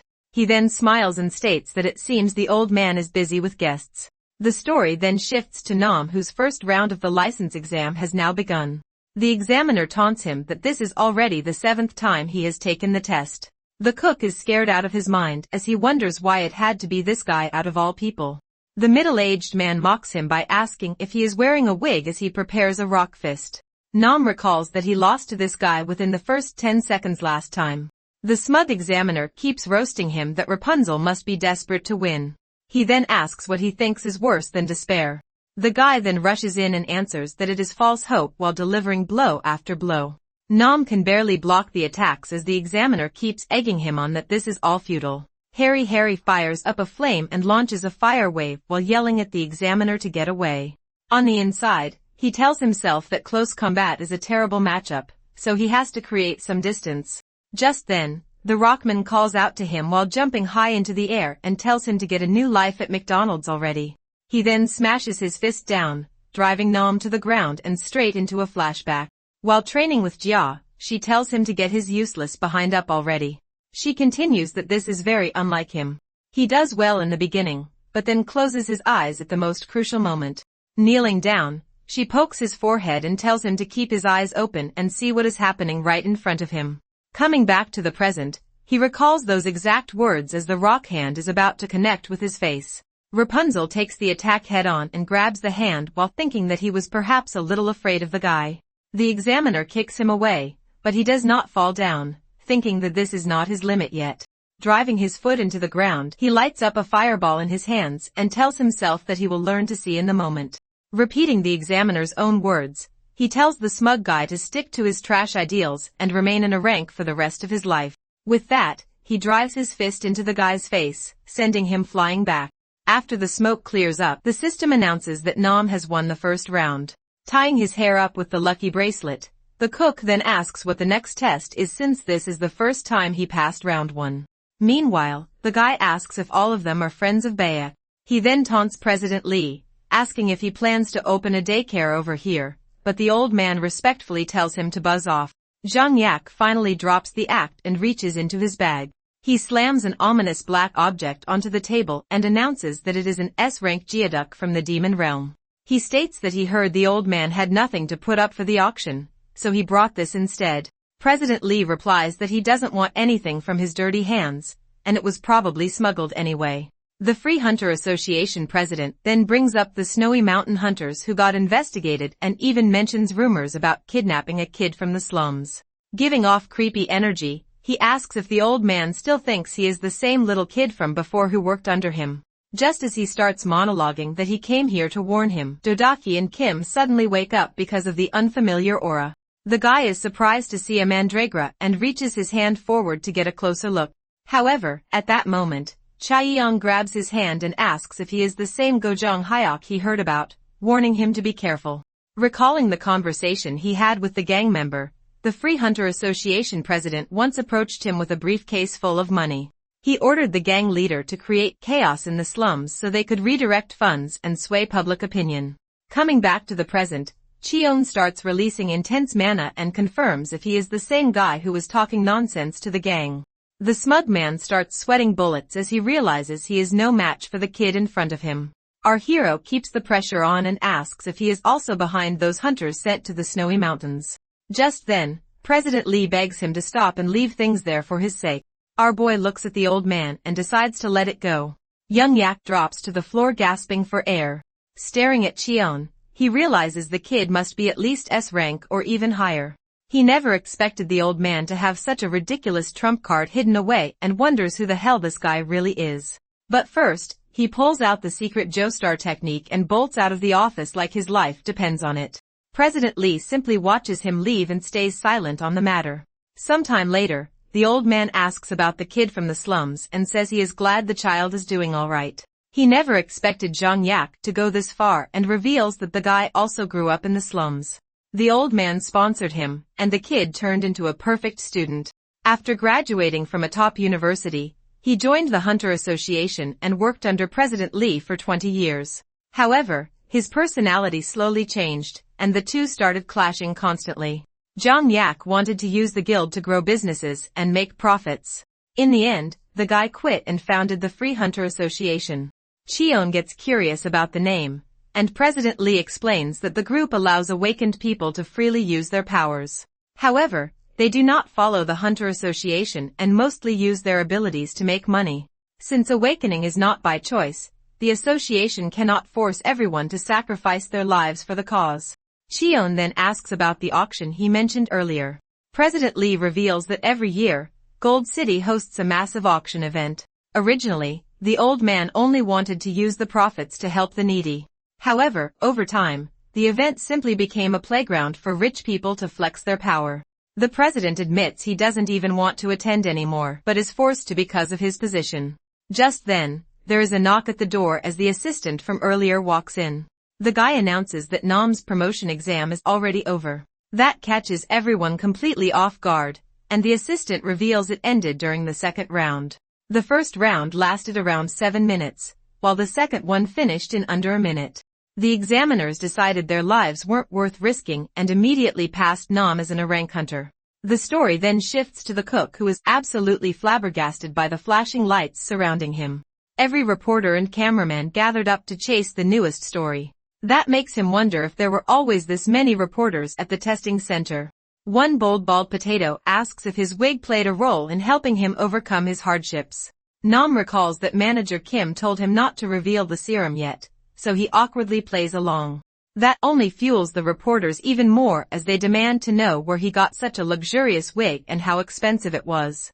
At that moment, someone suddenly grabs his arm as Kim swoops in for the rescue and drags him away. Sometime later, the entire squad is chilling in the back seat of a limo. Captain Sparrow asks if he seriously passed while the cook replies that it was all thanks to everyone's support. Even Jia looks impressed and smiles quietly without saying a word.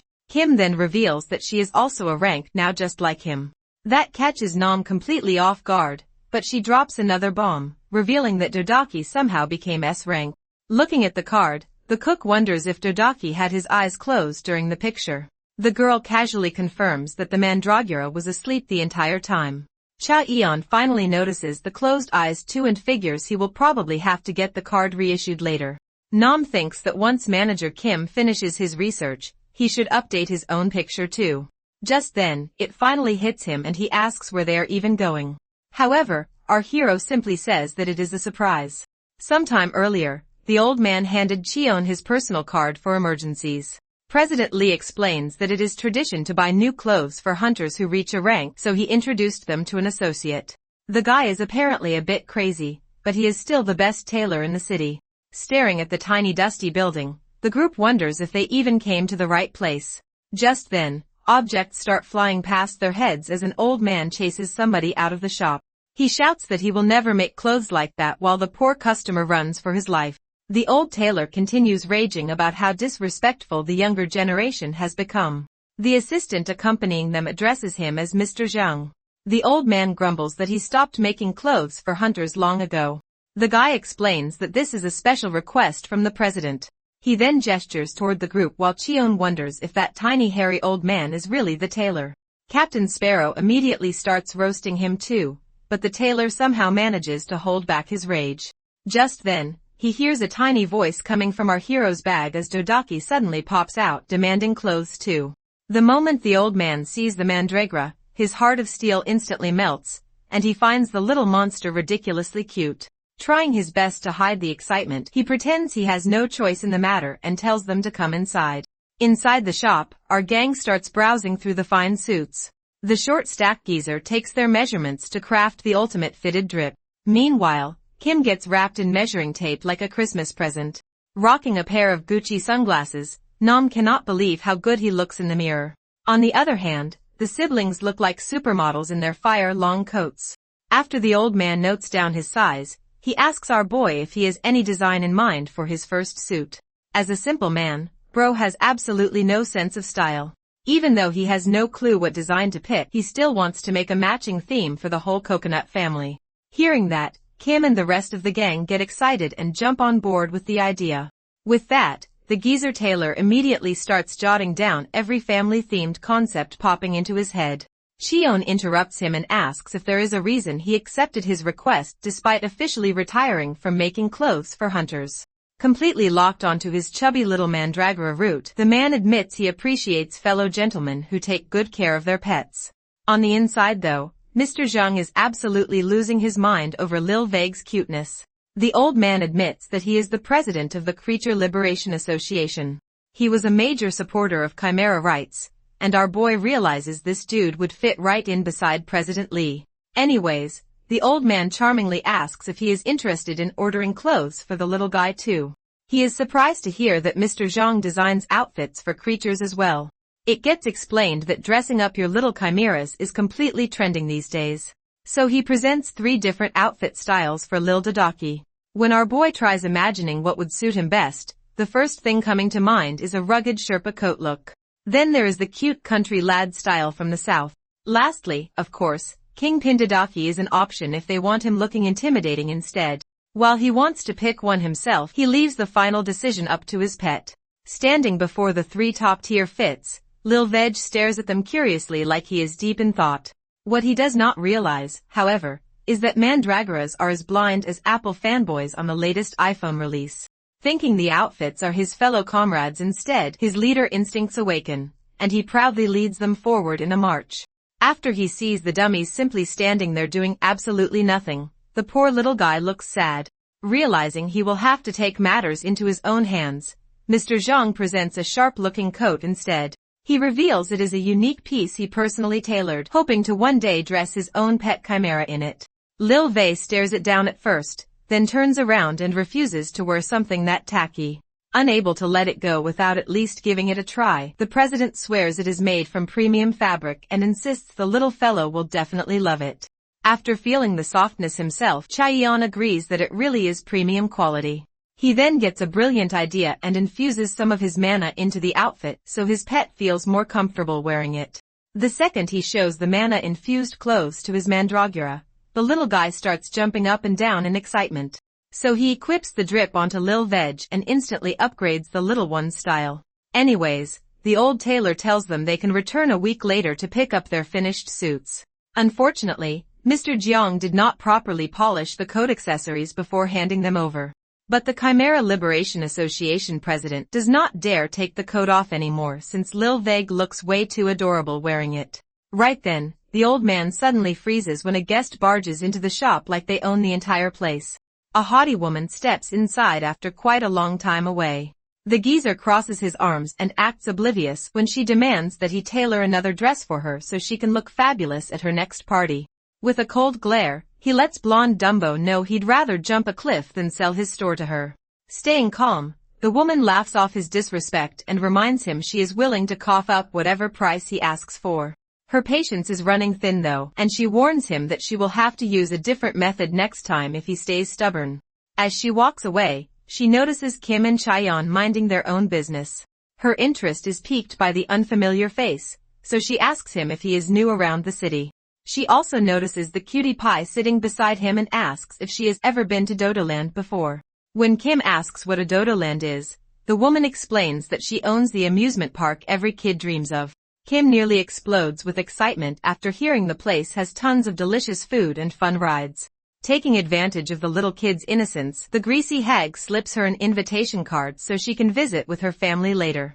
Unable to tolerate her shameless self-plug, our boy questions what exactly she is trying to pull here. With a sly smirk, she simply says that she loves children very much. Handing him a ticket loaded with VIP benefits, she introduces herself as Jessica, the owner of Dodoland. She tells him there will be a huge parade that night, so he should come with his daughter and join in on the fun. While Cheon is not exactly a fan of Jessica's nasty attitude, he still decides to visit the amusement park for Kim's sake. The little gremlin is overflowing with excitement at the thought of what the parade will look like. When he asks what this whole parade thing is that has her so hyped up, she drifts back to the time she saw one inside the lab. In her memory, she saw all kinds of cute plush animals walking around and riding fancy cars. Kids just like her were having the fun of their lives together with their parents. Wanting to experience that same happiness herself one day, she asks him to watch the parade with her. Her precious smile instantly makes him glad he agreed to come here. Suddenly, Nam's sharp nose picks up the incredible aroma of butter-grilled takoyaki and churros nearby. Together with the little cookie monster, Harry races her toward the food stand like a starving dog chasing after a bone. Our hero enjoys watching their reactions and temporarily forgets all about Jessica's sketchy attitude, but reminds him there is no way that scheming woman approached them without having some hidden motive behind it. Sure enough, Jia quickly points out that somebody has been watching them for a while now. While pretending to enjoy the scenery, she noticed a silver-haired agent who has been stalking them ever since they entered the park. Ready to crack some bones, Yu asks if he should deal with the sneaky spy immediately. Cheon is not exactly scared of committing a crime or two himself, and he remembers that Jessica woman is a stealth skill user. But the one thing he is certain about, she is definitely not some average awakener. He wants to investigate her properly, but causing a scene now would completely ruin Kim's happy day out. The little gremlin and Harry are having the time of their lives right now, and he does not want to ruin that for them. At that moment, he spots the perfect place to quietly sweep everything under the rug, a haunted house. A devious grin spreads across his face as the perfect plan comes to mind. After everyone enters the haunted house, the silver-haired agent is a little surprised he would bring a kid into a place like that. He finds it suspicious when they do not come back out for a long time. Since there is only one entrance and exit, there should be no way for them to slip past him unnoticed. Suddenly, he is startled by a loud noise coming from inside the haunted house. The front doors burst open, and the ghost actors come sprinting out for their lives while running from what appear to be real ghosts. The agent stands there stunned as the terrified actors rush past him screaming in panic. He also wonders why the security cameras suddenly went offline. Alarm bells immediately start ringing in his head when he hears that every camera feed has gone down. Shifting back a few hours earlier, Jessica sits inside her luxury crib and wonders to herself how many decades have passed since she saw that person. To make absolutely sure, she orders her servant Joy to uncover Cheon's real identity. Joy heads inside at once because he is also curious about what kind of guest could make even Jessica so cautious. Besides, it is his job to make sure nothing goes wrong on the day of the parade. He walks in with a smug grin because he does not believe in kitty crap like ghosts. At the entrance, he is greeted by a Grim Reaper prop and skeletons hanging from the walls. They do not do much since he already turned off the haunted house special effects. As the agent moves through the attraction, he starts feeling uncomfortable by the strange decorations around him. He struggles to see in the darkness and wishes he had turned the lights back on. Suddenly, an eerie howl echoes through the halls. He assumes it is just the wind or maybe some animal that wandered inside. Whatever it is, he immediately conceals himself before anything dangerous shows up. After the sound fades away, he moves deeper inside to investigate what our gang is doing. Right then, he starts hearing a suspicious noise matching every step he takes. He deliberately stops walking, but the sound keeps going. Somebody is following him. For the first time, he is genuinely caught off guard that someone can track him down despite his concealment being flawless. A red shadow suddenly rushes toward him, leaving the grown man completely frozen in shock. He braces himself as a deafening wave of pressure shoots right past him. When he finally opens his eyes, he instantly understands what all the actors meant when said real ghosts. A blazing Tengu mask, a bedsheet ghost, and the Grim Reaper all scream and talk directly into his head. Joy goes pale and starts trembling, having absolutely no clue what his next move is. However, the agent gets snapped out of his panic when he notices a giant scythe barely misses him before slamming straight into the floor. His legs stop working when he realizes that is not some cheap haunted house prop. It is a real weapon with a very real blade attached to it. Terrified, he bolts out of there while all the ghosts cackle behind him and keep shouting warnings. In the middle of his escape, he suddenly feels a strand of hair brush against his face. Man short-circuits when he sees a nightmare-fueled demon with long hair hanging from the wall and staring at him like he is today's lunch. The poor idiot quickly realizes he has catastrophically screwed himself, so he simply gives up on himself and clocks out for the day. Right as he collapses onto the floor like a discarded wet noodle, the nightmare drops down from the ceiling. Completely baffled that the guy literally passed out from his atrocious haircut, Num wonders if he needs to find a better stylist. After pulling back her hood, Jia immediately lectures him about fixing his transformation technique. It was sloppy, and his disguise wore off earliest. Yu fires back that she has no room to talk considering she is a psycho who threw a real blade at her own brother. Breaking the sibling brawl, Cheon praises the pair for doing an excellent job playing ghosts. Meanwhile, Kim is still committed to LARPing her ghost squid cosplay. Birdman proudly admires his genius idea of giving Lil Dracula a voice-changing microphone. The kids howling added a whole new layer to the creepy atmosphere. Anyways, our resident mastermind looks pretty satisfied with himself after seeing that his last-second plan worked perfectly and completely cooked their little spy. Meanwhile, shifting back about an hour earlier, Kim was not a fan of going into the haunted house in the first place. She was shaking in her boots just thinking about all the nightmare fuel waiting inside. However, everything changed the moment he mentioned that good kids could earn little rewards by collecting stamps hidden throughout every section. The little gremlin is fired up at the thought of collecting those juicy stamps wherever they are. With her on board, our boy explains that the ghosts probably have their stamps. Then he reveals his master plan of turning invisible and giving the poor suckers inside a taste of what a real haunted house feels like. In the end, his plan worked so well that it made the trained agent drop like a sack of potatoes. Confused by the unfamiliar face in front of her, Kim notes that he was not with Jessica at the tailor shop earlier. Cha-yeon assumes he must be one of the haunted house actors playing the role of an invisible ghost, so she suggests finding a doctor before something happens to the poor guy. But Cheon decides it would be better to call someone who actually works at the park. The girl yanks on the poor dude's hair in an attempt to wake him up. That way, he can at least keep a shred of dignity and avoid reporting to his boss that a ghost scared him unconscious. Although he still wants answers about who Jessica really is, the reason they came to the amusement park is to make Kim happy. So with the haunted house adventure finally behind them, the group heads off to watch the parade. Yu notices the park getting more crowded as the starting time for the parade draws closer. Nam tells everyone to follow him because he knows the best viewing spot as a certified Dodoland veteran. At that moment, however, an ominous crimson mana begins swirling across the sky, signaling that a gate is about to open. The crowd immediately starts shoving past one another and rushing for safety before monsters begin spilling out. Our boy is baffled that a natural gate has opened right in the middle of the city. Suddenly, a fluffy little flying squirrel hops out and blankly stares at the humans. They panic and make wild theories of the chaos this creature is about to unleash. Hunters quickly arrive on the scene to deal with the threat. Drawing his bow, one of them arrogantly assumes that the horned flying squirrel will be easy prey. Besides, modern hunters are so powerful that even creatures from natural gates barely count as a threat anymore. That confidence vaporizes though when the horned flying squirrel casually swats his arrow away with its tail. In response, the flying Pikachu lights up its horn with crackling electricity before launching a lightning attack from atop the carousel. The attack covers a massive area, and the resulting blast sends the hunters flying through the air like Team Rocket getting blasted off again. Nam instantly realizes that this is no ordinary flying squirrel. Right before his eyes, the creature starts growing larger in real time. Cheon stuns everyone with his assessment that the beast is disaster class at the minimum. The bird siblings can barely believe what they are hearing. A disaster-class monster appearing alone without an army of minions is unheard of. Deep in thought, he wonders if there is some other reason why the creature appeared alone over here. Suddenly, the flying squirrel suddenly jumps into the air and takes off flying.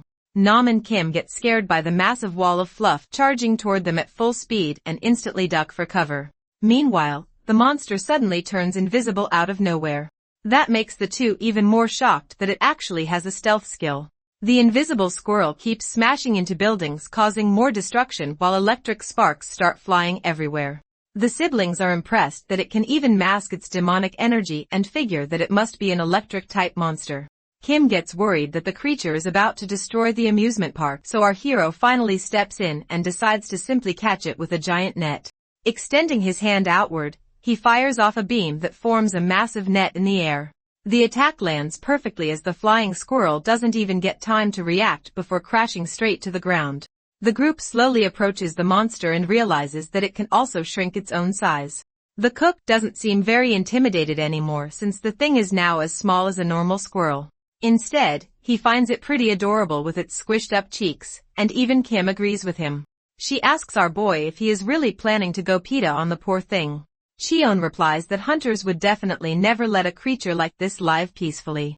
Kim gets worried and points out that the monster was hiding itself and only attacked after the hunter struck first. Feeling bad, she claims the squirrel is actually a good soul and hopes he makes the right choice. Hearing that, he smiles at her, admitting he is curious about why it showed up alone in a place like this. In the end, the group decides to take the squirrel back home with them. Gia looks behind her and notices that the gate is already closing much faster than normal. She quickly realizes that they are the only people left inside the park. That thought suddenly hits Kim too as she looks back toward where the parade was supposed to happen. However, she falls silent at the destruction and the fact that everyone has already run away. Cheon quietly confirms that the parade definitely won't be happening today. She tries acting brave about it while her body still trembles. The squirrel notices water dripping onto its head and looks upward to see the girl crying. Kim quietly swears to herself that one day she will definitely see the next parade while the others silently watch her, unable to do anything else. Nam's eyes suddenly widen as an idea pops into his head and he tells everyone to quickly follow him. Sometime later, they make their way onto the rooftop of the nearby observatory. He explains that the view from here is amazing, but Gia deadpans, asking if that is seriously the reason he dragged everyone up here. The cook tells them to wait just a little longer and silently prays that his guess was right. Just then, a shining rocket suddenly shoots into the sky before exploding into beautiful colors. The two siblings stare in awe at the sight and realize these are the fireworks they had only read about before. Nam smiles and recalls that parades usually end with a giant fireworks show. He was worried the attack may have shut the power off, but luckily the place still had backup generators. Gia becomes speechless seeing the colorful lights for the first time in her life. Cheon notices that even Dodaki looks excited by the fireworks, as does Kim. The little girl becomes completely mesmerized by the display and quietly says that she will never forget this day for the rest of her life. The story then shifts to the fluffball Gu, who wonders what the hell happened to the silkworm. Even after our hero infuses the house with mana, the poor worm keeps shriveling up worse and worse. He recalls that Cheon specifically told him to watch over the worm until they returned from their mission. Our hero even mentioned that the silkworm was intelligent just like him. Coming back to the present, the fluffball admits that the worm can actually speak but is still pretty amateur at it. He feels even more annoyed because despite being smaller than him, its rank is somehow still higher, meaning he can't even use telepathy with it. Just as he wonders why he always gets stuck with ridiculously difficult jobs, a gate suddenly opens and the group finally returns home. Gu immediately tells Cheon to hurry over and check on the little guy. Our hero confirms that the fluffball was right and notices the worm is struggling to breathe. He checks that the house is still filled with his mana, making him wonder what exactly the problem is. The flying squirrel suddenly starts thrashing around wildly inside Kim's arms. The silkworm weakly tries communicating and calls it a friend. That instantly pushes the squirrel over the edge as it finally breaks free and rushes toward the silkworm. Gu gets completely confused and asks what the hell is even going on. The moment he learns that the squirrel is a disaster-class monster, he becomes absolutely flabbergasted. Meanwhile, the flying squirrel carefully approaches the silkworm, gently picks it up in its mouth, and suddenly takes off running. Kim tells it to stop. However, our hero reassures everyone to go rest up while he handles everything here. Even though he still does not know the full story behind them, he is pretty sure those two monsters must be close friends. It is explained that monsters heavily depend on the environment they live in. Because of that, if the environment does not suit the monster, it gets nerfed and becomes an easy snack for stronger creatures. In situations like these, monsters rely on a homing instinct to find the right kind of habitat. Because of that, our hero follows the flying squirrel all the way to the ice zone. He then gets confused as the monster suddenly starts digging through the snow and wonders if it is trying to make a nest. All of this feels weird to him since insects usually prefer warmer climates. Cheyenne wonders if the flying squirrel did all of this just to help the silkworm transform out of its shell. After burying the cocoon, the squirrel stands guard over it and growls at our hero. He promises to leave it alone and instead figures that the silkworm is not dying but regenerating now. Since it is also a disaster-class monster, a full recovery should not take long. Sensing the magical energy, Lil Veg gets curious and suddenly jumps down. The little guy then tries to eat the mana only for our hero to instantly clamp his mouth shut. Meanwhile, the mandragora starts throwing a full tantrum, but our hero stays firm that the mana belongs to the cocoon. Seeing Lil Veg flailing his tiny arms around, Cheon figures the little guy is hungry too and smiles. He then plants him into the ground beside the cocoon. As he infuses mana into the earth, both of them enjoy what the rock is cooking. Lil Dodaki happily pretends to chew the mana like always with his cute little cheeks puffed out. Just then, the flying squirrel gets alert as the cocoon slowly starts levitating. That surprises Cheon since it seems to be waking up after recovering for only a short while. Just like the demon grapevine seed waiting to grow into a tree, he wonders if the silkworm simply could not awaken because it had been trapped in the wrong environment. He has never seen an adult silkworm before, so he gets excited to witness one for the first time. Suddenly, the cocoon starts glowing brighter and brighter. All of them are anxious and confused to see what is about to happen.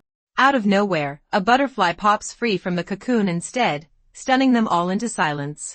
The silk butterfly immediately starts crying as it says that it finally found its friend again. Cheon notices that the insect is also shrinking back down in size and wonders if it can freely change forms whenever it wants. The flying squirrel stretches its noodle arms out and the two hug each other. Meanwhile, our hero smiles and wonders how two completely different creatures like these even became friends in the first place. The story then shifts to the past where the flying squirrel is resting under a tree. It opens its eyes only to spot a silkworm staring directly at it. All of a sudden, the silkworm gets snatched away by an eagle monster. The worm cries out for help while the flying squirrel immediately chases after the predator, determined to rescue its friend. However, another monster suddenly appears out of nowhere and snatches the eagle midair instead. The fuzzy little furball screams at it to stop. The now dead eagle loses its grip, causing the silkworm to fall toward the ground. Terrified, the squirrel rushes over and discovers the worm wrapped tightly inside a cocoon. Without hesitating, it grabs the cocoon in its mouth and runs off to find shelter. The story returns to the present where the silk butterfly carries everyone through the sky like an organic hot air balloon. Cheon enjoys the ride, finding it way more comfortable and faster than traveling on the parrot. On the inside, he figures he will probably need to build a bigger house now since the two monsters want to live with him permanently. While looking down below, he suddenly realizes they have arrived at the Rocky Mountain Zone, a place he has not visited in a long time. Just then, he spots a familiar redhead fighting against a giant green monster. Bake curses his luck for stumbling into a king skull slime and regrets coming here alone. Right then, our boy drops from the sky with a full superhero landing, punching straight through the monster with max aura. He immediately cuts to the chase and asks what the hell the redhead is doing out here. Sometime later, Cheon understands the situation after Byack explains that he came searching for something valuable to use in the upcoming auction. The redhead then reveals that Zongyak has been pulling strings behind the scenes and has completely dried up their trade routes. He simply wanted to help his grandfather get something for a trade. Our hero notes that the kid returned here while still being C-rank but then asks if he actually managed to find anything worthwhile here. The redhead says his luck has been terrible before reaching into his pocket. Pulling out a small white stone, he asks if our hero recognizes it. Although it looks ordinary, the object is releasing immense demonic energy. Cheon's eyes instantly go wide in shock. He immediately tells Bok to hand it over, catching the redhead completely off guard.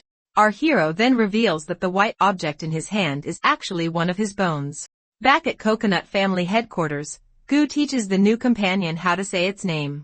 The little guy struggles a bit, so the fluff ball tells Tanabe to keep practicing until it gets it right. Chaeyoung comments that he never expected the two of them to get along so well so quickly. Jia then points out that their family has grown quite a lot, and Captain Sparrow adds that it must be tough for Blue and the others to sleep outside in the cold. While Cheon plans to expand the house, the group soon starts arguing about where to begin and what materials they should use. Cheon then mentions that he found Baek in trouble on his way home, so he sent the kid back safely. He then dumps a bag of bones onto the table and explains that Baek found some of his remains, which he wasn't able to recover after his reincarnation. He then adds that he plans to join the gold auction contest in 3 days because he already has a good idea in mind. He remembers that he once asked Tailor Jang whether Jessica was unusually awakened, but the tailor replied that he didn't even know she was awakened at all. Chaeyoung estimates that the woman is obsessed with money and says that she runs the gold auction house, which is actually an elaborate money laundering scheme for wealthy people. Tailor Zhang wonders if that means powerful figures like Assemblyman Wu Zhang are backing her from the shadows. He explains that Wu Zhang is basically the middleman of the gold auction, and at the end of each year, wealthy people line up to secure membership in the cartel. President Lee, on the other hand, tried his best to keep the growing cartel under control, but its private nature makes that task extremely difficult. So instead of confronting Jessica head-on, our hero decides to enter the auction and fish out anyone who might remember the TDA laboratory experiments. Jia and Yu immediately get up to wrangle something valuable enough for the auction. 3 days later, at the gold auction VIP lounge, Assemblyman Wu Zhang comments that this year's gold auction is far grander than previous years. He notes that people no longer care about state affairs as much as they care about the secret organizations that seem to control the world behind the scenes. In order to maintain their hold, he explains that a proper classification system is necessary to separate the areas under the light from those hidden in the shadows. The reason they are rebuilding the slums into a bronze city is because, in their eyes, the slums do not even qualify as part of the shadows. Chairman Jiang, on the other hand, argues that if they receive a call from the higher-up soon, they could even aim for a diamond city. Jessica reminds them that they are already facing strong resistance from the slums and explains that President Lee visited the area not long ago to support the local movement. Jiang asks whether the president submitted anything for this year's auction, but Jang Hook tells him that the old man will not be presenting anything worth mentioning. He keeps the details to himself and says that everyone will find out soon enough who the true rising sun is. He boasts that people will soon learn who deserves their support and claims that President Lee's association is nothing more than garbage compared to their shining stars. The spotlight switches on, and the event finally begins. The first item comes from Chairman Jiang, who boasts a 10-year track record at the auction. He presents a massive black-blue demon stone of enormous size, and the bidding starts at 20 billion. Since market supplies have become scarce, people immediately start throwing out offers, and the stone eventually sells for 30 billion. The wealthy guests praise Chairman Jiang for his contribution, and he happily basks in the attention before the next item appears. Zhang Hyok's entry comes next, and the item turns out to be a giant living geoduck from the demon realm. The bidding opens at 50 billion, and Zhang cannot help but ask how Zhang Hyok managed to get his hands on something that huge. Then just as Jessica's item is about to be announced, our hero makes his entrance. President Lee is surprised to see the entire Coconut family showing up to support him. They explain that Tailor Zhang took great care of them and earned their praise through his skills. Suddenly, the VIP guests catch sight of our hero while the rest of the gang settles into their seats and prepares to enjoy the show. Just then, it is announced that President Lee also has entries in the auction. The first item is revealed to be a set of 6 red diamonds obtained from the Diamond Ladybug. The bidding starts at 60 billion, and Kim feels happy to see their gift finally make its appearance. The announcer adds that the Diamond Ladybug is a monster that only appears in the forest region when grapevine seeds germinate. Since those seeds are extremely rare, the diamonds themselves are considered just as valuable as liquid metal. Wu Zhong's ego takes the first hit, but then the second entry is announced. A demonic aquarium is brought before the auction floor, packed with rare treasures such as yellow quartz, demon seahorses, red moss for potions, and a massive pearl oyster that is rarer than the Geo Mother Ducker. The bidding opens at 300 billion, and people immediately wonder whether such a precious collection should really be put up for sale. Meanwhile, Wu Zhang asks Zhang Yuk why President Li is suddenly presenting all these items when he should have had nothing to offer in the first place. While he throws a quiet fit over the situation, the announcer scratches his head before introducing the third item that turns out to be the priceless remains of Subject 17, also known as the Psycho of the TDA laboratory. The starting bid is set at a mind-blowing 999,900,000,000. The crowd's small brains are fried, confused not only by the item itself but also by the outrageous price tag. The name TDA raises even more questions, and people start wondering what kind of organization it actually is. You and Jia stay alert and keep an eye on the audience for anyone who looks nervous. And before long, Jia spots a likely suspect. A pink-haired girl starts to tremble the moment the Psycho of the TDA laboratory gets mentioned. She quickly rushes out of the building in search of a stronger signal so she can notify her superiors. The moment she dials the number, Jia swoops down like a hawk and snatches her away before the call can even connect. The girl named Heil tries to ask what is going on, but Jia only asks whether she can safely pass through a gateway before carrying her straight into the demon realm. Meanwhile, our heroes leave the auction in high spirits thanks to Kim's excitement, while several influential guests approach President Li and ask for a chance to formally meet him in the future. He quietly tells Cheon that he never expects people as stiff as them to change their attitude so quickly, but our hero points out that it is all thanks to the auction success. The president tries to thank him for the last-minute rescue, but Cheon tells him not to worry because none of the items are actually sold. He then suggests that the association should put them to good use, though President Li hesitates after seeing the listed values. Kim immediately points out that the president went out of his way to issue special hunter licenses for them, so returning the favor is only fair. Nam adds that they are technically members of the association as well and tells President Li to use the items for a worthy cause. The old president nearly sheds a tear and promises that he will make good use of everything. Just then, Dodaki pokes his head out of our hero's pocket and asks for some mana, only to get recognized by the staff almost instantly. They also recognize Nam as the famous hunter who finally succeeds on his 7th attempt. The sudden attention catches everyone by surprise. So President Li explains that while they spend their time in the demon realm, Nam becomes national news because of that achievement. Meanwhile, Lil Veg also ends up on magazine covers because hunter chimeras must be disclosed to the public unlike ordinary humans. Just then, several staff members approach our hero and ask if they can take a picture with the little cutie. Our hero agrees without much thought, but the commotion soon attracts some unwanted attention as well.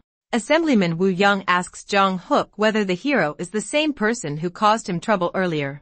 Zhang Yak confirms that the hero is at least S-rank and Wu Zhang suddenly starts connecting the dots. A smile spreads across his face as he declares that this development actually works in their favor and that they should change their target.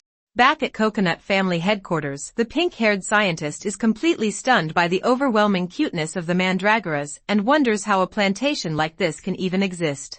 Jia reminds her that she has technically been kidnapped, but it quickly becomes clear that she is far too much of a research nerd to care about such a minor detail.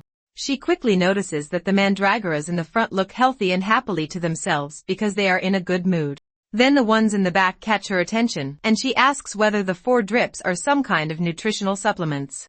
Jia simply tells her to wait and ask Manager Kim himself, but at that moment, a gateway opens and our heroes step out. Before anyone can greet them, the scientist rushes over and immediately asks which one of them is Manager Kim. While Chaeyeon and the girl dive into a detailed discussion, Kim quietly wonders who the abducted woman actually is and where Jia even found her. Our hero asks whether she attended the auction for research purposes and whether hearing about Psycho number 17 made her want to contact her master. She confirms that it did, and our hero follows up by asking for her reason. She introduces herself as Kim Hyal, a researcher who studies plant monsters in a private laboratory located within Gold City. She explains that during their research, her master often wished that he had Psycho number 17. With that subject's help, his work would already be completed. However, whenever she asked for more details about the specimen, he always changed the subject. She searched every database available to her but found absolutely nothing related to it, so she eventually came to the conclusion that the whole thing was probably made up. That is why she feels shocked when she hears the same name at the auction. Naturally, She wants to inform her master because his research has not progressed very well lately. Our hero asks for the master's name, but the girl flatly refuses to reveal it. Our boy pauses for a moment. Yahello boldly declares that she would even sacrifice her life to save her master's. Cheon considers asking Gu to use his mind lock ability on her, but he already has a strong suspicion about the identity of this mandragora researcher. He tells the girl to listen carefully and begins to explain who subject number 17 is and what the TDA laboratory actually was. Meanwhile, the master works away inside his laboratory on yet another experiment when his hopes explode in spectacular fashion and send him flying across the room. Needless to say, it is not one of his finer scientific achievements. He wonders what went wrong, and at that moment, Yahello suddenly appears behind him. The scientist tells her to organize the experimental data related to the Pasque flower monster, but she hesitantly asks a question of her own instead. She requests that he answer honestly before asking what kind of place the TDA laboratory really was.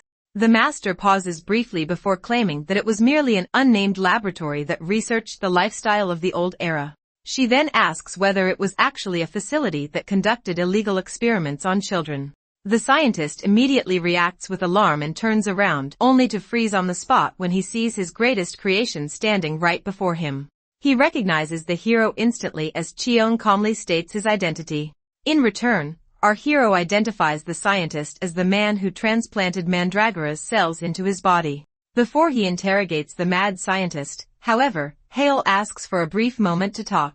Holding on to the last shred of hope she has for her master, she reminds him of his own words. Research only holds meaning if it makes the world a better place. Another lesson he taught was that a researcher must have passion and ambition, but you should never be driven by greed. She clearly remembers when he was thrown out of his lab 7 years ago.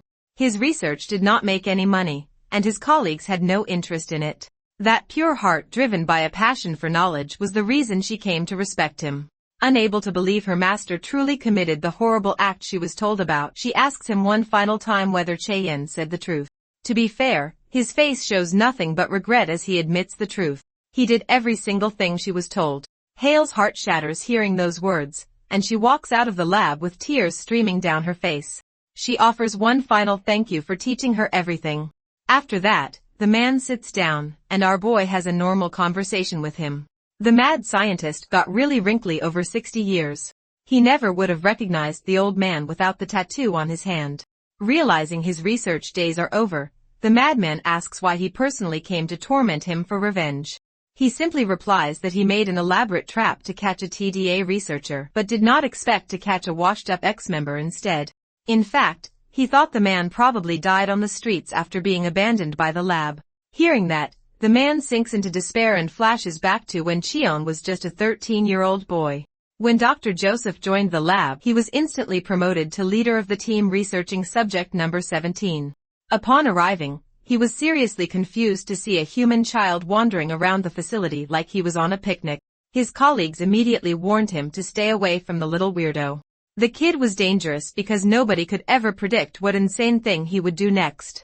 Without hesitation, the mad scientist approached him like he was just another brat. When Joseph asked what he was doing, subject number 17 casually replied that he was playing with his buddies. Seeing the mandragora roots sitting perfectly calm in his hands, Joseph was stunned by subject 17's ability to stop their screaming. Concerned for his safety, Joseph's colleagues gave him a friendly reminder to stay away from the freak. He was a monster who remained completely unfazed no matter what monster cells they injected into him. That was the moment Joseph learned TDA was not just another biolab. They were conducting illegal human experiments, and this boy was the program director's favorite test subject. Later that day, he contacted the director and complained that he only joined because he was told his job was to study mandragora, his area of expertise. On the other end of the phone, the director told him to stop overthinking things and focus solely on his research. Joseph requested a meeting so they could sort things out. However, the director made it crystal clear that he would not be seeing the outside world anymore. The man reminded Joseph that he was promoted to team leader, but he better not get any ideas since there's a silencing curse on him too. As the days passed, the researcher realized that subject number 17's body was a complete mystery. Nobody had ever tried injecting him with cells from a plant-type creature. Even so, he still reacted to plant cells as if he was exposed to them before. Tired and annoyed, he ordered subject number 17 to regularly visit his office for checkups. The cheeky little bastard replied that he did not do favors for free. Grabbing Joseph's warm jacket, he remarked that it would be really nice to have something that could keep him warm inside those freezing wards. Impressed by the kid's ridiculous negotiation skills, Joseph let him keep it. The next week, our boy swiped his Rolex. The week after that, he even walked off with the man's blanket. Those weeks turned into months, and months turned into years as Joseph continued researching him with obsessive dedication. He was quickly demoted because his research never produced any results. Nobody wanted to associate with him anymore, and even the director only kept him around because he was still useful. For some reason, however, the old crackpot never revealed the results of his studies. One day, he barged into Cheon's room and told him to open his ears.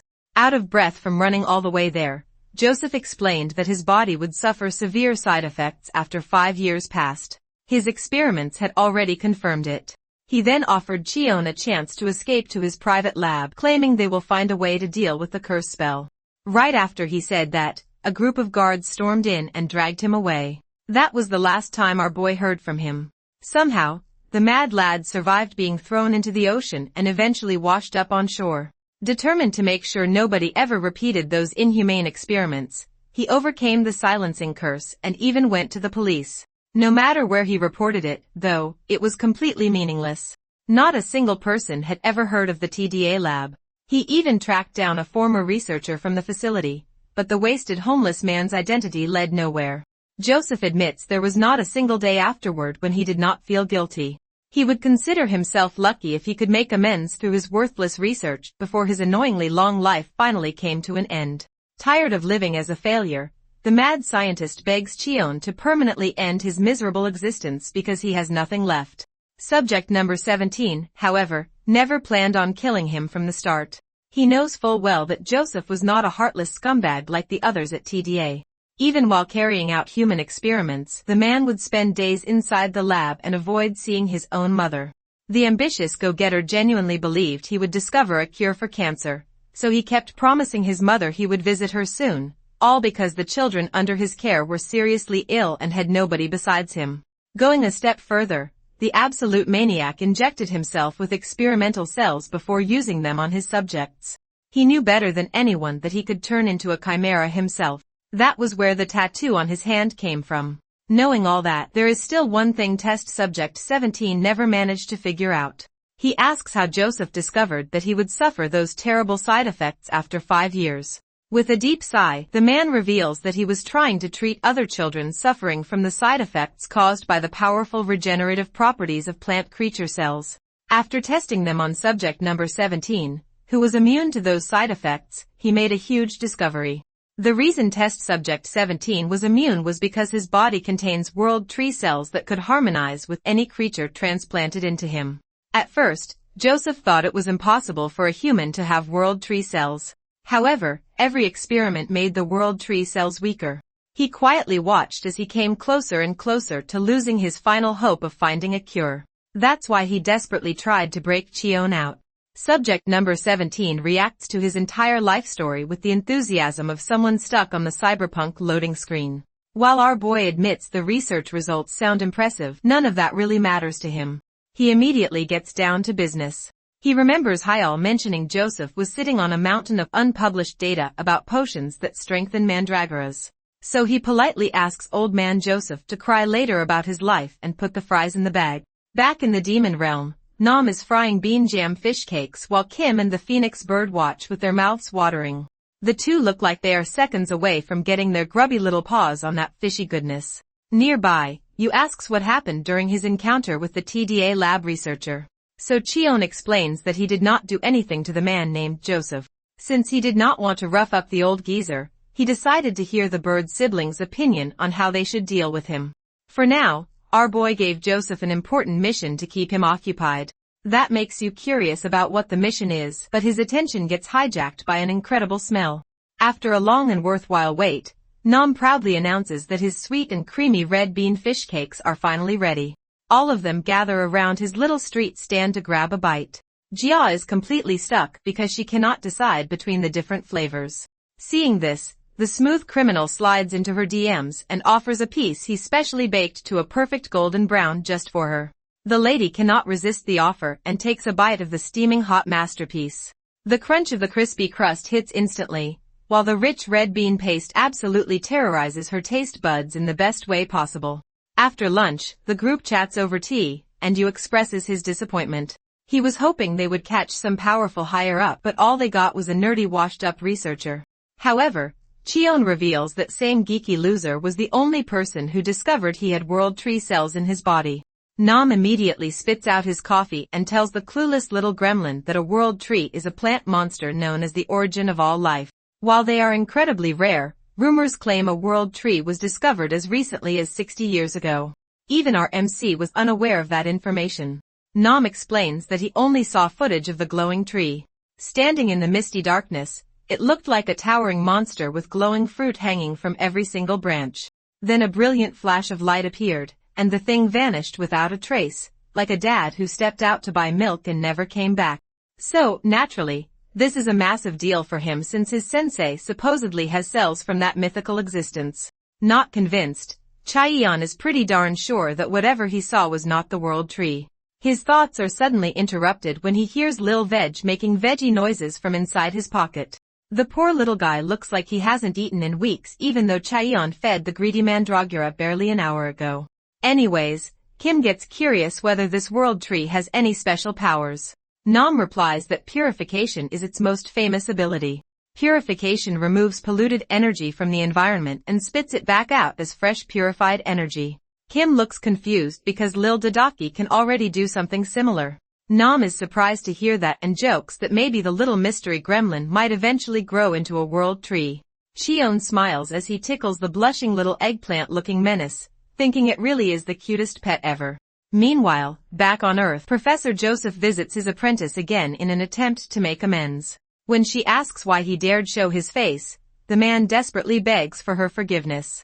Without holding back, Hale rejects his apology right to his face.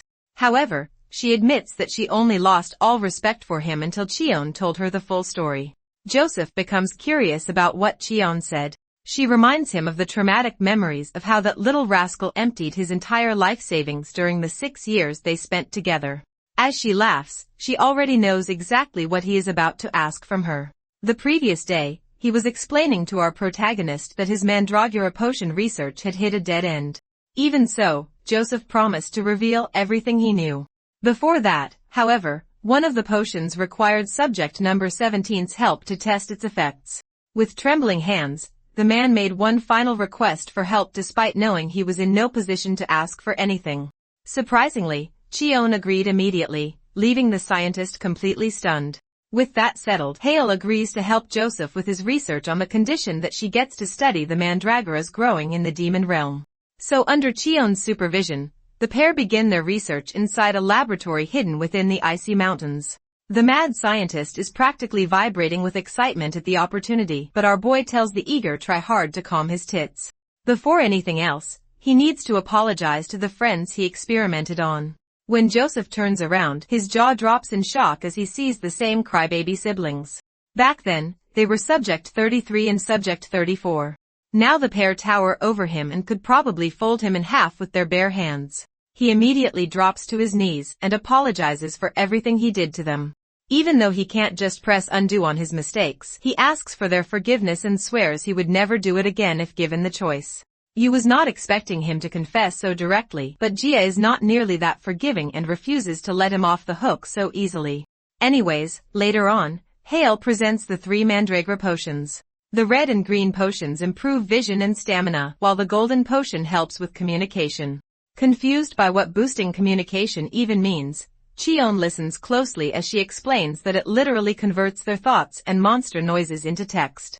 The effect only lasts 10 minutes, and our boy is way too curious to pass up the chance to learn what is actually going on inside his little critter's head. He immediately tells her to use the golden potion, so Hyel places Lil Vague into a tiny bathtub, leaving him a little confused. She explains that the bath is supposed to make him comfortable and calm his mind. As she pours in the golden liquid, magical notes begin floating through the air. Lil Vague lounges in his 5-star liquid gold bath like a king, singing to himself like no mandragora in the area is hotter than him. Cheon keeps waiting for text to appear, but all he hears is the usual mandragora humming. Meanwhile, Joseph is practically losing his mind with excitement as he explains that everything is working exactly as intended. Judging by the way the little guy kicks his stubby legs around, he is incredibly happy right now. Joseph theorizes that they will see something besides musical notes once the singing stops. For now, all they can do is wait. In all his years as a scientist, nothing he ever tried managed to stop the little turds from singing. Sometimes they would keep going for 12 hours straight. Ain't nobody got time for that, so our boy directly asks his pet how it is feeling. In response, the little numbskull instantly stops singing and stares at him with adorable puppy eyes. Joseph claims it is pointless since they still cannot understand it, but his eyes nearly pop out of their sockets when Lil Dodaki suddenly freezes. Subtitles appear above him as the little guy who declares that the Messiah is calling for him. Hopping out of the golden bathtub, the little guy does a backflip on the floor, points his tiny thumb at himself and proudly announces that he will answer the Messiah's call.